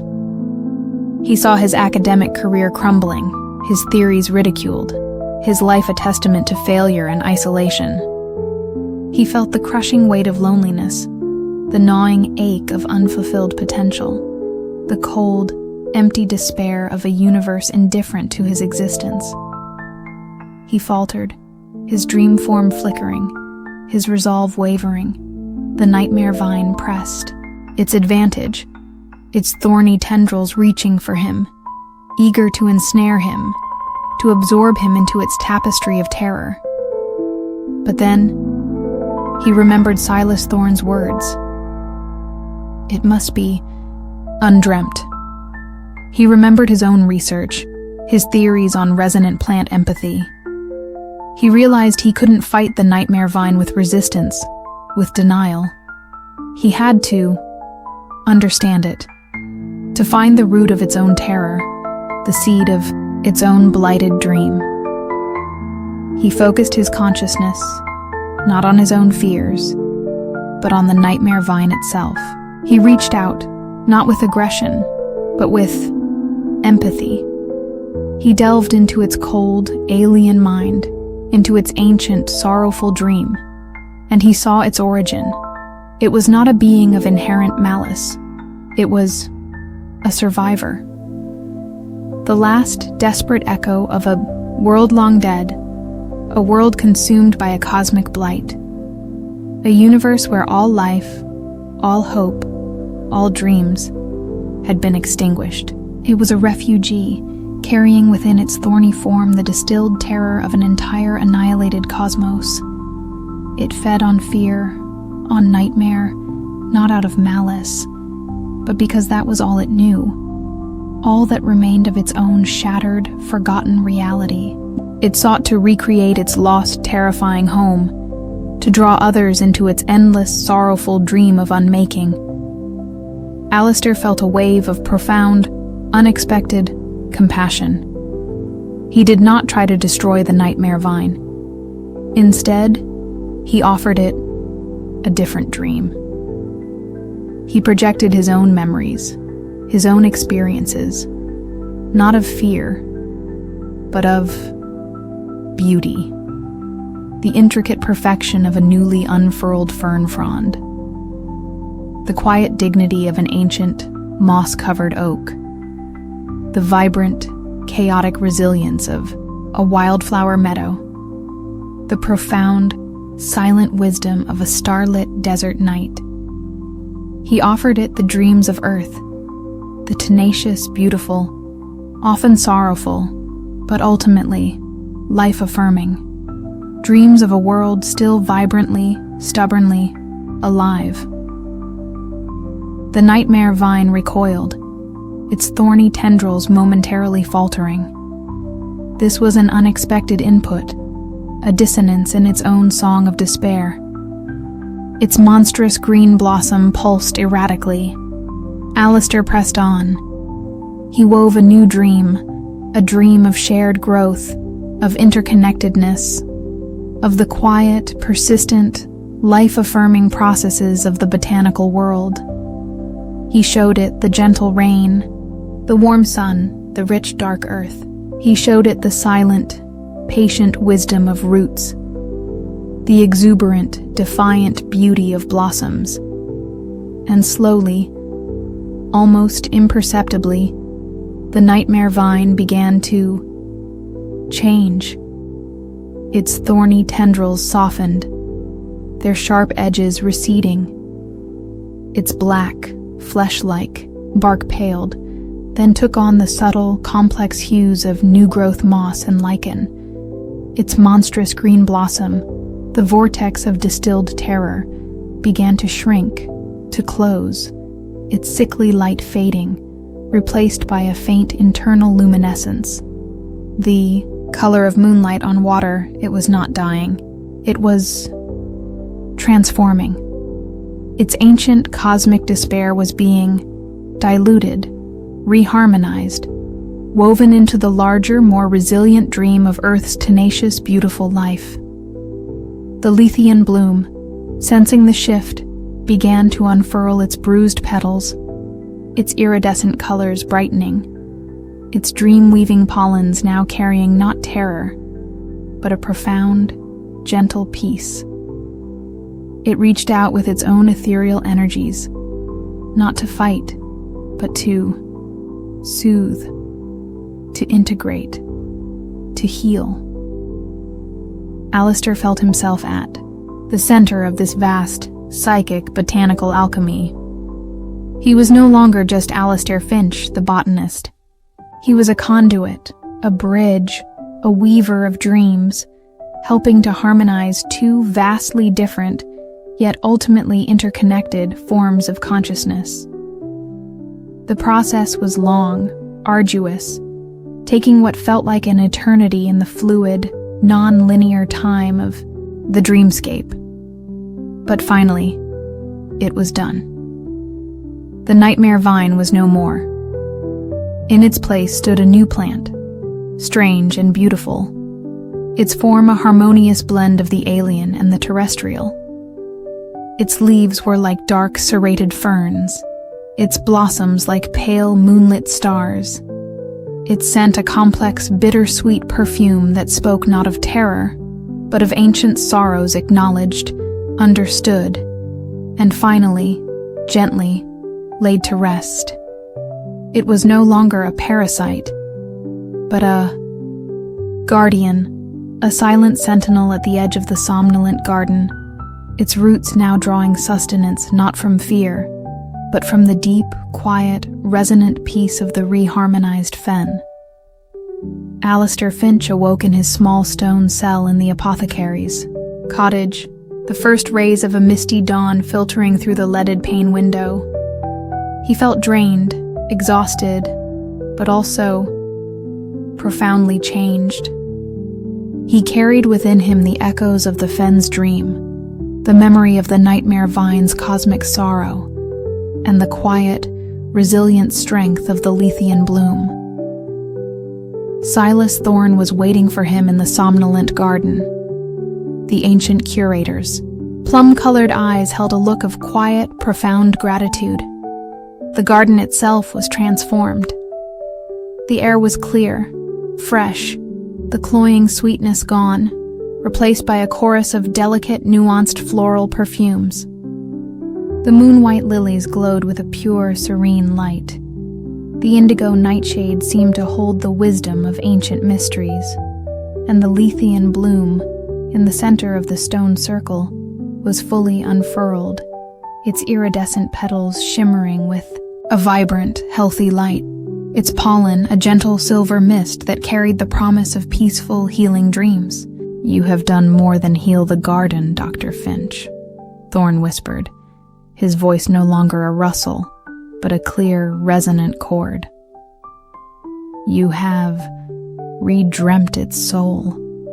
You have taught even the deepest despair to bloom in a new, unexpected light."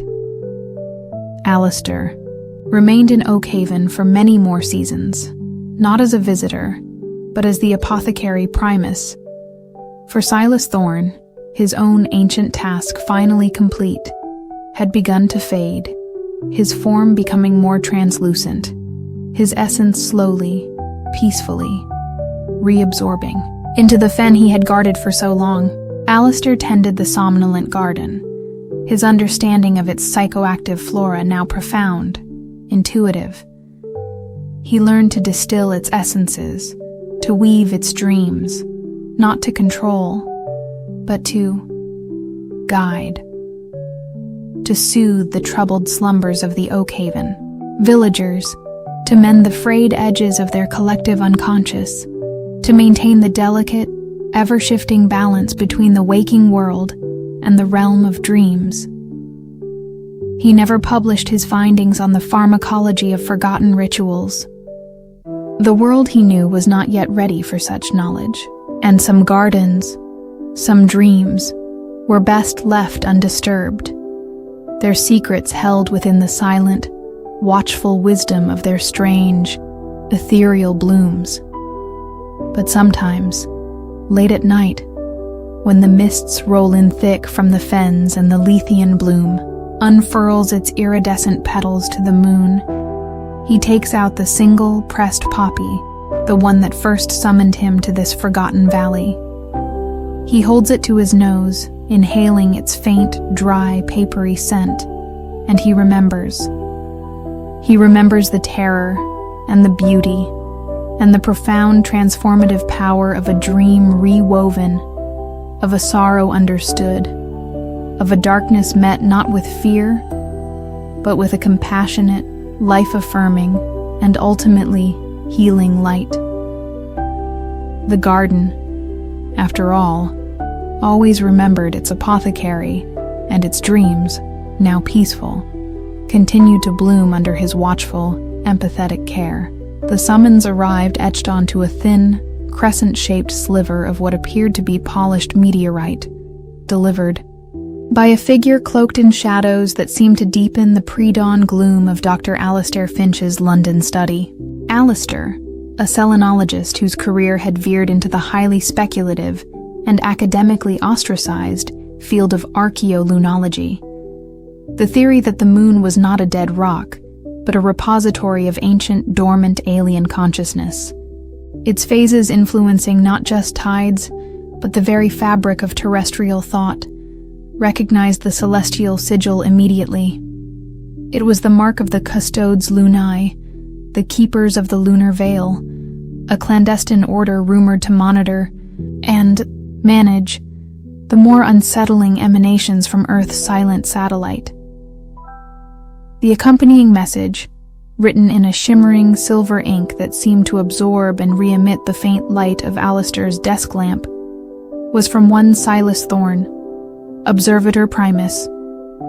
It spoke of a critical desynchronization in the lunar cycle, of anomalous umbral resonances, and a fading of the Selenian requiem, which threatened the psychic stability of their primary monitoring station, a remote mountaintop observatory known only as Nix Clavis, Night's Key. Alistair's unique, if widely ridiculed, expertise in discerning and interpreting lunogenic psychoacoustic phenomena was urgently required. The offered remuneration was, as always in these clandestine affairs, astronomical. Alistair, whose own research had led him to believe that the moon's gravitational and electromagnetic influence extended far beyond the physical, into the very depths of the human subconscious, felt a familiar, almost fated compulsion. Nix Clavis was a name whispered in the most arcane astronomical texts, a place said to be built upon a nexus of terrestrial and lunar energies, a listening post for the silent, somnolent whispers of the cosmos. The journey to Nix Clavis was an ascent into increasing desolation and an almost palpable, unnerving stillness. A series of unmarked high-altitude flights, followed by a perilous, oxygen-assisted climb up a treacherous, ice-slicked mountain path in a remote, uncharted Andean range, brought him to a vast, windswept plateau, perpetually bathed in the cold, silver light of a seemingly eternal full moon, even when the moon below, in the world he'd left behind, was new. Nix Clavis was not a conventional observatory. It was a single, colossal structure of polished, black obsidian, shaped like a perfectly inverted cone, its apex buried deep within the mountain, its wide, circular base open to the star-drenched, unnaturally bright sky. The air was thin, bitingly cold, and carried the faint, almost imperceptible scent of ozone, supercooled helium, and something else, a subtle, rhythmic pulsing, like the heartbeat of a sleeping celestial giant, accompanied by a high-pitched, almost inaudible, crystalline hum. Silas Thorne met him at the obsidian entrance, a perfectly circular aperture that seemed to shimmer and ripple like a heat haze.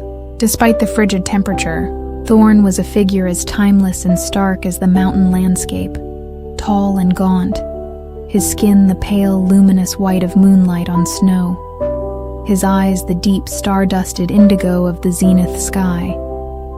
He was clad in a close-fitting suit of what appeared to be woven silver threads, which seemed to absorb and re-emit the ambient starlight. His voice, when he spoke, was a low, resonant whisper, like the sigh of cosmic winds across a lunar mare. "Dr. Finch," Thorne murmured, his gaze direct, almost prescient. "Your attunement to the moon's more subtle dialogues is timely. The celestial veil thins, the sleepers stir, the requiem falters." He led Alistair into the heart of Nix Clavis.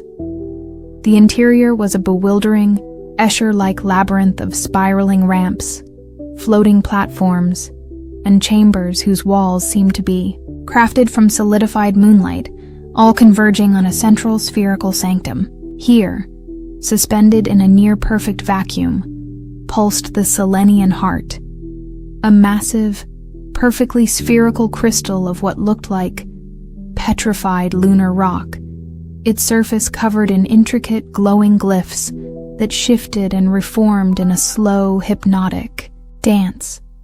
This, Alistair realized with a jolt of horrified awe, was the source of the observatory's power, the focus of its strange lunar energies. "The lunar resonator," Thorne whispered, his eyes fixed on the pulsating crystal, forged by the first custodian, Alistair Thorne, from a fragment of the moon's own dreaming core. "It does not merely observe our satellite, Dr. Finch. It harmonizes with it.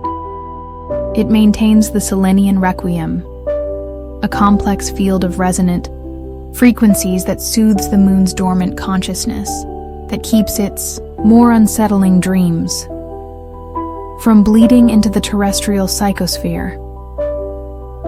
Alistair, The archaeolunologist who had dared to suggest the moon possessed a mind felt a thrill of terrifying vindication. This was the ultimate proof, the ultimate instrument of his heretical theories.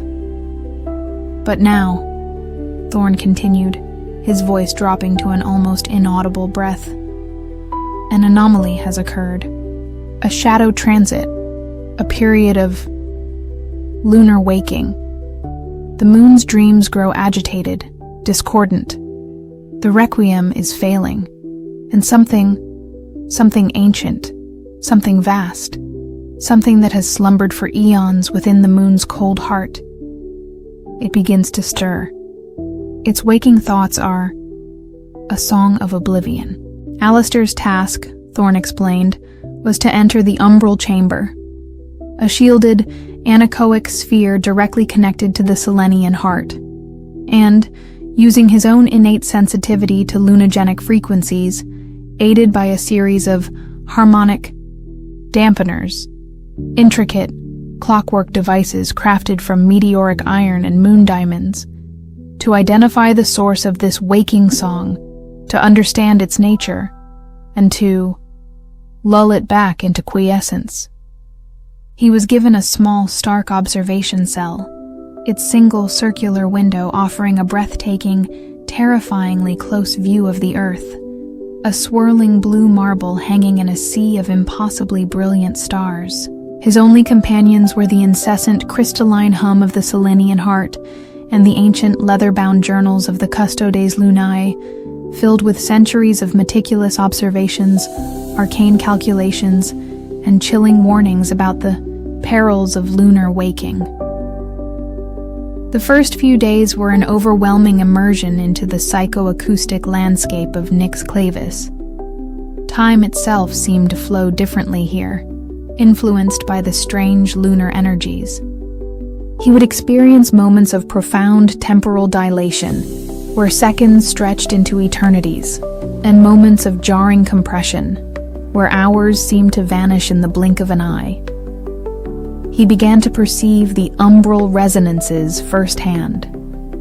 The air would crackle with a faint silver static. Strange geometric patterns of light and shadow would dance across the obsidian walls. He would hear whispers, not in any human language, but in a complex tonal dialect of pure resonant frequencies that seemed to emanate from the Selenian heart itself, the moon's own fitful dream speech.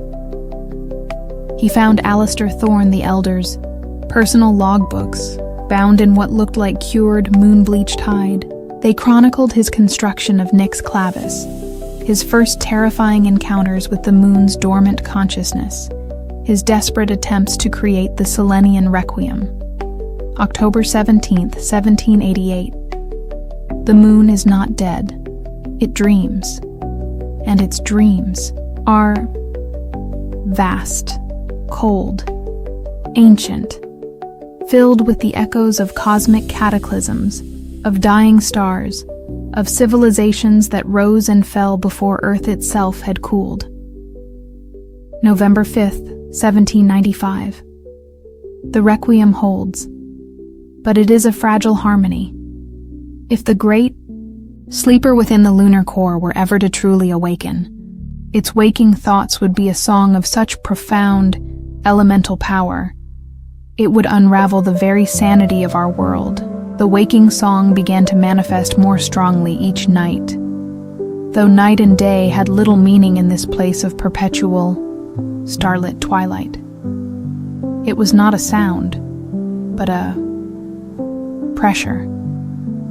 A growing, insistent psychic force that pressed against Alistair's mind, filling it with images of cold, empty lunar landscapes, of silent, cyclopean ruins beneath a black, airless sky, of a vast, slumbering intelligence stirring in the dark, cold heart of the moon. Silas Thorne grew more gaunt, more ethereal, his silver thread suit seeming to shimmer with an almost painful intensity.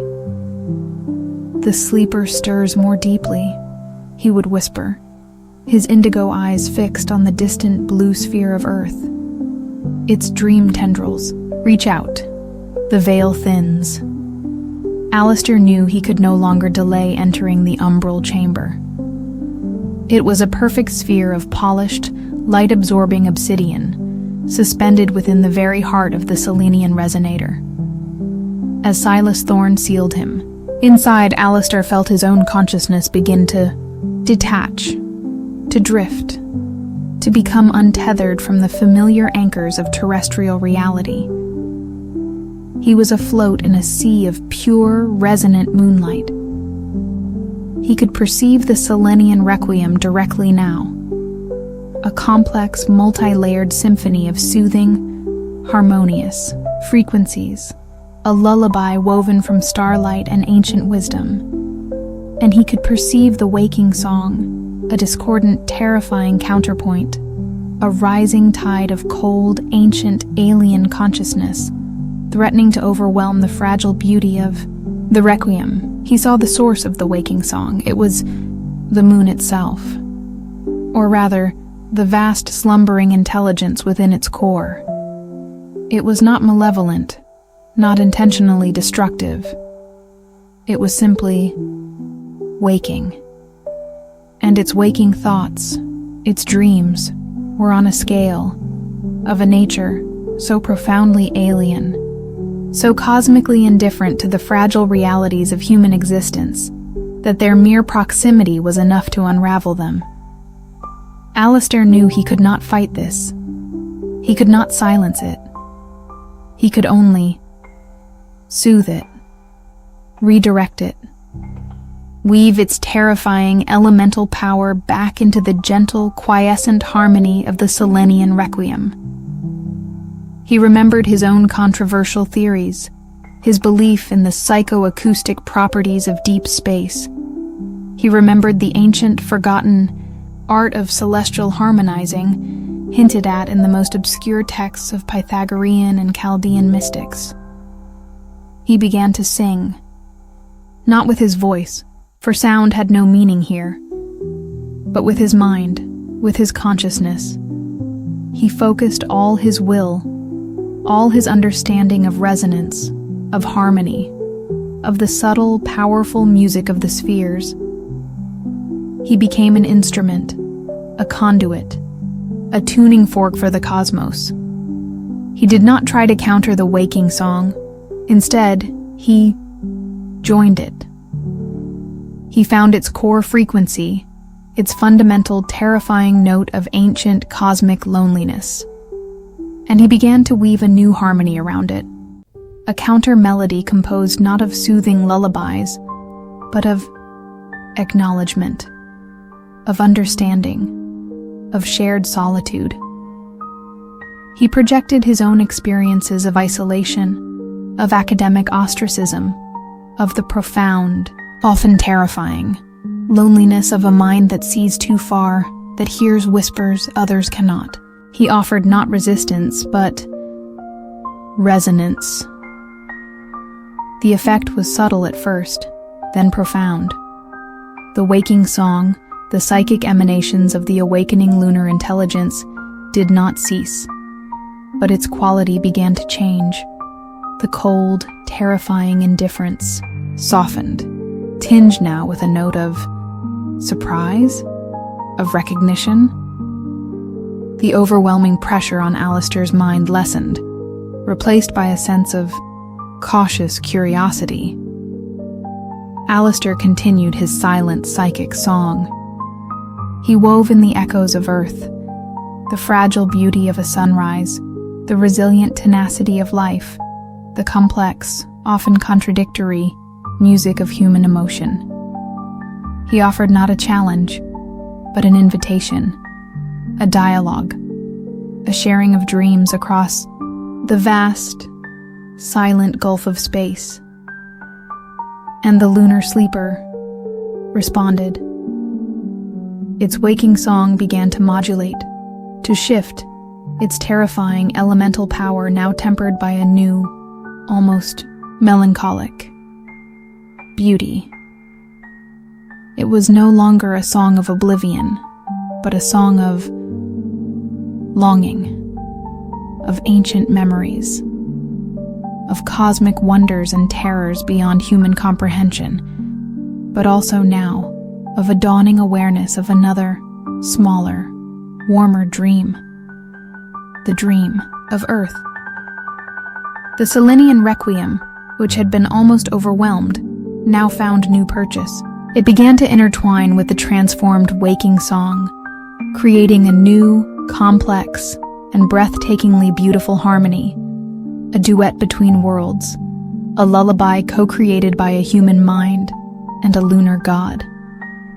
Alistair felt himself at the heart of this celestial symphony, no longer just a listener but a participant, a co-creator. He was a bridge, a conduit, a fragile human resonator harmonizing the dreams of a planet and its ancient, slumbering satellite. The process was long, arduous, taking what felt like eons in the timeless, dimensionless space of the umbral chamber. But finally, a new equilibrium was reached. The waking song, now a song of attuned slumber, settled into a gentle, resonant harmony with the Selenian Requiem. The lunar sleeper. It had not gone back to its former, deep unconsciousness, but had entered a new state. A lucid dream, a state of aware, peaceful, and now, not entirely solitary, slumber. Alistair Finch emerged from the umbral chamber into a nix clavis transformed. The oppressive, high-pitched hum of the Selenian heart was softer now, a gentle, rhythmic pulse, like the breathing of a contented celestial being. The air was still cold, still thin, but the terrifying sense of imminent psychic unraveling was gone. The light from the perpetually full moon outside seemed softer, warmer, almost companionable. Silas Thorne met him at the entrance to the chamber. The celestial custodian's ancient indigo eyes were filled with a quiet, profound awe, and something else Alistair hadn't seen before. A faint, almost human smile. "You have done more than silence a threat, Dr. Finch," Thorne whispered, his voice now a clear, resonant chord that seemed to harmonize with the new, gentle hum of the Selenian heart. "You have opened a dialogue. You have taught the moon to dream. With us." Alistair remained at Nix Clavis for many more lunar cycles, working with Thorne and the other silent, silver-clad custodes Lunae, learning the deepest secrets of the Selenian resonator, the subtle art of tending the celestial lullaby, now enriched and deepened by its new cosmic counterpoint. He learned that the Thorns and the Custodes Lunae were not just guardians of a dangerous secret, but ambassadors, interstellar diplomats of the dreamscape, tasked with maintaining a fragile, precarious peace between the burgeoning consciousness of Earth and the ancient, slumbering intelligences of the cosmos. When he finally descended from the silent, starlit peak of Nix Clavis, leaving Silas Thorne to his eternal lunar vigil, Alistair Finch was no longer a ridiculed archaeolunologist. He was a cartographer of somnolent stars, a harmonist of celestial dreams, a man who had touched the mind of the moon and had, against all odds, helped it to find a more peaceful, and perhaps a more connected, slumber. He never published his findings. The world he knew was not ready for such truths. Some lullabies were best left unsung to the waking world. Some celestial dialogues were too profound, too terrifying for unshielded minds. But sometimes, late at night, when he looks up at the familiar silver face of the moon from his quiet London observatory, he feels it. A faint, resonant hum in his bones. A gentle psychic pressure in his mind. A silent, cosmic greeting. And he knows that the moon is not just a dead rock, but a vast, dreaming mind. Its ancient, alien consciousness now touched, however briefly, however subtly, by the fragile, beautiful, and endlessly resilient dreams of Earth. The celestial lullaby continues, richer, deeper, more complex than before, and he, Dr. Alistair Finch, is now, and forever, a part of its eternal, silent, starlit song. The silence of the night sky, he now understood, was not empty. It was filled with a billion slumbering stories, waiting for a mind quiet enough and brave enough to finally hear their tune. The summons to the Obsidian Archive arrived not by conventional means, but as a single, perfectly smooth, palm-sized disc of volcanic glass, cool and strangely resonant to the touch. It appeared on Dr. Eris Thorne's cluttered desk amidst a chaotic landscape of forgotten cuneiform tablets and half-deciphered ancient scrolls. Eris, a paleographer whose academic career had been quietly and effectively neutralized after he posited a theory of lithic memory, the idea that certain crystalline structures could retain and transmit complex, non-human intelligences, recognized the disk as subtle, almost imperceptible internal striations. It was the calling card of the curators of the Silent Lexicon, a clandestine order rumored to safeguard an archive not of written words, but of mineralogical consciousness. The accompanying message, which shimmered into existence on the disk's polished surface when held at a precise angle to the weak London sunlight filtering through his grimy window, was from one Silas Blackwood, archivist primus of the lithic word. It spoke of a critical fracture in the deep record, of erratic resonant signatures emanating from the obsidian core, and a failing of the geode's harmony, which threatened the cognitive integrity of the archive itself. Eris's unique, if universally derided, expertise in discerning and stabilizing sentient mineralogical structures was urgently required. The offered remuneration was, as is customary in such arcane invitations, more than enough to fund his ostracized research for several lifetimes. Eris, whose life's work had been a lonely quest to understand the silent, ancient languages of stone and crystal, felt a familiar, almost fated compulsion. The Obsidian Archive was a legend, a place whispered to exist deep within the earth, a library where the books were mountains, the pages were strata of ancient rock, and the words were the slow, tectonic thoughts of the planet itself. The journey to the archive was a descent into deepening geological time and an almost palpable, unnerving stillness. A series of coded communications led him to a remote volcanic caldera in the Icelandic highlands, a desolate, treeless landscape of jagged black rock, steaming fumaroles, and vast, empty skies. Here, a silent, robed figure, its face hidden in the deep shadows of its hood, met him and led him to a narrow fissure in the side of a dormant volcano, an opening that seemed to breathe a faint, warm, mineral-scented air. The passage spiraled downwards for what felt like miles, lit only by the faint internal luminescence of strange crystalline veins that pulsed in the rock walls. The air grew warmer, thicker, heavy with the scent of sulfur, superheated steam, and something else. A faint, almost imperceptible metallic tang, like freshly struck flint, mingled with a subtle, high-pitched crystalline hum that resonated deep within Eris's bones.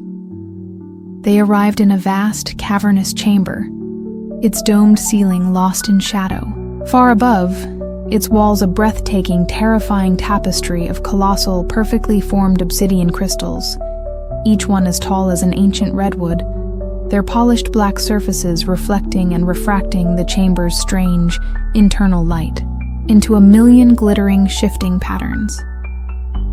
This was the Obsidian Archive. Silas Blackwood awaited him at the chamber's entrance. He was a figure as ancient and immutable as the stones themselves, tall and gaunt, his skin the color and texture of weathered granite, his eyes like chips of polished jet, holding a profound, almost geological stillness. He was robed in a simple, dark material that seemed to absorb the light, and his hands, gnarled and earth-stained, moved with a slow, deliberate grace. "Dr. Thorne," Blackwood said, his voice a low, resonant rumble, like tectonic plates shifting deep within the earth. "Your affinity for the silent dialogues of the lithic is timely. The deep record is fractured, the core whispers of unmaking." He gestured towards the center of the chamber, where a single, colossal obsidian geode, easily 30 feet in diameter, pulsed with a faint, internal, blood-red light. Its crystalline heart, visible through a network of natural fissures, was a swirling vortex of incandescent magma and solidified shadow. This, Eris knew instinctively, was the obsidian core, the living heart of the archive. "For eons," Blackwood continued, his voice dropping to an almost inaudible tremor, "the curators have tended the core, have listened to its slow, tectonic thoughts, have maintained the geode's harmony, the delicate, resonant balance that allows the archive to retain and transmit the Earth's deepest, most ancient memories. But recently, a fracture has appeared, a discordant resonance from beyond the mantle. An alien thought, a parasitic meme, has taken root within the core. It seeks to overwrite the deep record, to impose its own silent, crystalline oblivion. Eris's task, Blackwood explained, was to enter the resonant sanctum, a shielded chamber directly connected to the obsidian core, and using his own innate sensitivity to lithic frequencies, aided by a collection of harmonic attenuators, intricate crystalline devices crafted from rare earth elements and what looked like fossilized lightning, to identify the source of this alien thought form, to understand its nature, and to reintegrate it into the quiescent silence of the deep record. He was given a small, obsidian-lined cell adjoining the main chamber, containing only a stone pallet, a trickle of geothermal water, and shelves laden with lithic scrolls. Thin, flexible sheets of obsidian etched with glowing, cuneiform-like symbols that shifted and reformed as he tried to decipher them. These, Blackwood explained, were the transcribed thoughts of the archive, the distilled memories of geological epochs. The first few days were an overwhelming immersion into a world of pure, silent, geological consciousness. Time itself seemed to flow differently here, measured not in hours or days, but in eons, in the slow, inexorable drift of continents, the rise and fall of mountains, the birth and death of oceans. He studied the lithic scrolls, his mind struggling to comprehend their vast, ancient, non-human perspective. He began to perceive the fracture firsthand. The rhythmic, blood-red pulse of the obsidian core would sometimes stutter, flicker, and emit a harsh, discordant, crystalline shriek that resonated through the very rock, causing the massive obsidian pillars of the archive to tremble. During these episodes, the glowing symbols on the lithic scrolls would writhe and distort, their ancient terrestrial meanings momentarily overwhelmed by an influx of something else. Something cold, alien, and terrifyingly intelligent. He saw visions, not with his eyes, but imprinted directly onto his consciousness by the resonating crystals. Vast, sentient, crystalline entities drifting through the cold, empty, void between galaxies. Entire planets consumed, transformed into silent, perfect, obsidian archives of their own dead civilizations. A universe where all life, All warmth, all chaotic, messy organic existence had been crystallized into a state of eternal, perfect, silent order. This was the thought form of the alien intelligence. Its chillingly beautiful, utterly inhuman vision of cosmic perfection.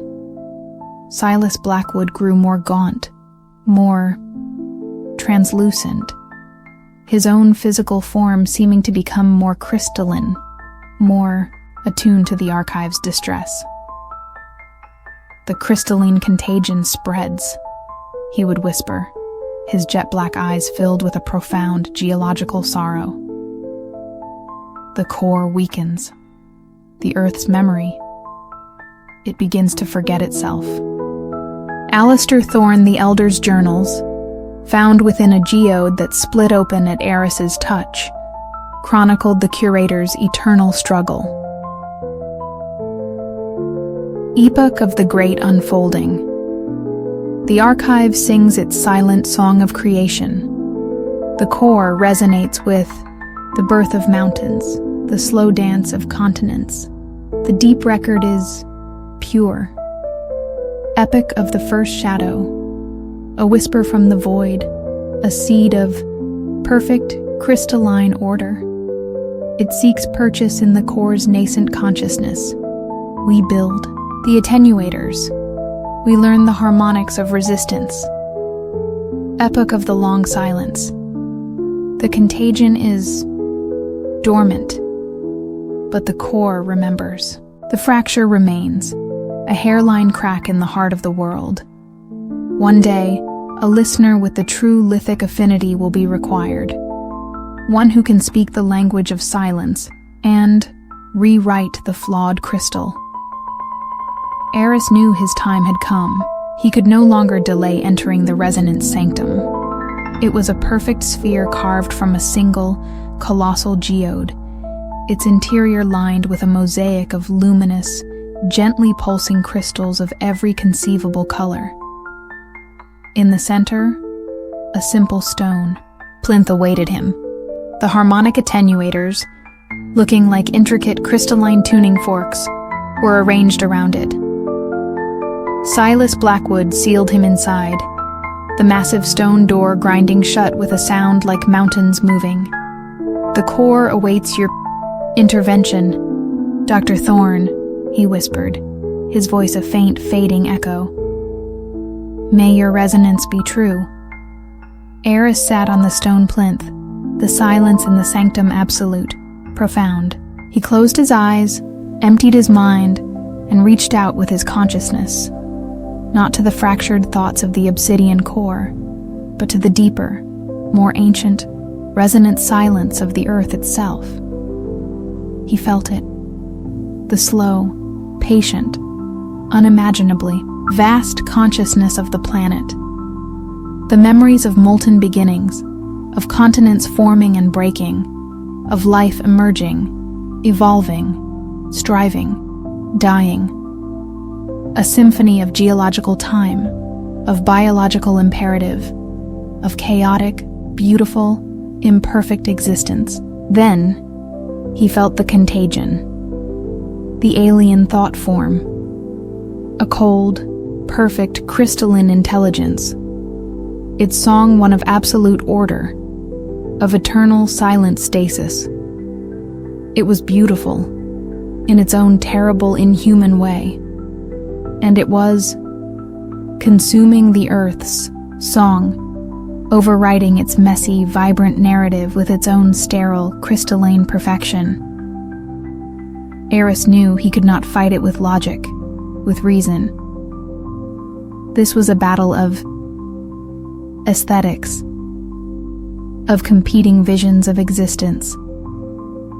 He began to sing, not with his voice, for sound had no place in this realm of pure, resonant thought, but with his mind, with his deepest understanding of the Earth's own unique beauty. He projected not the grand, sweeping narratives of geological epochs, but the small, fragile, infinitely precious details. The delicate, fractal beauty of a snowflake, The intricate, iridescent shimmer of a butterfly's wing, the warm, chaotic, life-affirming scent of rain on dry earth, the messy, illogical, utterly essential miracle of a single blade of grass pushing its way through a crack in a city pavement. He offered not a counter-argument to the contagion's cold perfection, but a different kind of perfection. The perfection of the imperfect, the beauty of the ephemeral, the profound sacred value of a single, fleeting, unique moment of existence. The crystalline contagion recoiled, its perfect ordered song faltering, a note of confusion, of dissonance, entering its sterile harmony. It had no frame of reference for such small, chaotic, intensely alive beauty. Its logic was one of vast, cosmic scales, of eternal, unchanging structures. It could not comprehend the value of a single falling leaf, of a baby's first laugh, of a lover's fleeting, tearful glance. Eris pressed his advantage.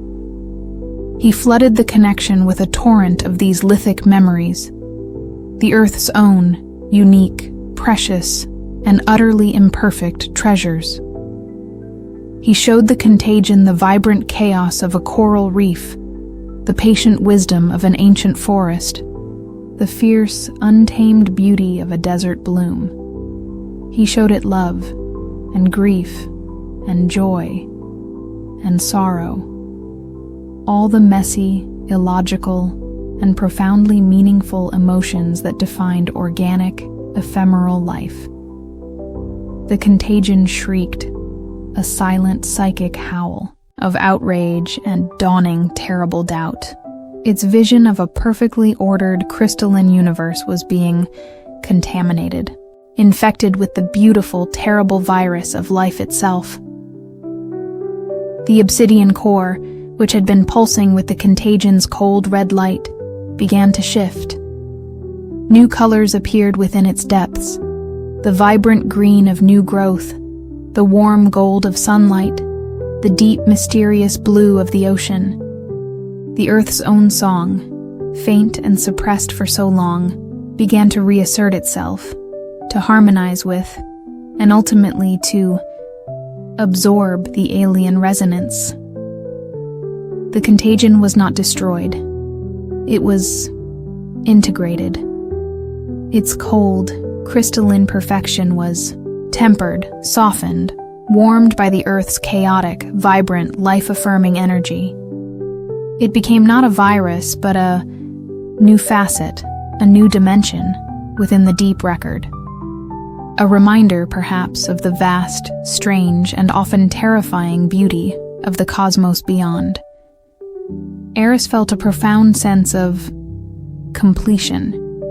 He had not silenced the alien thought form, but had translated it.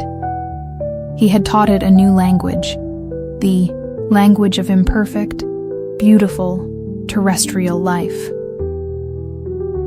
When he emerged from the resonant sanctum, into a chamber now filled with a warm, gentle, rainbow-hued light, emanating from the reharmonized obsidian core, Silas Blackwood was waiting. The ancient curator's granitic face was etched with a look of profound, almost uncomprehending awe. "You have done more than heal the fracture, Dr. Thorne," he rumbled, his voice no longer a whisper, but a deep, resonant chord that seemed to harmonize with the core's new, vibrant song. "You have enriched the archive. You have taught the deep record a new melody."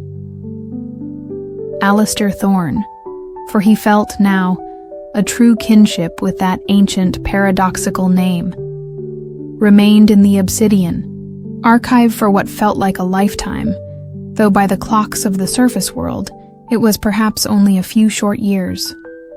He worked with Silas Blackwood and the other silent, robed curators, learning to read the Earth's deepest memories, to tend its ancient geological consciousness, to maintain the delicate, ever-evolving harmony of the deep record. he learned that the curators of the silent lexicon were not just guardians of a static archive, but active participants in a planetary dialogue, a slow, patient, eons-long conversation between the Earth and the cosmos. They were the librarians of a story still being written, a story of unimaginable complexity, of terrifying beauty, of an existence far stranger and far more wonderful than humanity, in its fleeting, surface-dwelling arrogance, could ever truly comprehend. When he finally returned to the surface world, leaving Silas Blackwood and the other curators to their eternal, subterranean vigil, Alistair Thorne was no longer a disgraced paleographer.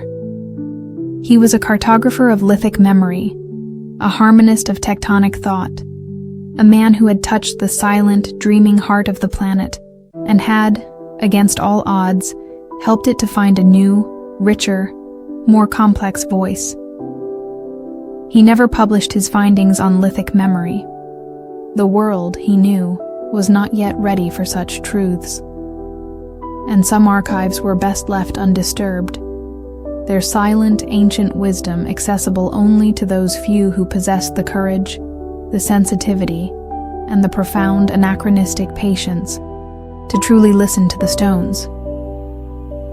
But sometimes, late at night, when the city is hushed and the only sound is the faint, distant rumble of the underground trains, he takes out the smooth, obsidian disc that first summoned him to the archive.